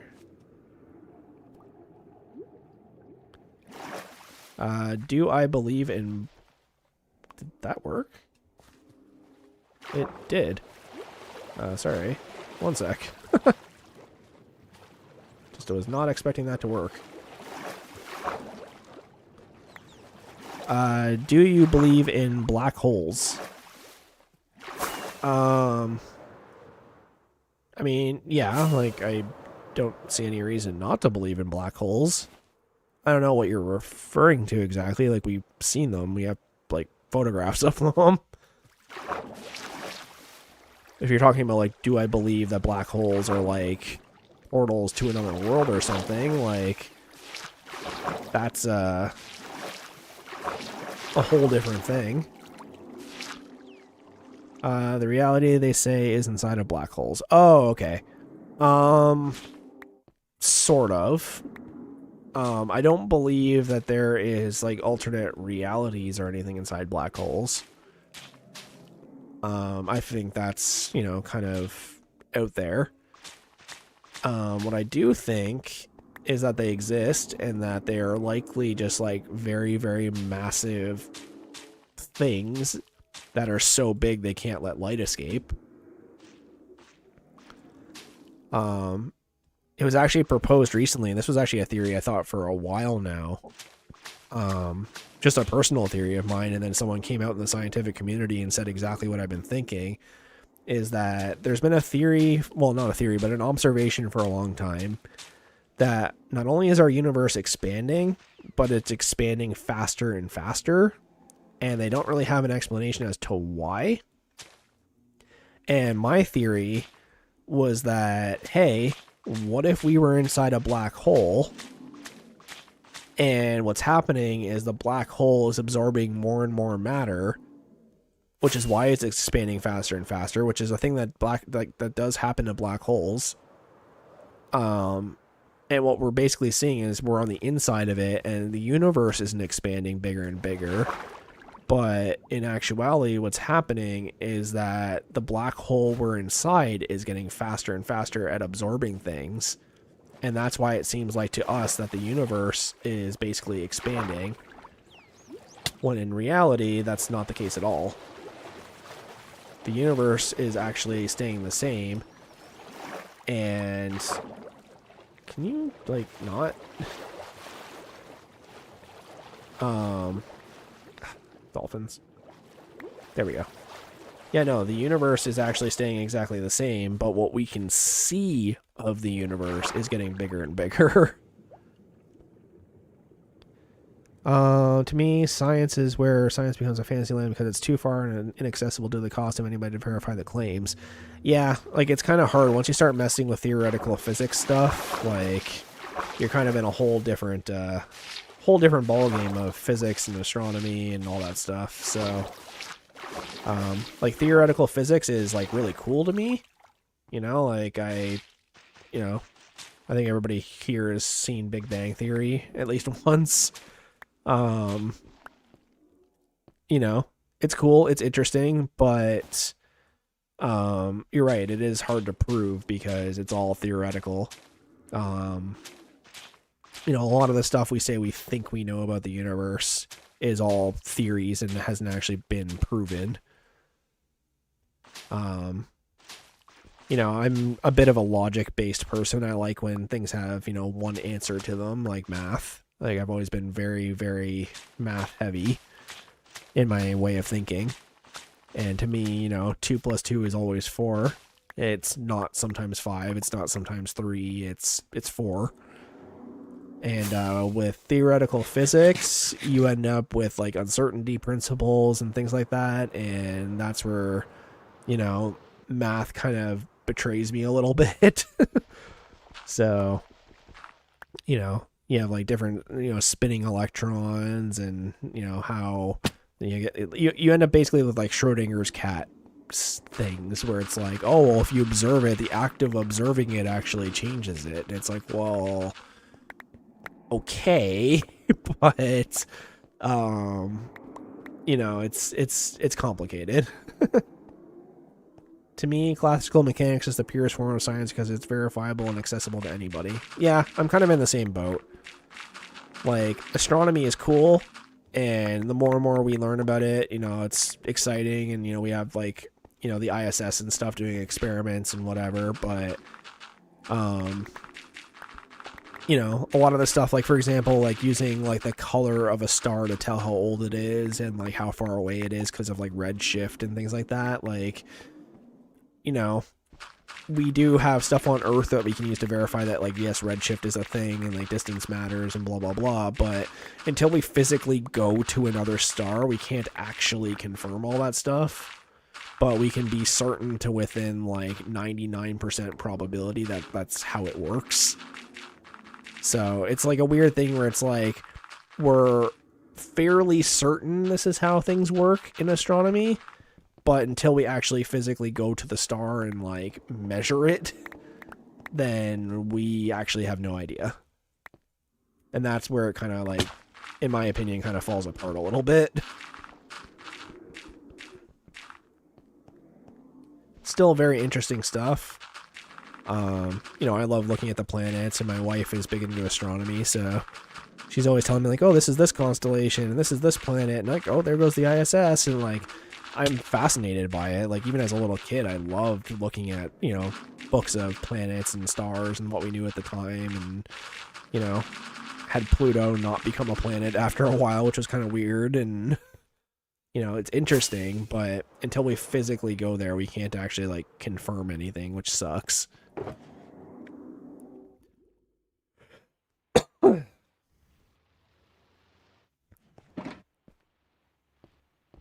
All right.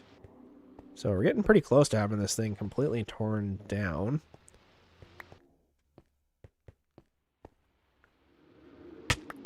Due to it focusing on macroscopic objects, it's way more accessible than quantum physics and therefore more accurate since both don't claim to be completely exact sciences. Yeah, I'd buy that. Sorry guys, my throat is so dry. I kind of want to stop and grab a drink, but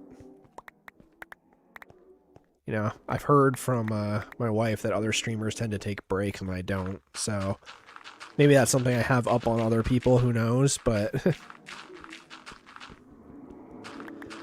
don't you count space probes as being able to measure celestial objects? I do, but I'm talking like, you know, star physics, essentially. You know, like how stars form, how they explode, how they whatever. Because, like, by the time the light reaches our eyes, right, it's already been 1,000 years, 10,000 years, whatever.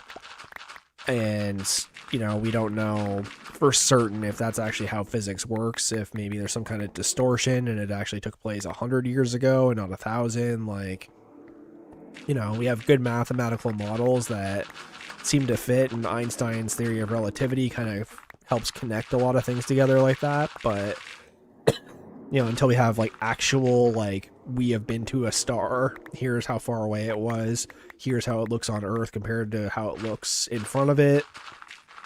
Yep, confirmed the distance caused the color to shift. That means that, you know, our way of seeing how far away stars is actually accurate. Like, we really can't confirm that until we actually, like, reach another star. Like, are we right? Yeah, probably. Like, you know, the math supports it, the models support it, so, like, you know, for all intents and purposes, yeah, we probably are accurate and right. Like, we're not a dumb species, but, like, you know, until we have, like, 100% physical proof of it, we can't say for certain, like, yes, this is exactly how it works. Is kind of what I'm trying to get at.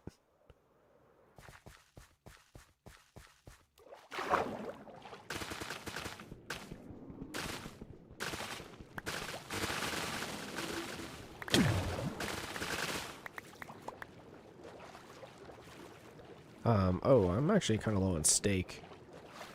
Yeah, I'm gonna run back to the house real quick. I think I have like half a steak already cooked. Or half a stack already cooked. Like, I think the cool part about it, honestly, is if we do manage to somehow prove all these theories someday, that means, like, hey, like, all these observations we've made for hundreds of years now have been correct. And, like, that's, like, the amazing part, right? Is, like, after, 200, 300, 400 years of looking at the sky and going, hey, what's up there? And just using, theories that we were able to come up with on Earth and math and everything like that, that we were right, that's incredible.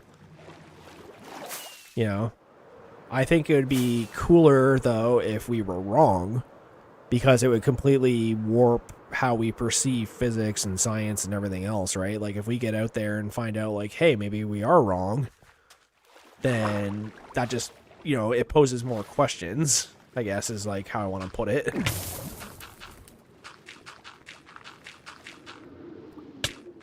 Ow. Stop that.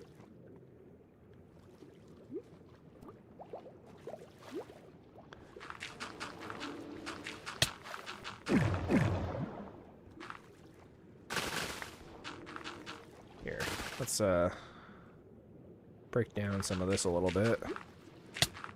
Okay.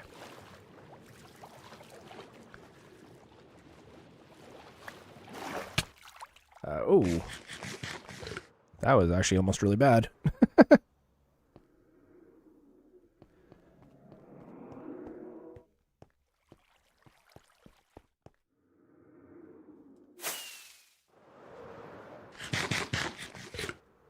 How are we looking here? Yeah, so there's a lot of seaweed, or kelp, I guess, in this part. 1, 2, 3, 4, 5, 6. 1, 2, 3. And I'm hoping that that actually plays to our advantage a little bit.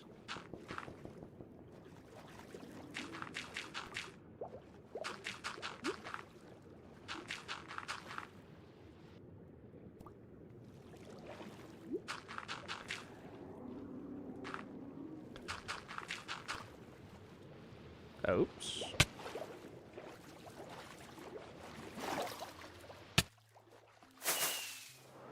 Let's heal up a little before we head back down there.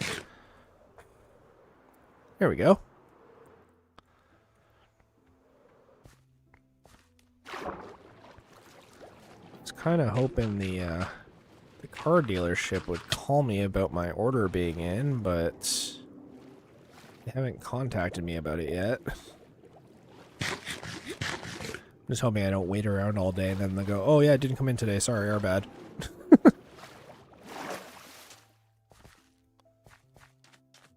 Here, let's get these guys to stop staring at me for a sec. Ugh. Fine, I'll go over here. You guys aren't gonna let me do this. 1, 2, 3, 4, 5, 6. 1, 2, 3, 4, 5, 6. 1, 2, 3, 5, 6.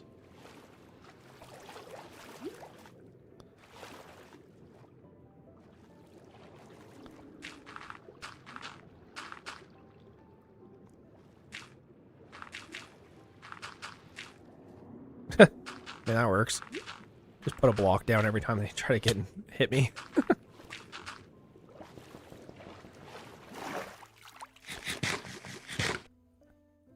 There we go.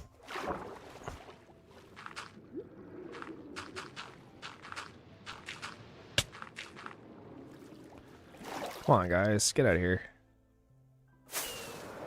Just go back and forth between the two sides. They're going to attack me over there, then I'll go over here. They attack me over here, I'll go over there.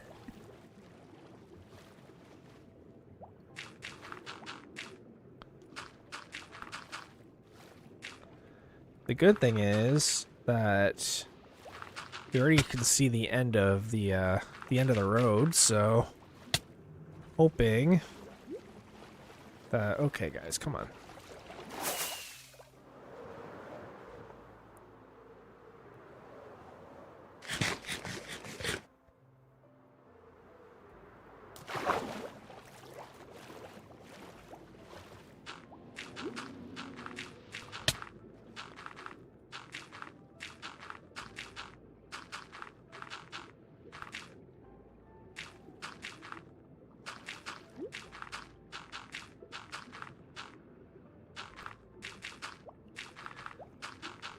Go, go, go, go, go.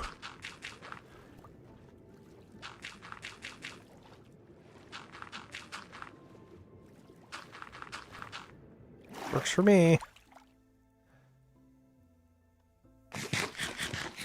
Yeah, so it looks like we're going to have 2 more rows left. The one we're working on, and then 1 more.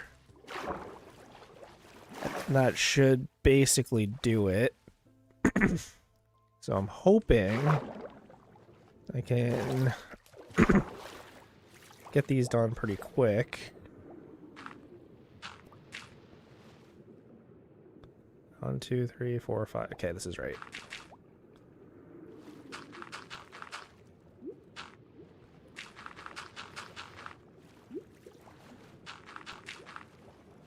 Oops.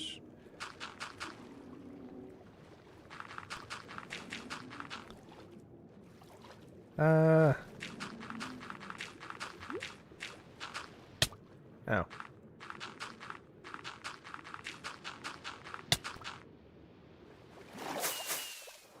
Getting a little too frisky on that. These guys need to chill out a little.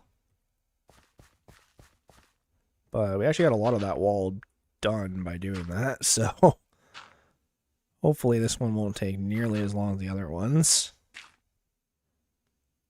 I'm thinking actually once we get this one in, we'll be relatively in the clear. But my worry is that they're all going to spawn in the last little section. So I hope I'm wrong in that we can just casually walk across this for the rest of the time. Objects such as 3-Eye Atlas and other before it already move in a way that admit cannot described by the current understanding of physics, so why assume the rest of the celestial bodies? Yeah, like, I don't know. I feel like there's outliers in every science, right? Like I always tell people in chemistry, like, these are the rules of chemistry, except for this one, this one, this one, this one, this one, and this one. Chemistry is like the king of that. It's like, yeah, this is how this works, except in this very specific circumstance, in this very specific circumstance, in this very specific circumstance, in this very specific circumstance. Chemistry is like kind of the worst for that. Wow, that's actually a lot. Here. Let's head back to the house. And I'll have a quick nap. We're going on 4 hours for the stream, which is pretty crazy. I wasn't actually sure how long I was going to stream today, but my goal was to finish this before I stop. So I will head to sleep real quick. You could put a water block down on the other side of the monument. Yeah. Here, what do I have for food here? I guess bread's okay.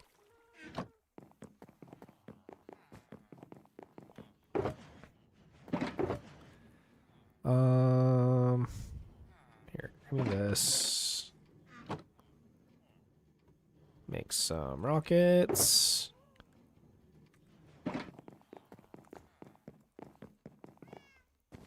Shout out to everybody who's been here for the whole stream. Like, holy cow, we still have 45 people. Which is pretty insane to me that that many of you are still sticking around watching little old me rant about nothing.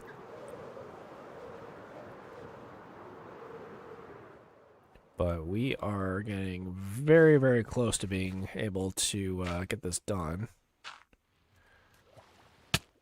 Ow.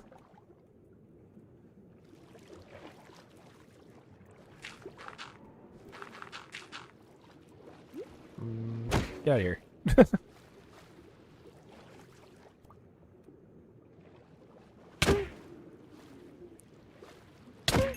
Get out of here.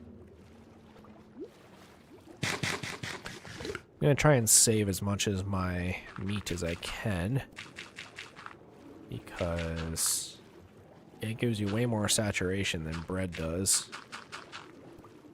So if I can try and survive off just the bread, that would be ideal.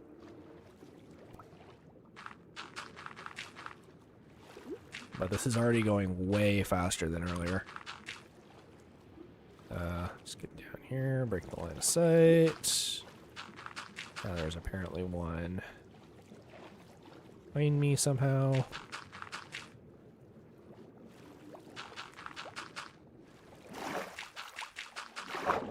There we go.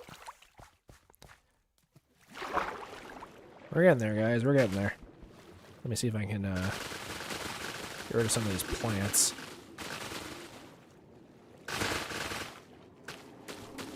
Serpentine! Okay, maybe not serpentine. Ooh, that got real close. Let's, oh boy. I need to get rid of those plants, but geez. Alright. Let's pop back down here. Stop that. Oh, there's one behind me, that's why. I wonder if I can pop over to the other side now and it'll be a little easier.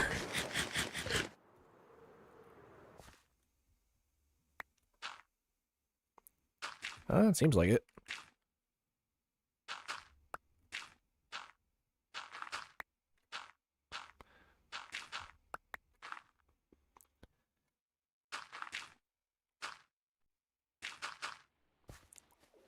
Get out of here with that.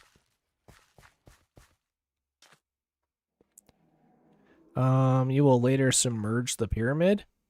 No. So basically what's going to happen is I'm going to take all of this out and collect all the prismarine and stuff like that. And then I'm going to build a prismarine farm, which basically causes these guys to spawn. They come up, they go over, and they drop into a killing chamber that automatically kills them. And then it just collects all their items. You can make it have an item sorter. I haven't decided if I want to go through and bother with all that. I might just make it just dump into chests and call it a day. But, you know, it is an option at some point if I want to do that. I think for now, what I'll end up doing is just making the basic one where it's just like, hey, yeah, here it works. You know, hallelujah. And then, after the fact, I will, go back and put in, like, an item sorter and stuff for all the drops. Oh my god, that's so many.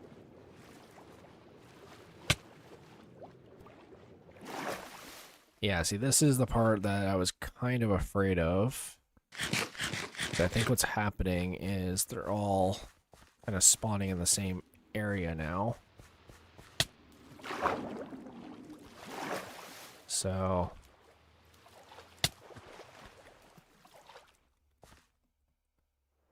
I was sort of hoping they would all stay inside of this, but it doesn't appear to be the case, so we're just gonna have to take this one step at a time, and hopefully this'll work out.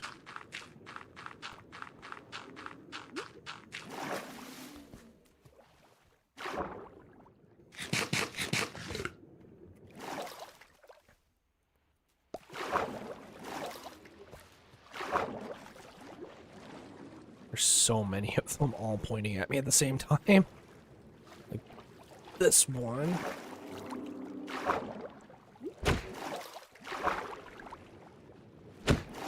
Get out of here. Another one here too. At least my sword does okay damage. But here, let's see if we can,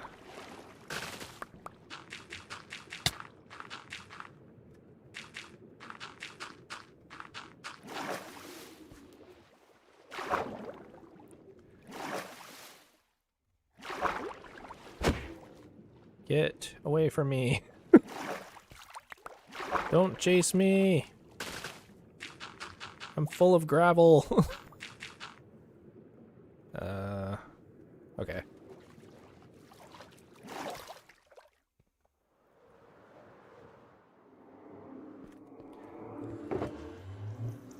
Let's get our gravity blocks all out of here.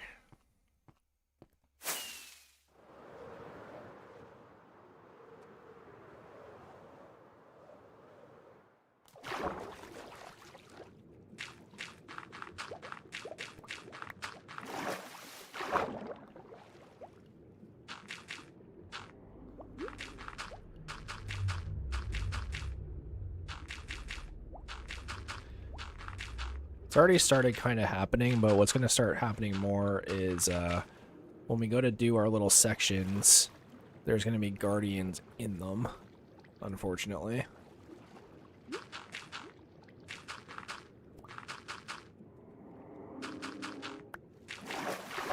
Oh, hello. Well, you screwed up.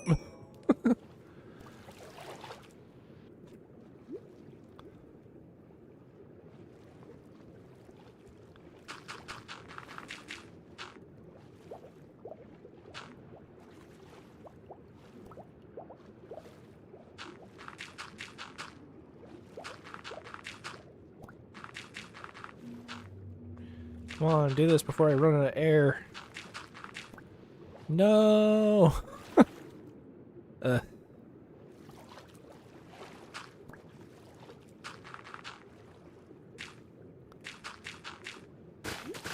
out of here.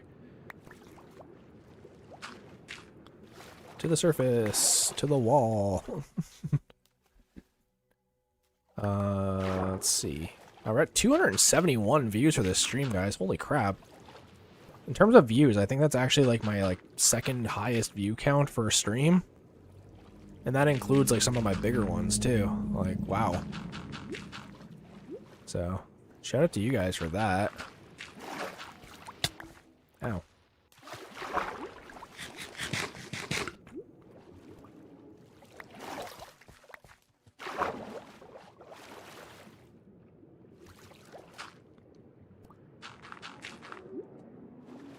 Almost there.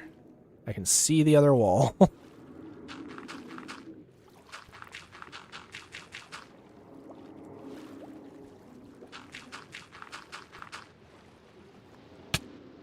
Oops. Stop. Just let me put my walls up so you guys have nowhere to live. You know, this file has been a lot of destroying the ecosystem and throwing out all my loose stuff into the ocean when I have nowhere to put it. Now I'm invading their ecosystem and destroying their habitat. Like, the ocean is just not ready for Stein.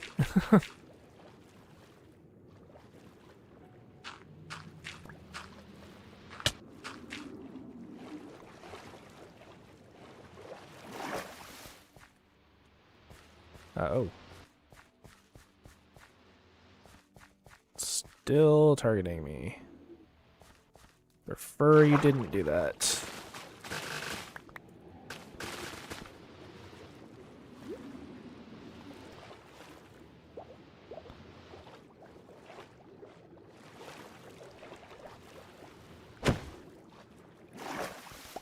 Get back. I would like to build a wall.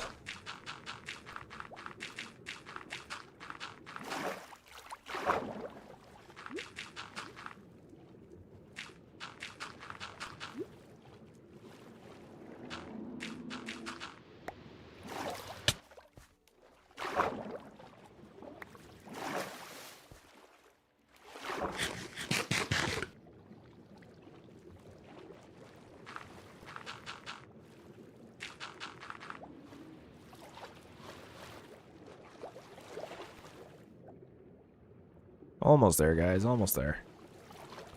This guy would kindly stop shooting at me.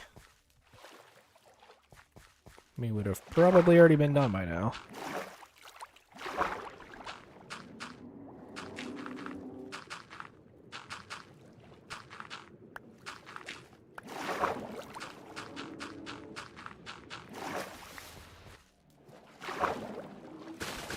There's a lot of seaweed on this side. Or kelp, I guess. Kind of both.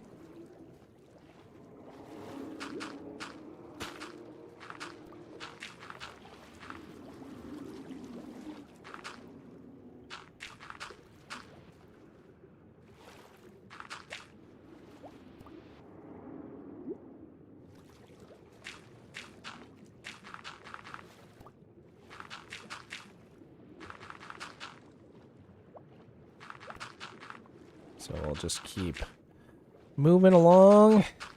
Getting her all filled in. Ow. Didn't even see that one. There we go.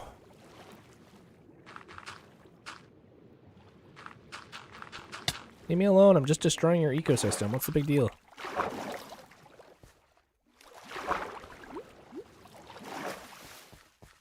Okay, this dude. Get out of here.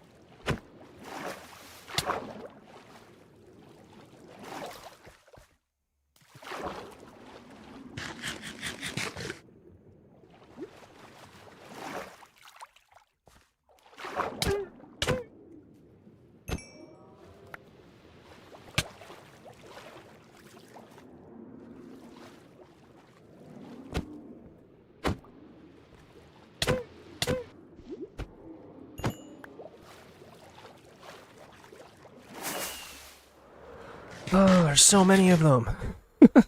Now there's spiders.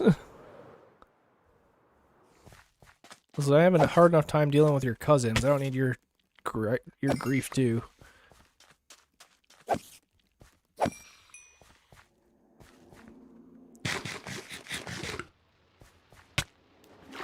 Okay. Jesus. There was like 3 or 4 of them all shooting me at once. I didn't realize. Thought it was just one, so that's why I didn't run initially. Get rid of that. Get rid of that, and that, and that, and that.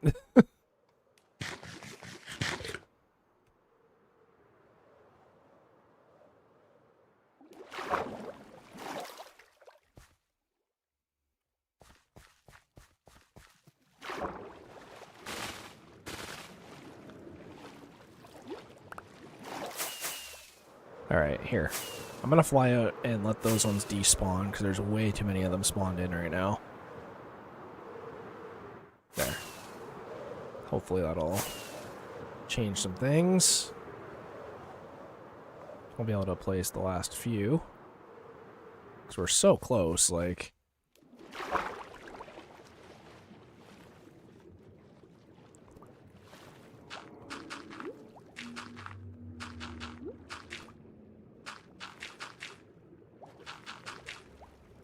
when you're designing metal bridges, are all the metal parts for future maintenance custom built?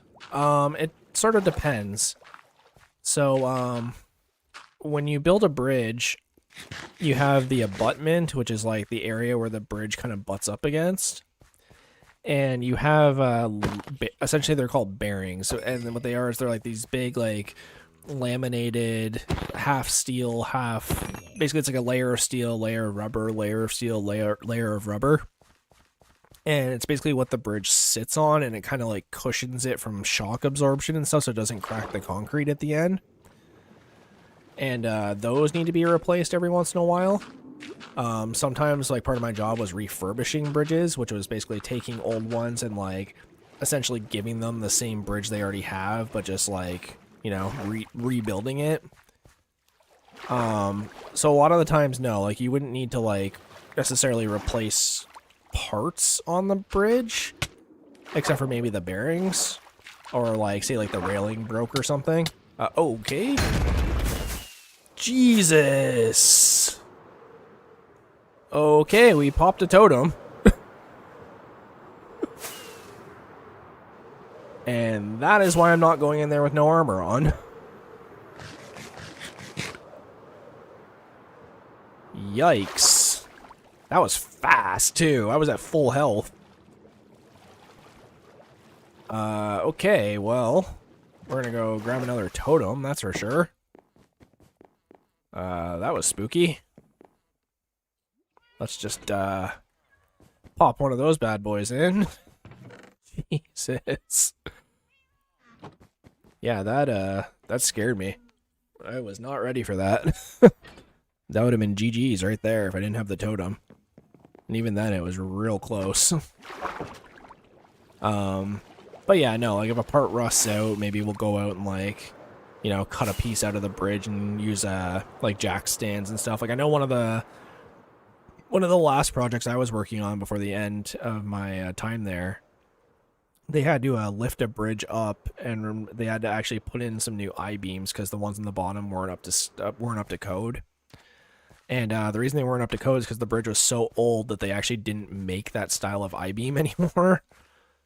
So, and then like once engineers like reviewed it at some point, they were like, oh yeah, no, these are like not good. Like you shouldn't be using these. So you had to actually like go out and like disassemble the bridge while people were still driving on it, and then like put it back together again. Wow, that's a lot. Huh. Interesting. Not really sure how to go about this. This is getting a little dangerous. Let's see, how are we looking here? I can see a bunch of them sitting there.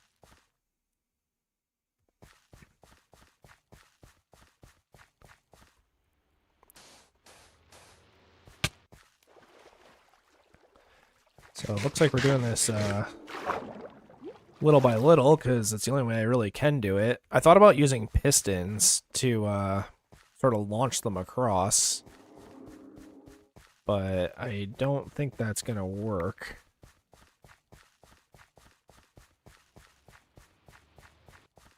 I still can't believe I popped a totem. Sorry, I know we're talking about bridges, but like, Jesus. I was not expecting that. Trying to think of an easier way to do this without dying.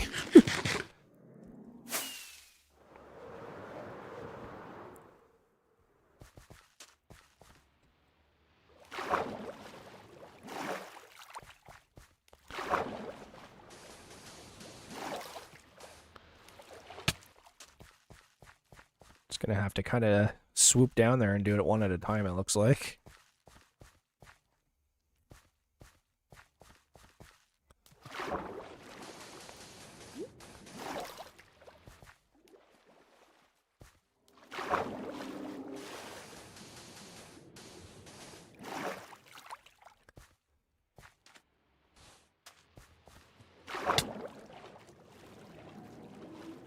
A lot of the metal bridges built in the 1900s are rotting and unusable here. Yeah, the problem is that sometimes they're, like with replacing a bridge, sometimes it's a landmark. Like, you know, some like war happened and it was like some, you know, important artifact to war, or like an important landmark for that war, or, you know, sometimes, you know, there's a river running underneath it, and you know, you don't want the wildlife to be affected by the disassembly of all the rusty metal from the bridge, so you have to kind of get certain permits and, you know, do things a certain way. So there's a lot to it. It's pretty interesting. You know, it was actually my life plan to be an engineer that works on bridges, and then, you know, life changes. But go go go go go go go. Yep, okay. Fine, whatever. That was good. That was really good. That'll actually help a lot. But yeah, like there's a lot of codes. Like for example, like there's a lot of bridges in my wife's old hometown where they've been wanting to get them replaced, but they all run over water that has a bunch of wildlife in it.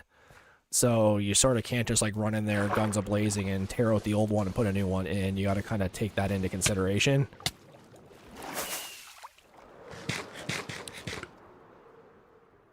Let's see what else is there. Also too, like some of the old bridges, they might have lead in the paint on them, so you have to wear a mask when you're cutting it all up into pieces to ship away, because like a lot of times you can't just like throw a bridge on a truck and, you know, disappear with it. Like you have to actually like, you know, cut it up into little pieces that, you know, put the pieces on the truck and then bring it back and cut it up later, sort of thing. It's just to like get it off site as fast as you can get it off site. So like there's a lot of things that go into it, right?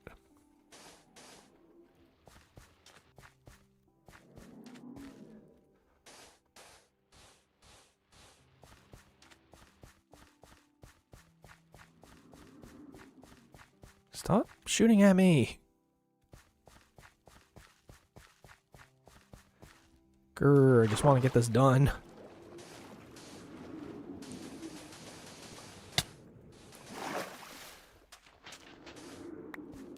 Yeah, I know, you guys are all staring at me.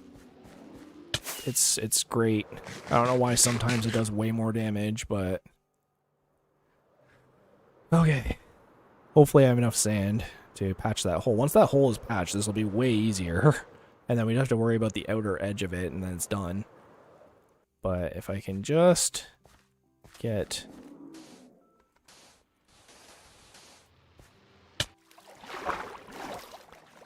I'm just jumping back and forth between the walls so that I break line of sight.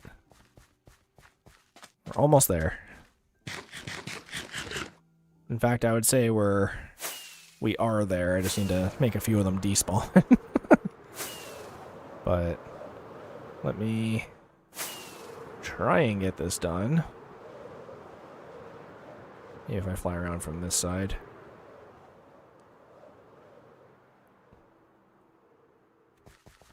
Go, go, go, go, go, go, go.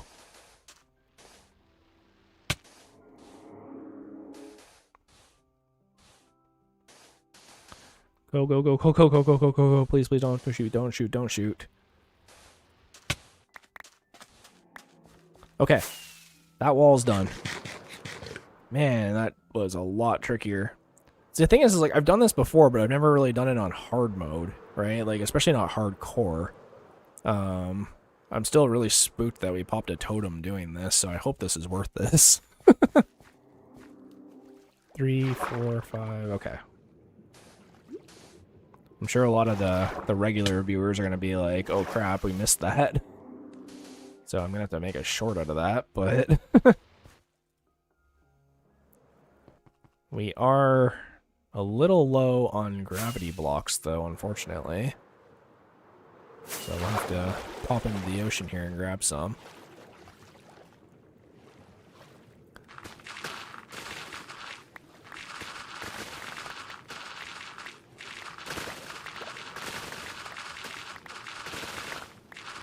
Yeah, no, bridge design is actually, like, kind of interesting once you get down to, like, the nitty-gritty of it, but you kind of have to be a nerd to really appreciate it, I guess.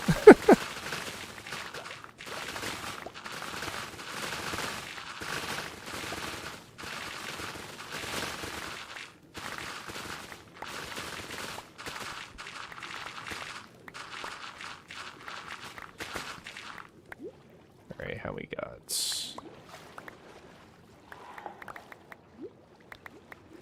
swim through and grab all this. I think this would make a good screensaver, honestly. Just a bunch of floating blocks in the water like this. Actually, that being said, my wife, so like, I sort of mentioned it earlier, but my wife got a new computer, and she downloaded the old, like, Windows 95 screensavers for it, where it was like the one with the maze, and like, I think she tried to get the one with the pipes. I don't know if anyone remembers that, if they're old enough to remember, but like the old one where it was like just a bunch of pipes on screen that kind of move across. She got the maze one working yesterday. I saw that one. I don't know if she did any other ones. What? How did you even get in here? I have so many questions. Indeed. Get out of here. How did you even get here? Look at these dudes. Those dudes will literally spawn anywhere. Like, what the heck?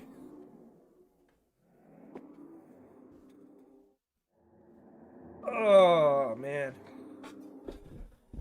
Sorry, just adjusting my chair a little bit. My back's getting a little sore. All that slouching.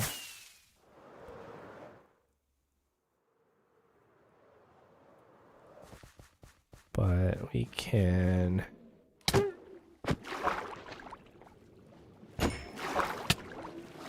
Now, see, you guys are in my house now.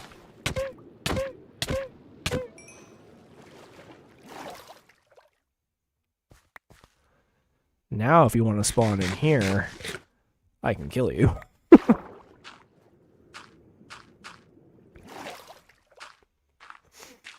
What day are we on? Day 356.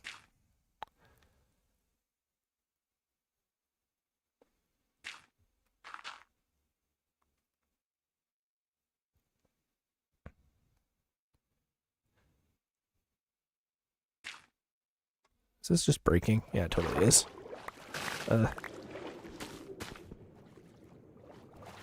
Work with me here, plants. I'm not destroying your habitat. Man, I sort of am.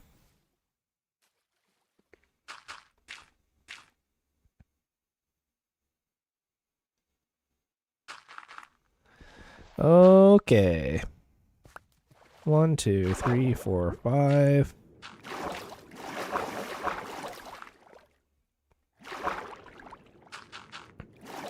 Yeah, so hopefully there's no more surprise plants down here. Unfortunately, there is surprise that.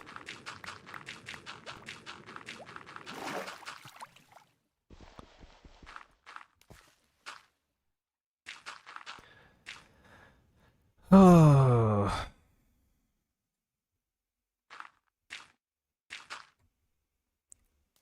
Two, 3, 4, 5.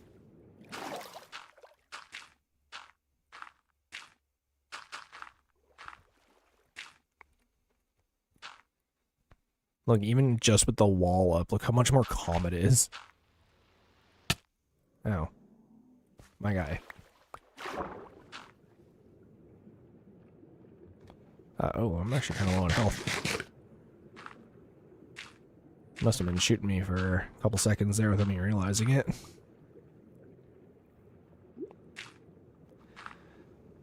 Can't believe I'm doing this in hardcore. This is something I never thought I would even try in hardcore, so... here, let's get this guy. Oh, wow, you did a lot of damage. Did that just hit me for 6 hearts? That's crazy. I guess his attack plus the thorns or something?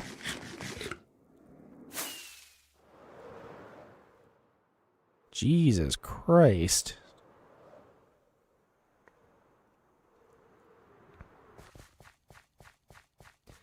Yeah, let's see if I can take this guy down.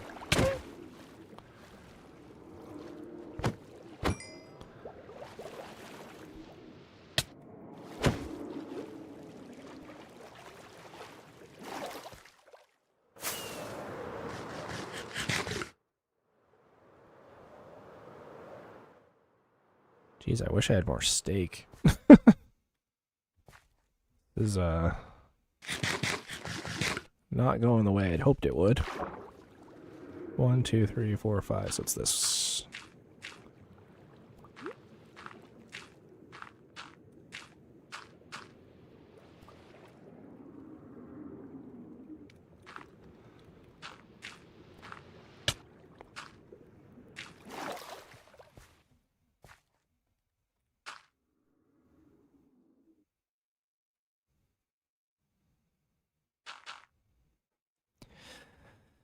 Okay. I don't know if I'll have enough gravel to make it to the end of this, but we'll see. Aha, you're stuck in there now. How are you?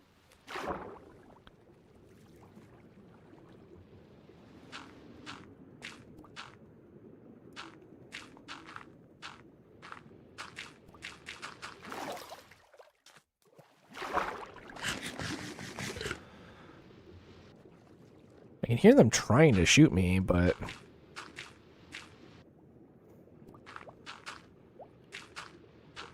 Oh, it's weird. It's like they can see me through the gaps between the blocks, but they can't actually hit me, so they, like, attempt to, but... There we go. Here, let's... sponge out some of this. That way it'll, hopefully kind of help with the, getting attacked situation here. Oops.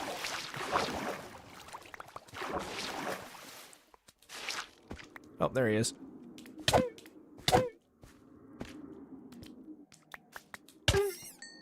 A little sketchier than I wanted it to be, but we got there. Now watch, a creeper's gonna fall down and kill me.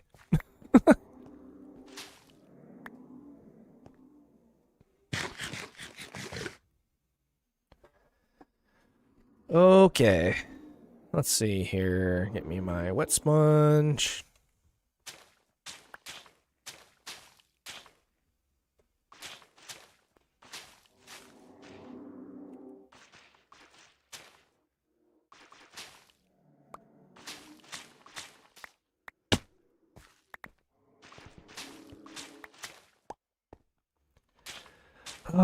Thanks for sticking this out with me, guys. I really do appreciate it.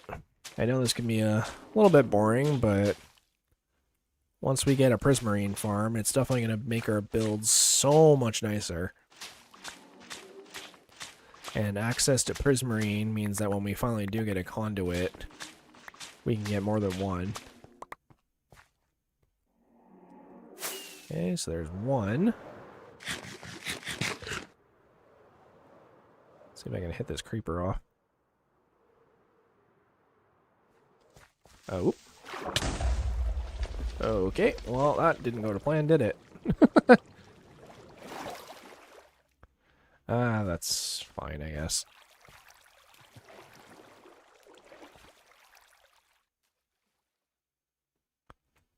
We'll call that a dumb accident. When we report it to OSHA, that's what we're going to say. Oh, this guy's in here.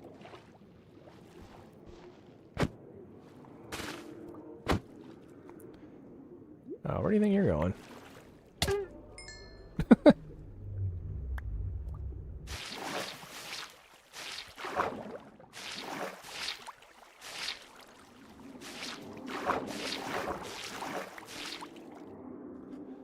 Let me break this.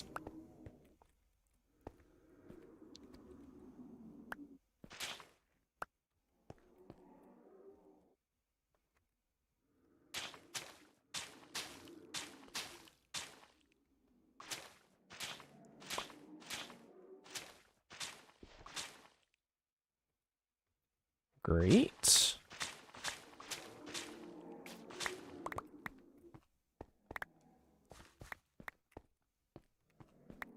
There, that should be 69. How are we doing for rockets? Oh, I'm kind of low on those too.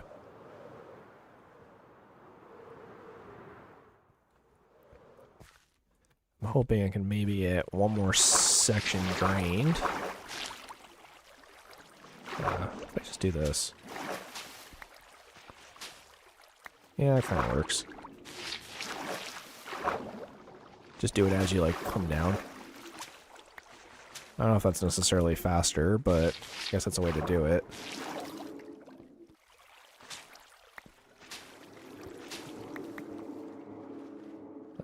Here, use wet sponge, see if we can just break it. There we go.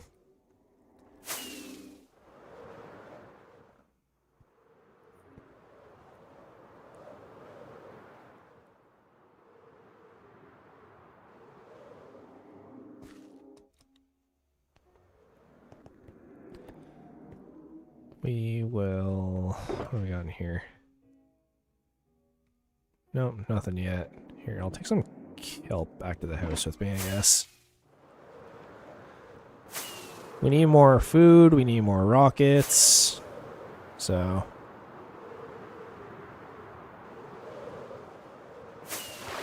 we'll scoot back into here.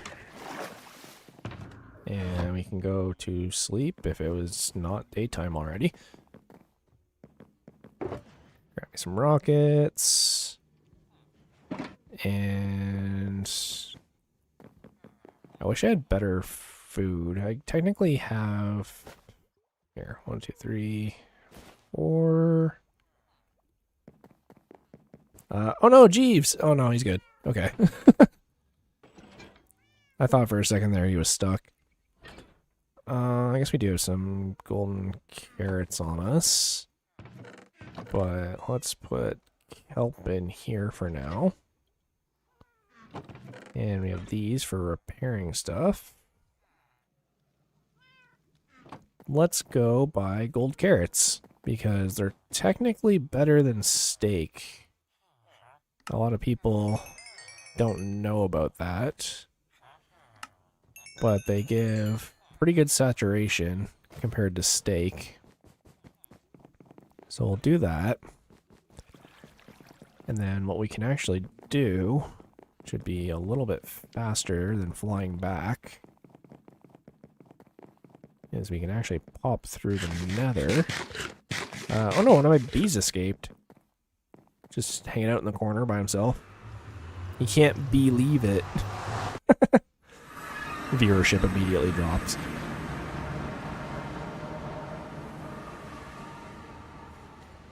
Here we go, back to our original portal here. Or not the original portal, but the one we're using for trying out our sponges.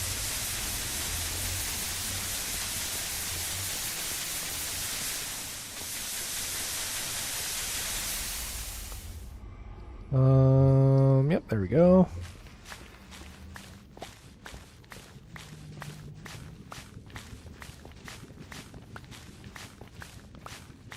We're actually coming up on the 5-hour mark for this stream, which is a little bit longer than I intended to go today, but my stubbornness is not letting me leave until I get this done, so looks like we're here for the long haul a little bit.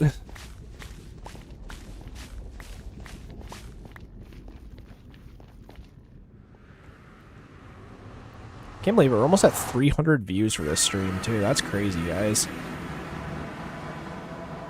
Wow, we lost a lot of frames doing that. Okay.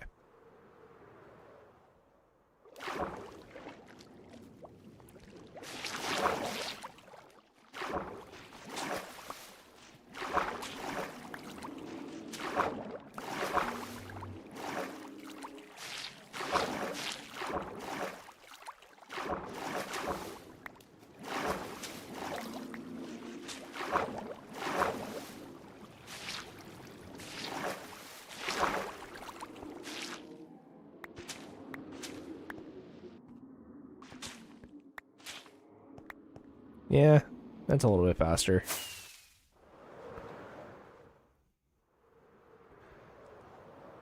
Let's bust out the shovel, which also kind of needs repairing, but that's okay.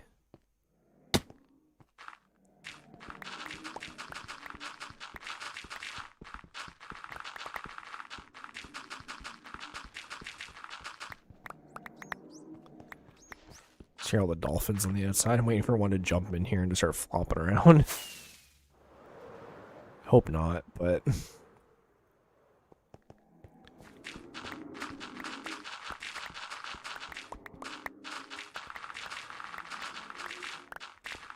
let's just eat through my shovel's durability here.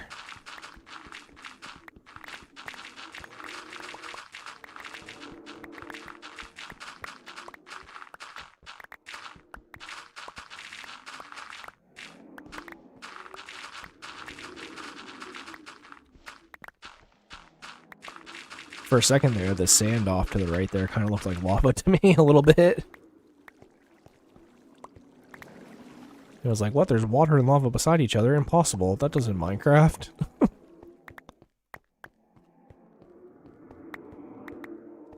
Where we got? Here. Let's fly up to here and see what we're messing with.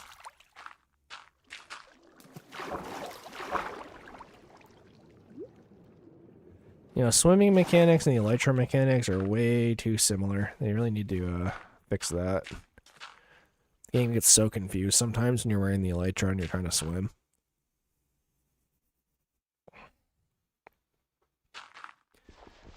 There we go. Is there any of them in here? Yeah, there's a couple at the end there.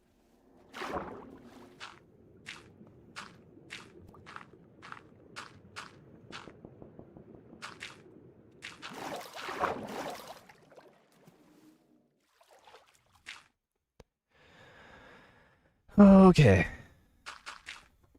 We're gonna make it, guys. Took almost like 10 hours of gameplay, but we're gonna make it. We will have a fully drained ocean monument in hardcore. Which is something I never thought I would do or say, but we're in it. Oh, and then there's this guy.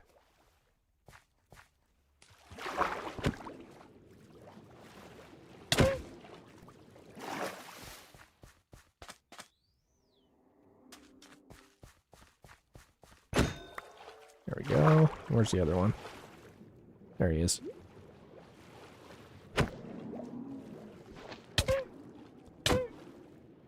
Stop it. 1, 2, 3, 4, 5. So we gotta go here.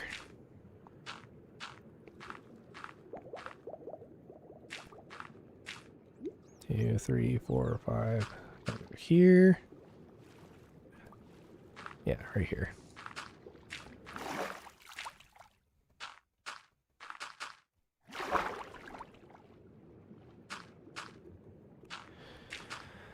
Almost there.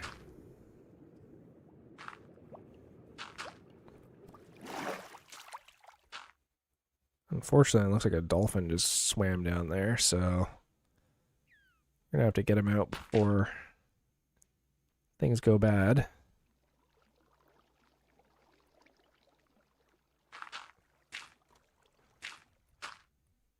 I wish I had more gravel on me so I could just do all of the rest of the next session at the same time, but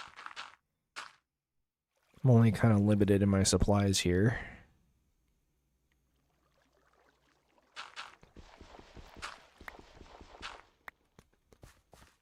But let's see if I can at the very least get this done.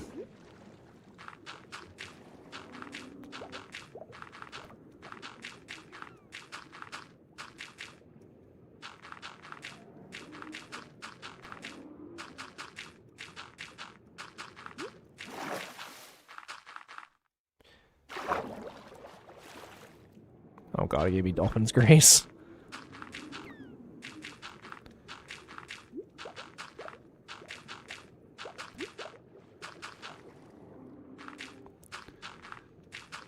Oh, it's gonna be real close. I hope I have enough to make it to the surface. Oh yeah, we're good. There. Back to the sponge.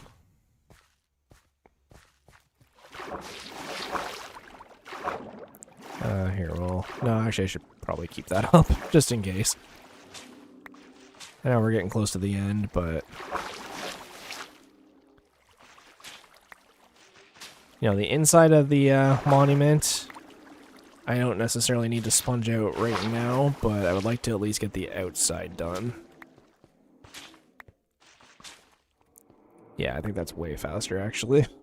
Thought it was just a little bit, but... Is this the last row? No, there's one more after it, but I'm hoping because there's less guardians now that we won't have to worry so much about it. Ah, shoot.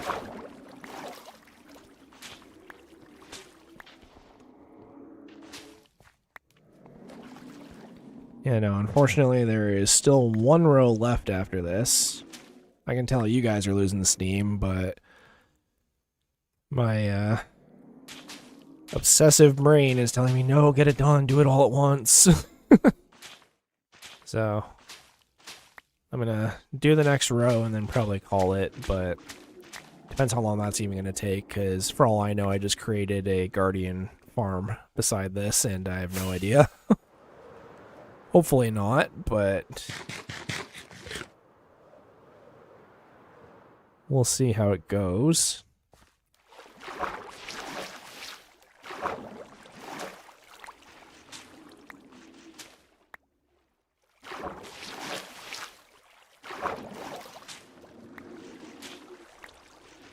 This new technique seems to be pretty quick, so...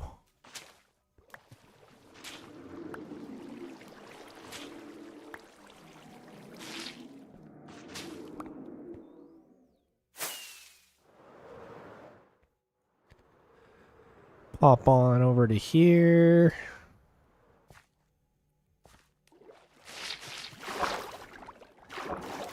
I would say after this row it's going to look done, but there's still one row that is technically still on top of this, and as long as that exists, Guardians will still do that. This isn't the one with the dolphin, right? Okay.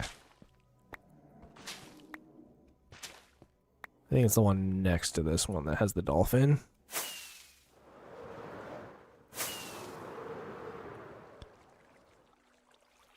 Unless it... Man, I wonder if I can get to despawn. Maybe. Maybe if I just fly far enough away from it.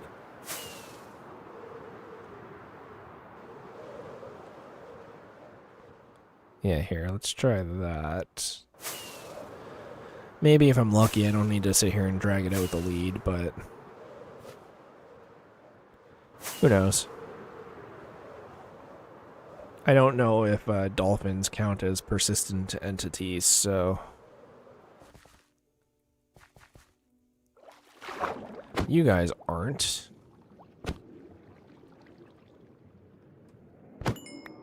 I think that actually worked.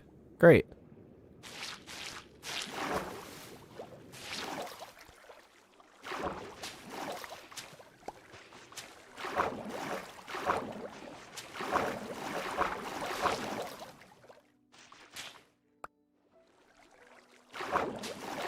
Oh no, that was wet sponge. There we go.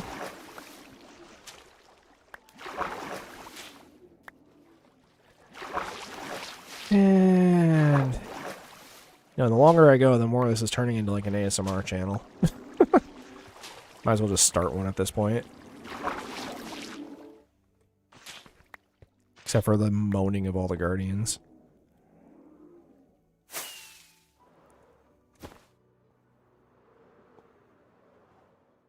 And the last square, which I hope I can get with 2. I don't know if I'm going to have enough sponge for this.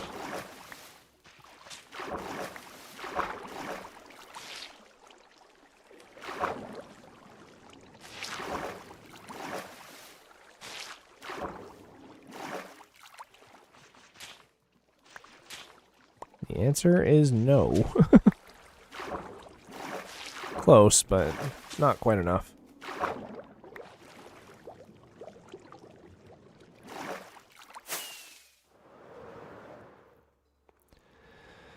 Let's see here. Head over this way.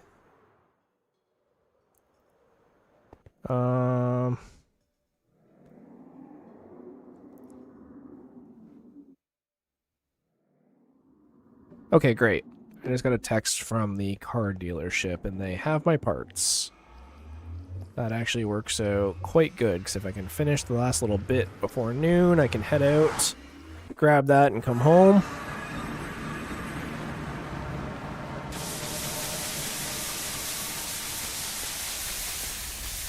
And hopefully get some other stuff done that I wanted to try and do.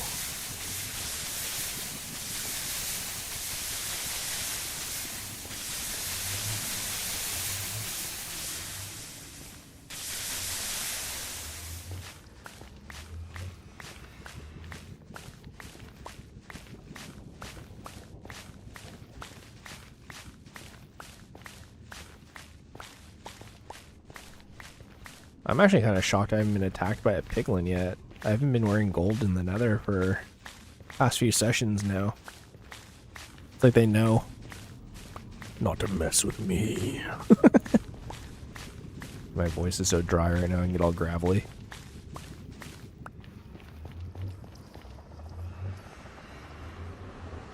Hey, we hit 300 views on the stream, guys. Thanks for that. That's incredible. I did not think that today's stream would be that stream, but I think the most views I've ever gotten on a stream while I was live was only like 312, so we're actually about to break that.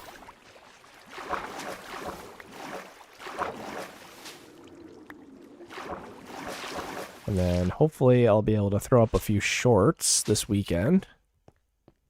Keep you guys entertained. You know, feed the fire a little bit. Okay, where is my shulker box? Let's toss all of our unnecessary stuff in there.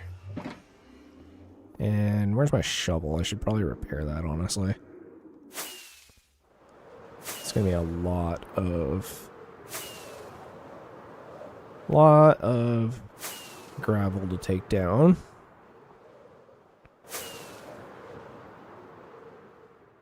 Double checking. Yeah, no, this is broken.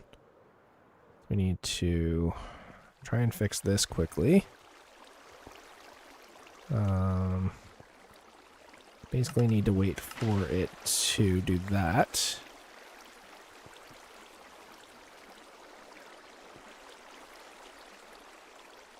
There. I think flying back and forth kind of broke the redstone a little bit. There we go. Get a few mobs to kind of spawn in a little bit.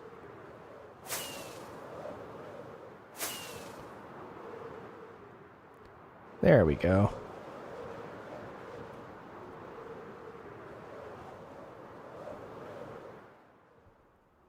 Here. Smooth little landing here.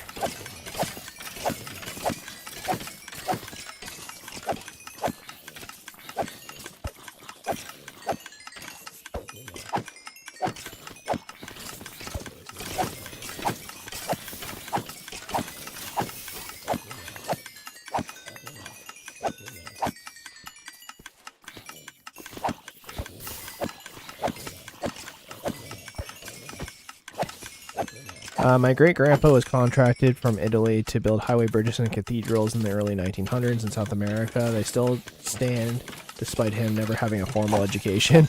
That's cool.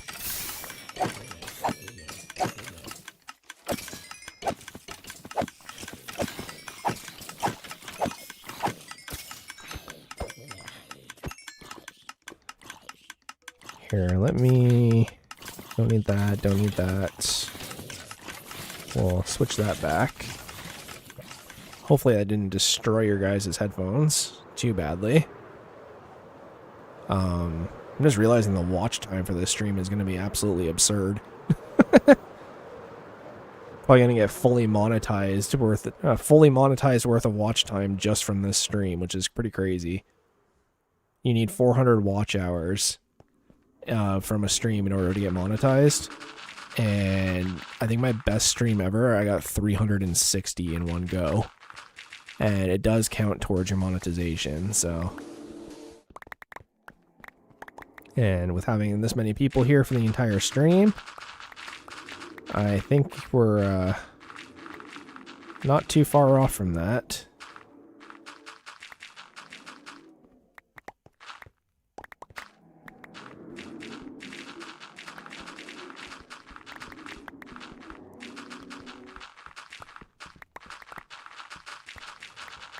The Venezuelan government even sent a thank you letter to my grandma because the highways and bridges still are completely functional. That's really cool. I wish I got thank you letters for some of the stuff that I built.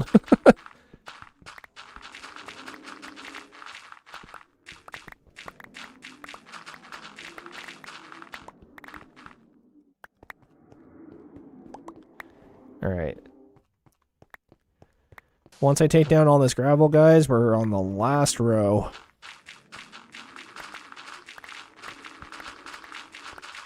Hopefully we can get her done in about 45 minutes or so. And then we can call it at around noon. And then I can head out and get the paint for my car. And come back and I can start recording some long-term stuff for you guys.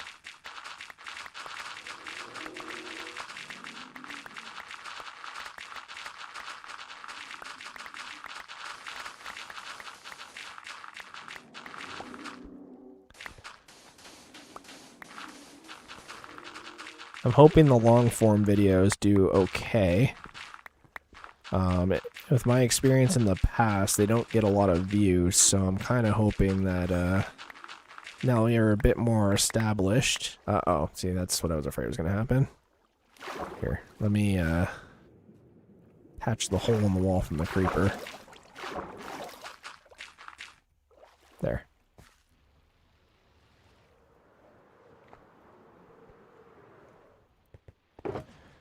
There we go.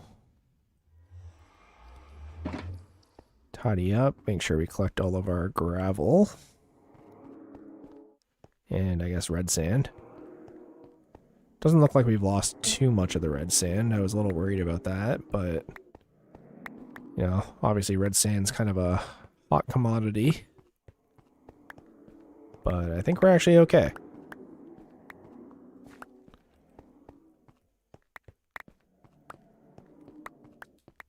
That dude's just flopping around down there. Look, man, I won't go out of my way to kill you, but I don't have to save you either.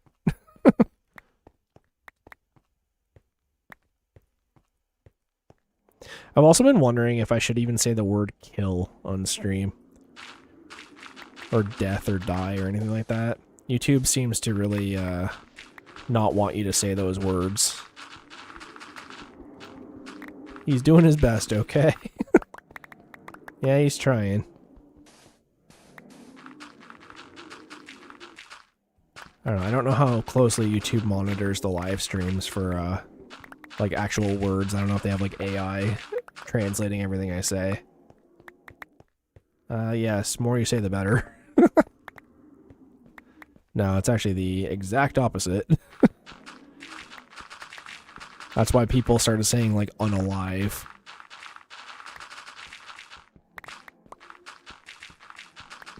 Or as a super cringe roleplay would say, hiding them in the dirt. It's gotta hide the bodies in the dirt. A funny group of dudes.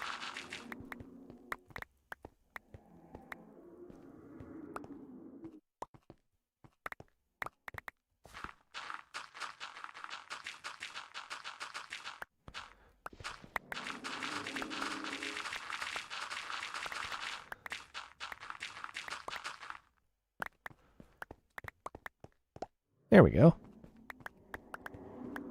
Almost there. How much do we have on us? Okay. Let's bring it on home, guys. Let's see if we can get this last little bit.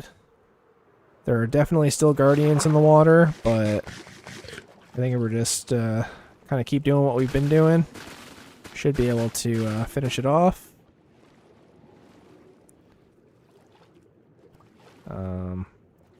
1, 2, 3, 4, 5, 6. 1, 2, 3, 4, 5. Okay, yeah, so this last section is going to be slightly bigger than all the other ones. But I think, as long as we're careful, it shouldn't be a big issue. No idea why I'm not getting shot right now, but not really going to argue with it.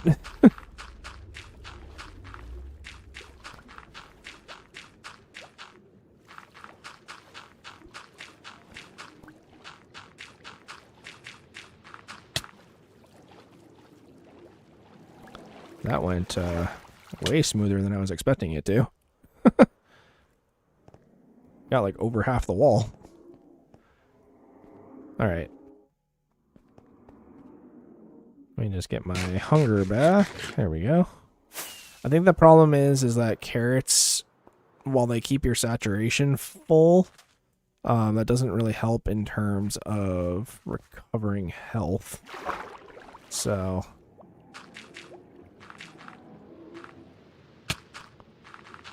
Ow, ow. Stop that. Or maybe it does. Should, anyway.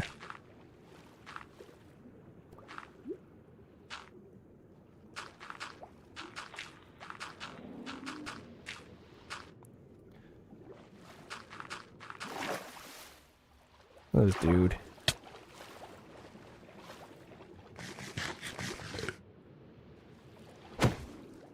Stop that.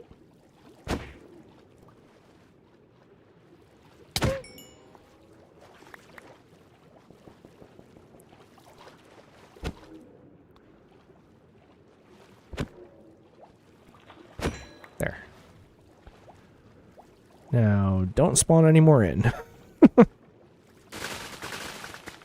Let me be able to see.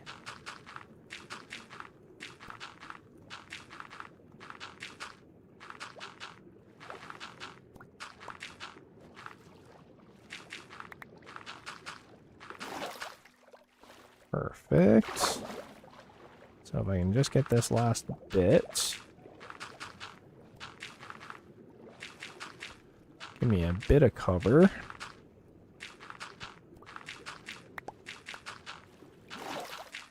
Great. That was actually a double-sized wall, so that actually went really fast. So now I just need to make sure there's no plants here. That will break all my gravel. And then... okay. That wasn't very nice.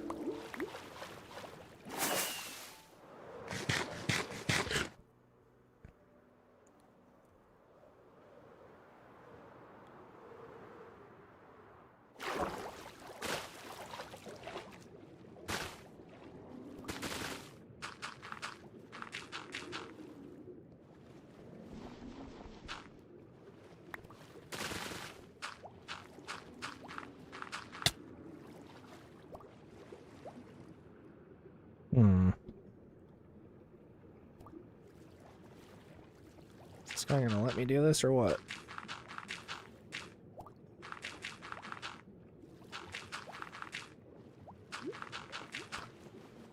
Stop.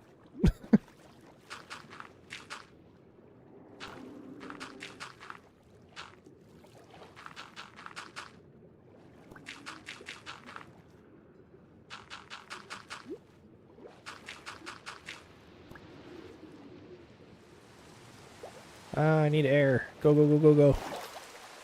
Ah, there's water up here too. It's a disaster.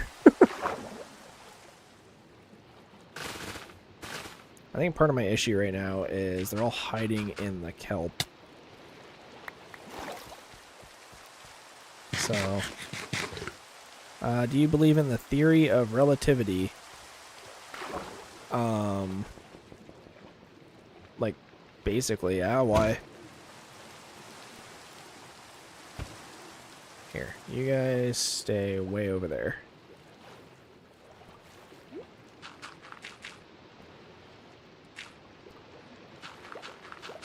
Oh, see, now I can't tell if they're shooting me or if it's the rain.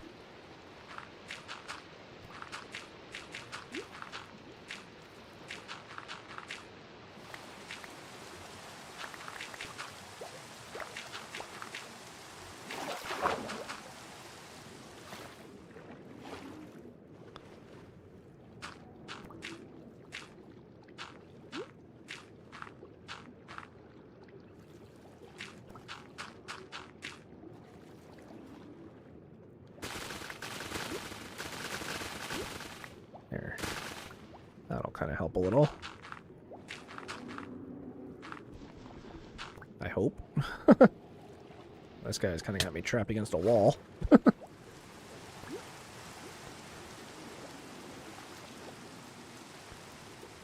Oh, jeez. Oh, I'm drowning. Whoops. That's not good, is it? Here.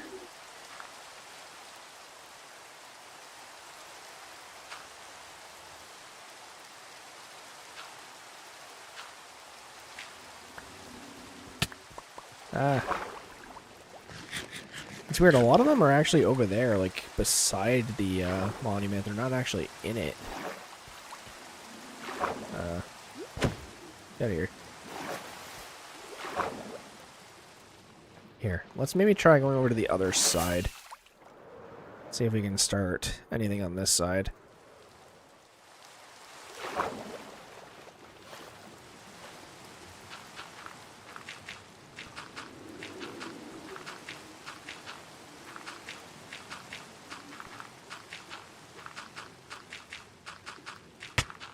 Knock it off.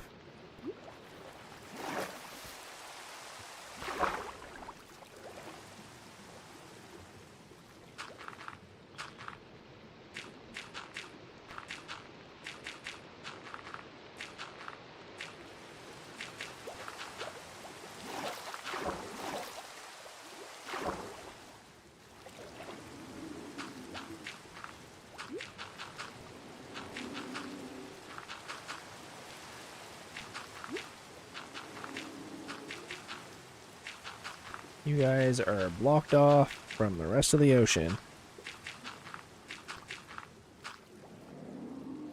Oh.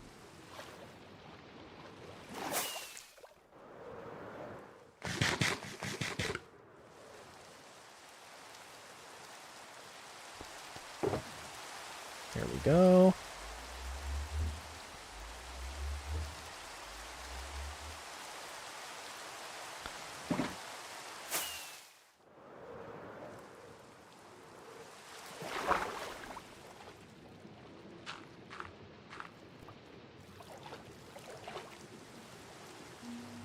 Stop that.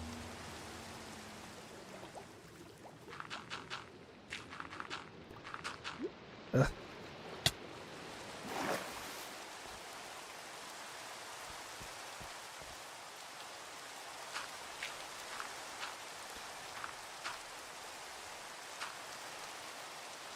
We're getting there.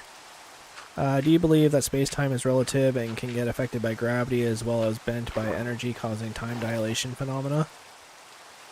I mean, that's what's been written about in science, so, like, kinda, yeah.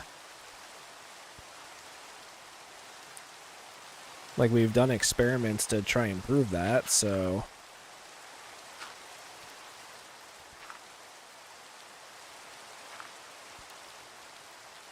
why do I believe that? I mean, the science supports it and so does the math. But, again, until we, actually get physical proof of it, it's just a theory. But it does sort of make sense and kind of helps prove how our universe is.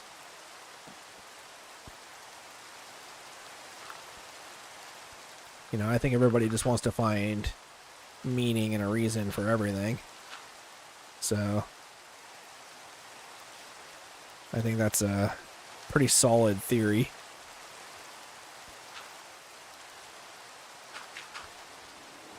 Stop.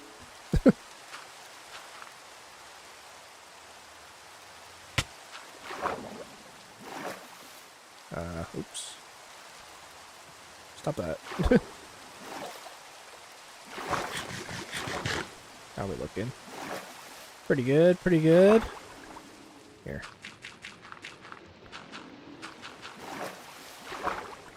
This is starting to get a little bit better. Get out of my face, sir.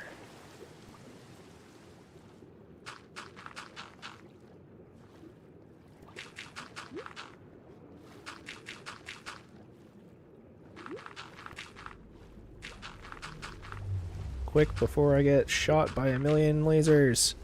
I'm a firing my laser. Blah. Good memes, good memes. Classic.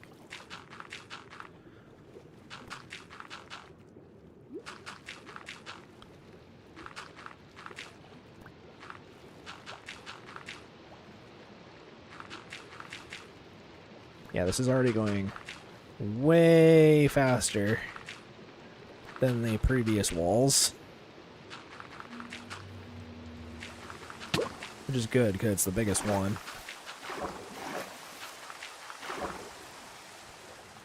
Alright, let's see if we can get a couple of these filled in.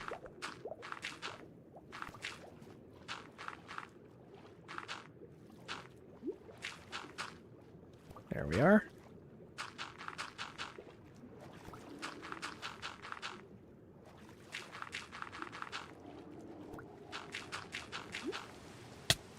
Ow. That's not very nice.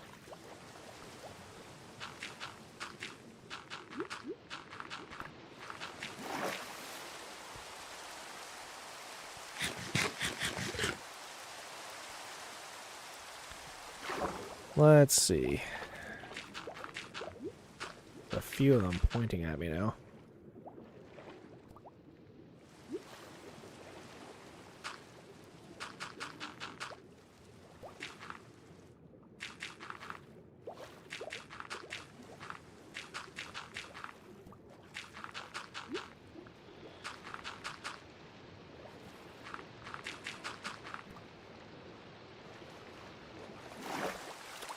Does it state that with enough energy someone can contact outside space-time like God, which is embodied by pure light in this reality? I mean, I don't know what it states exactly. Like, I know it's not like I have it written down in front of me, but you know, that's kind of if you believe in an existence of God.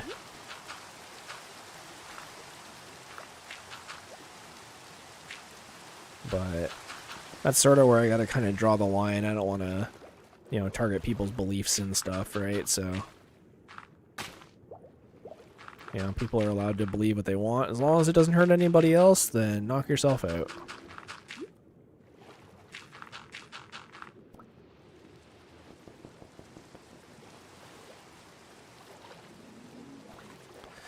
That's sort of my belief system. You can believe whatever the heck you want to, as long as you're not hurting people with it.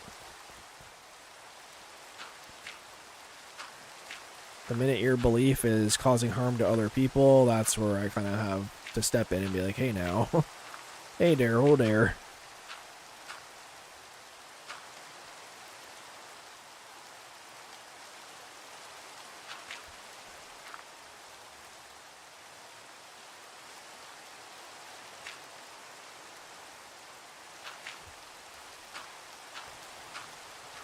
Go, go, go, go, go. Time is it? Yeah, we're making okay time. I don't know if I'm going to be able to finish this all by noon, but we're definitely making good time on this, so we'll see. Unless I run out of gravity blocks, then yeah, maybe not.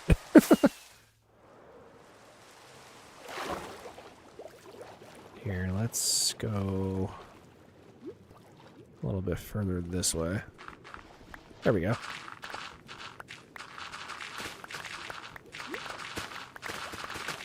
You're Einstein.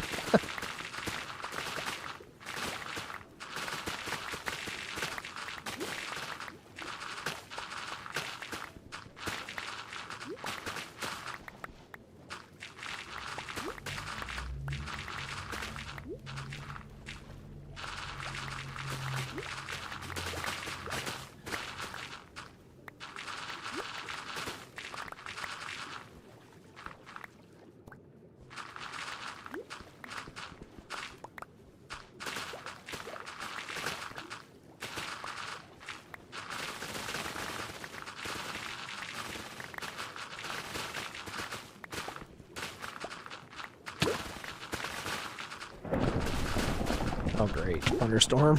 Just what I need. Yeah, I know, I'm drowning, it sucks.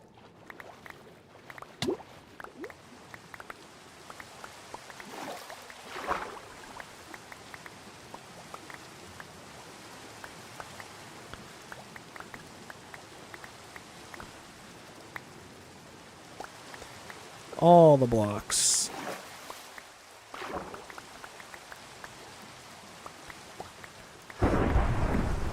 Kerchoo!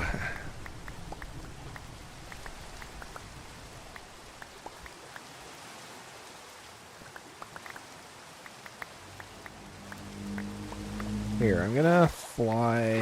How much do I have? That's lots. I'm gonna fly back home for a sec and go to sleep, so that we don't end up exploding due to lightning.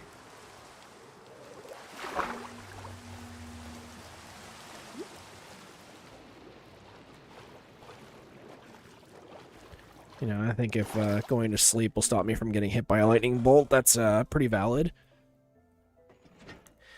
And there we go, guys. I think we just passed the most views I've ever had on a stream, which is absolutely incredible. Thank you. Let me grab some rockets while we're here. go. Yeah, Gil 4 out there. There he is. Oh no, that's not him. There he is. He's one of the big shadows in the sky. Man, you pop one totem and now you're Mr. Careful.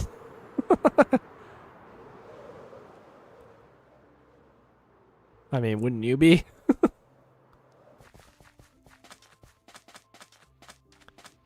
You know, that's the first totem I've ever popped in a hardcore world, so little spooked. You know, definitely wasn't on my list of things that was going to happen today. There we go, just crit him out. Ow, ow, ow. And considering I'm about to pop another one, Jesus Christ. Probably not, let's be real, you know me. It's true, I do know you. Miss Maka.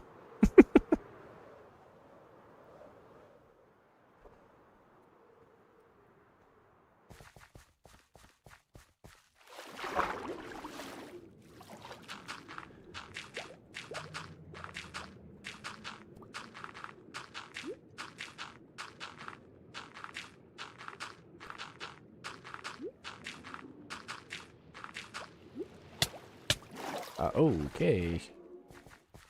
Let's settle down there, boys.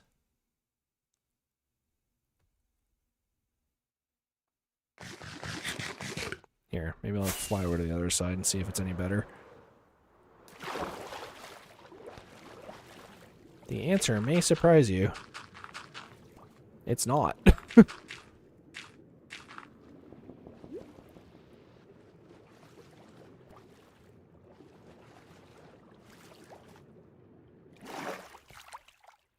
Let's see, where is this dude?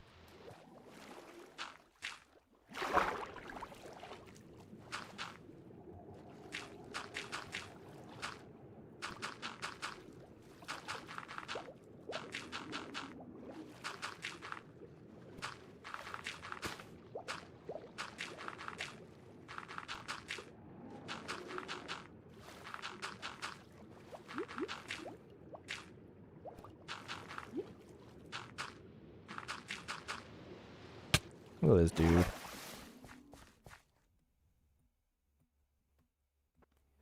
Get rid of my saturation, please. I need to heal. Thank you. Yeah, I think I'd honestly rather carry steak. It's a little more predictable.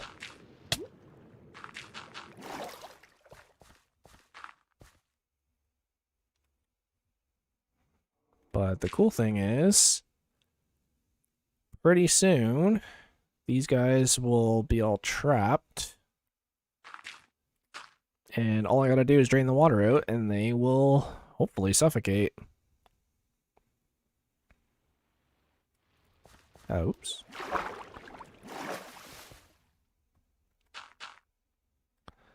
Yeah, I know, you're there.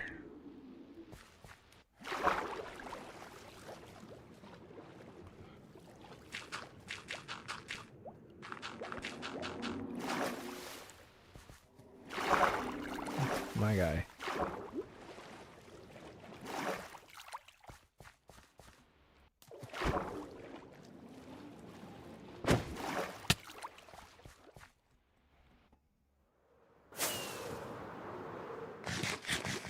Oh, we're so close. There's like 16 rows there, if we can get them filled in. Get away from me. Get all these stupid plants out of the way.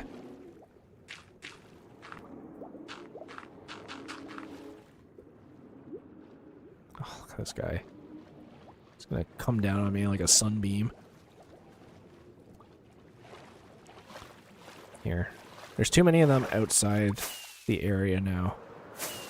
I need to get them to despawn a little bit. And hopefully we can finish off this wall.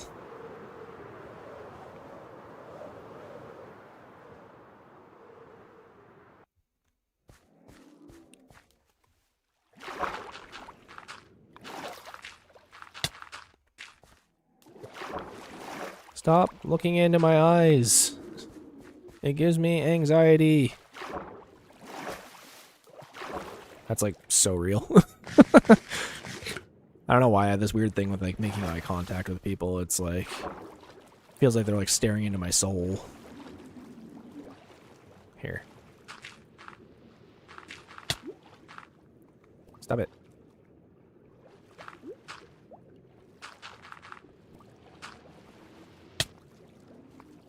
Yeah, here, I need to get out of here. They're gonna trap me. Oh, we're almost there.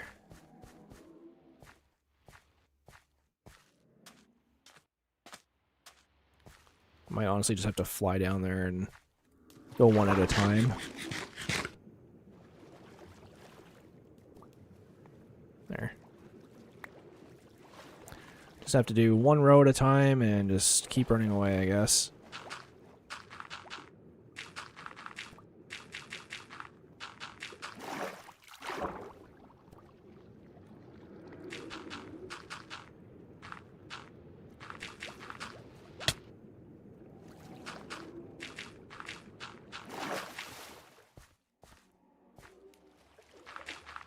Well, that's actually a lot of them. You guys need to chill. Eat a Snickers or something.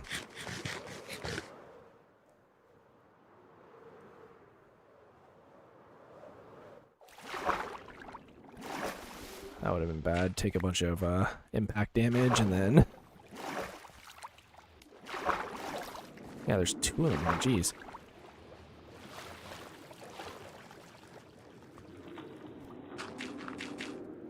Uh-oh. It's getting kind of spooky.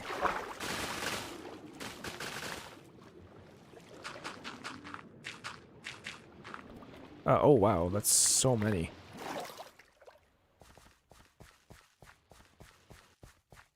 What if you guys didn't do that?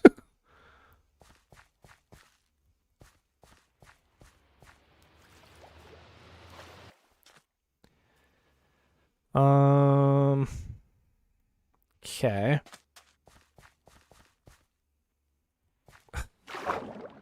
How are you shooting me out of the water? Like, stop that.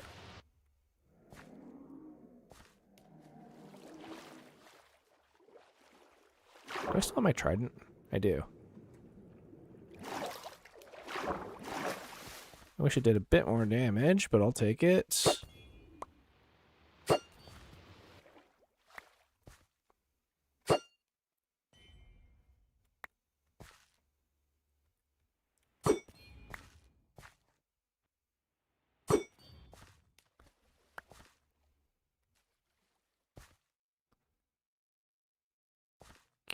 Okay.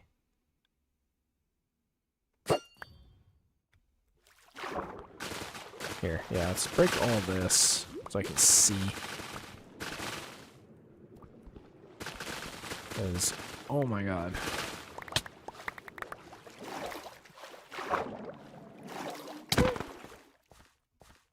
This dude right here.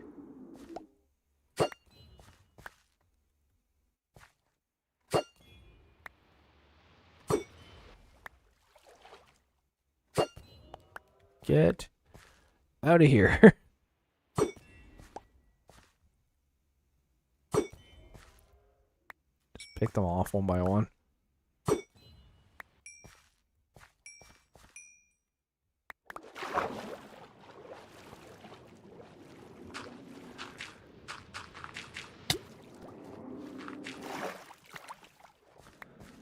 Figures he stands right where I'm trying to put blocks.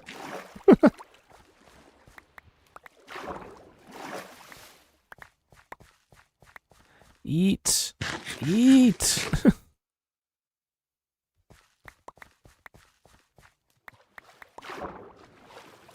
What I'm gonna try and do is just get this wall figured out.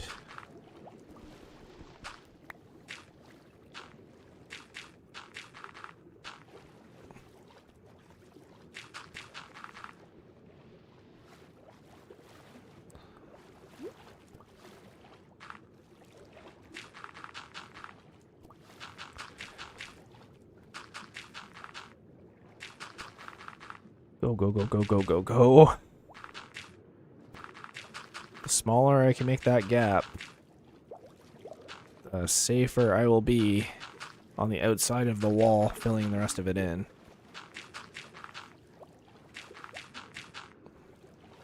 If I can trap them all on the inside, we're in good shape.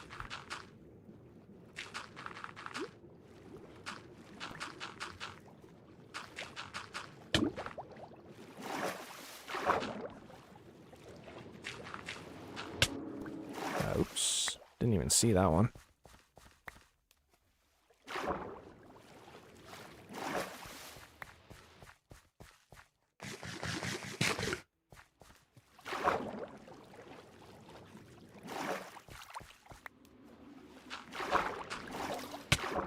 Ow.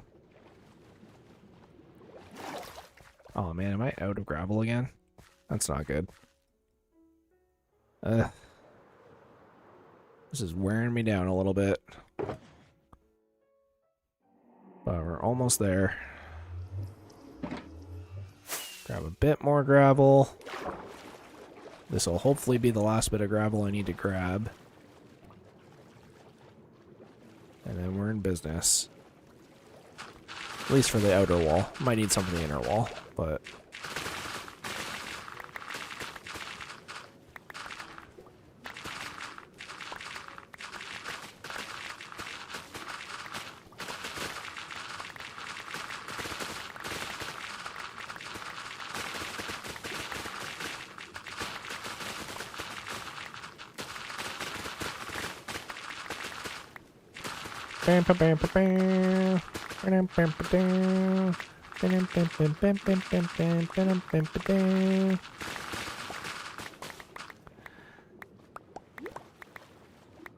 It's probably the most gravel I've gotten out of like any file ever. If we ever decide to use it for concrete, we're not going to be in short supply, that's for sure.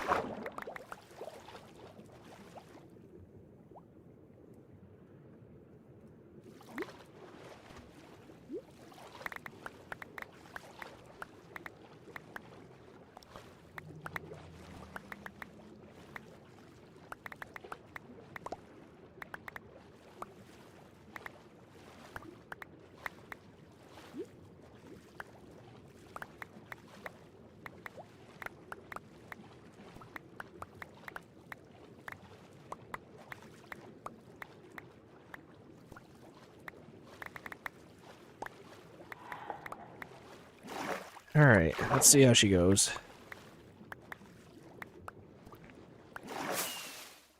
I think, too, like, the longer I stand here, the more of them spawn in, so... That's sort of also part of the issue I'm having.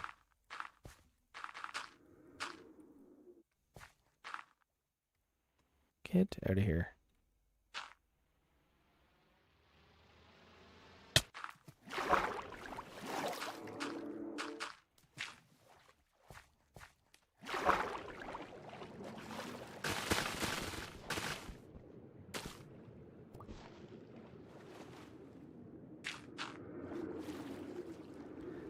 Here. Uh-oh. Just trap myself down there. No big deal. Alright, come on. There. Ow. Wasn't even looking at you. That's not fair. Cheating.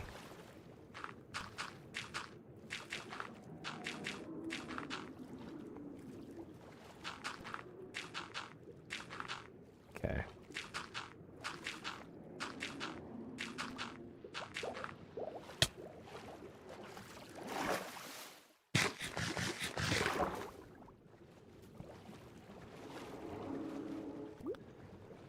It's like they know it, too. It's like, wait, what? Oh no, that's what he's been doing? Stein, please listen to this. Not only for the law of relativity states that the faster you go, the more time you go slower. It also states the bigger your mass, the slower your experience time. Isn't that crazy that you believe that? I don't know. I mean, believing that there's I mean, believing in a lot of things, honestly, is kind of hard to believe. As weird as that is to say. You know, a lot of people believe in their government, but it ends up screwing them over. I think belief is a lot, has to do with faith, right? So.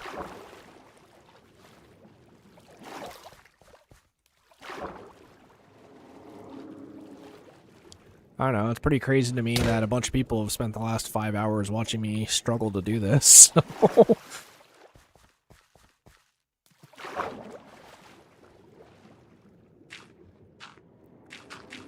All right.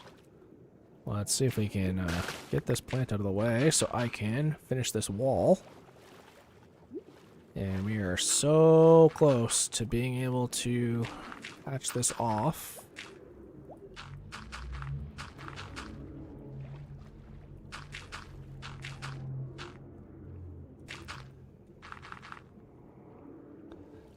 Because I'm so big, 5 hours is nothing to me. And time is arguably your most important asset in life, right? So, you know, with more time, you can do basically anything. Make more money, spend more time with your family and friends, you know, accomplish a hobby or a task. Time is your #1 resource. The minute you don't have time for stuff is the minute you need to start reevaluating.